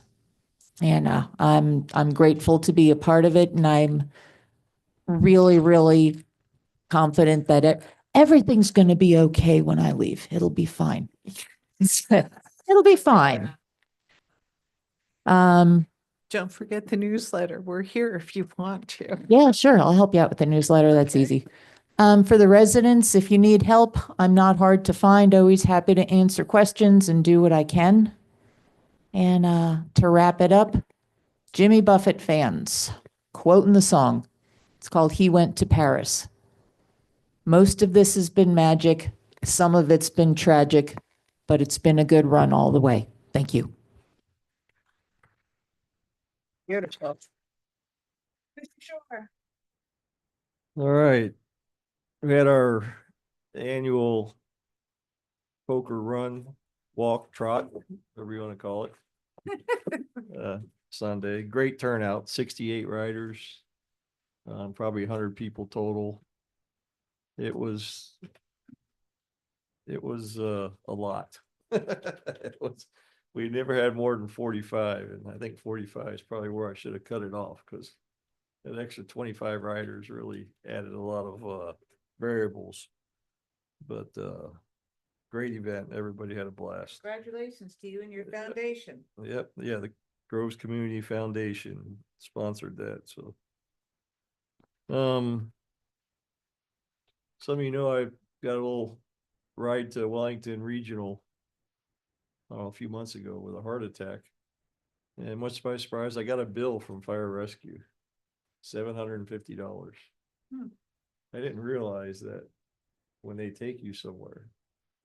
Is the sheriff sending bill to these guys when they take them to the jail, or? No, but ambulance rides cost moolah. Yeah, they booted everybody. They took over a monopoly of it. I had no clue. Says you didn't have to Yeah. pay. No, your insurance is supposed to pay. it. Yeah. Insurance is supposed to pay. Insurance paid half of it. Okay. They hit me up for the other half. And I pay a lot of money for insurance, but anyhow, Fight it. yeah, tell them to write it off as a loss, right? But, You're still alive. What do you mean? yeah. Yeah. If I'd known I was paying by the mile, I might have went to Palm West. I told them to take me to Wellington. TPA grant, something I wanted to talk about tonight, but was unable to, is that a new rule tonight, the mayor can sign these grants. People need to understand the difference between appropriation and a grant. You know, there's many, many differences. The TPA grant is a fixed amount, period. Anything over and above that amount, the town pays for it. You know, unlike, you know, we're a rural community, so when we get an appropriation from the state, let's say they give us $1 million for stormwater. In the past, we had to show a matching million. That, okay, you give us $1 million, here's our $1 million. Well, when you're a rural, you don't have to show that matching. You know, that you had the money to spend alongside their money, so. TPA grant did not have community support. At the time that it was like, take it or leave it, you know, there was other money or other priorities to spend the money on. You know, and paving was the biggie. Obviously now we've paved almost the whole grid, 30 miles. So, you know, whether this grant, I encourage people to, is it next Tuesday? What time's the meeting for the grant? I believe that the meeting for, what time is it? Is it 6 p.m.? I think it's 6 p.m. Yeah, are you gonna be posting anything for the review on the website or something, or is it just? gonna be- I think it is posted on the Oh, it is now? website. Okay. Yeah. Awesome. Mhm. Please pay attention to it, understand. If you support it, come out and support it. If you don't, come out and express your views. Because that was one of the items in the grant application that you kind of might have been true one year, like we talked earlier, you know, seats change, priorities change, visions change. But, you know, when it came time to get the money, and obviously COVID just totally whacked out the prices. I mean, it was unbelievable the change compared to the budget. So now it's a fresh budget. It should be good. I don't know if they're gonna give us all of it or not, but if you choose to learn it, understand it, but understand that it's not just because you're a rural community, the TPA pays a fixed amount based on the day you apply and the day they say this is how much we're gonna give you for the project. So it's not a freebie. Yeah, the way the consent agenda is handled is embarrassing. It's totally not transparent. I need to I make a hope- motion to extend the meeting. Second. I hope the next people that come on, you treat them a little bit different, a little bit more respect, and allow them to discuss items on consent. The public comment is not even there, so it's just wild that that attitude is here, that, you know, don't even listen to any kind of feedback on it, so. But like Laura said, 6 years, what a learning lesson, you know, highs, lows, and everything in between. I believe God put me here back then. It was a code enforcement issue. And that's how I ended up here. I think that may be how Phyllis ended up here, you know? It's just one of those things that, you know, I never strive to be, you know, on council or be a mayor, and it just happens. And but it was met a lot of great people, and really, really proud of the things that we've got done, because we really just became a town that year that Anita was on council first time, and they merged the district and the town. So before that, it was two completely different entities that were elected two completely different ways with the proxies and everything. So that was the first year we, in my opinion, became a town. We've really come a long, long way since then. So really, really thankful for the opportunity. And that's it. Thank you. I am here. Okay, I enjoyed looking at the future agenda lists and seeing how many people do how many things. I mean, it's, Jeff, you better not go to bed too early. You have a lot of stuff on that list.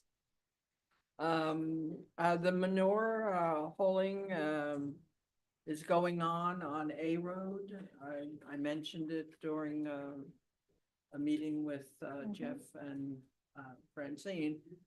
So the big 18-wheelers that they're taking the manure out of garbage trucks and putting into the 18-wheelers, they're chewing up the road as they try to turn in and out of the property that they're using to load their manure. So having a controlled site, I welcome it. The other thing that I'm concerned about is that since 2016, there has been no consideration of raising the stipend, the tax, or whatever we get for showing up. And the amount of work and the number of meetings that we're expected to attend, I would like an exploration of an ordinance to raise the salary for the mayor, who you have so many extra things now, the grants and everything else that you're signing. In addition to in addition to all of the reading to the kids, the meetings with other officials and so forth. So I would like to have the staff come back and see what the fair cost of living assessment for council members should be.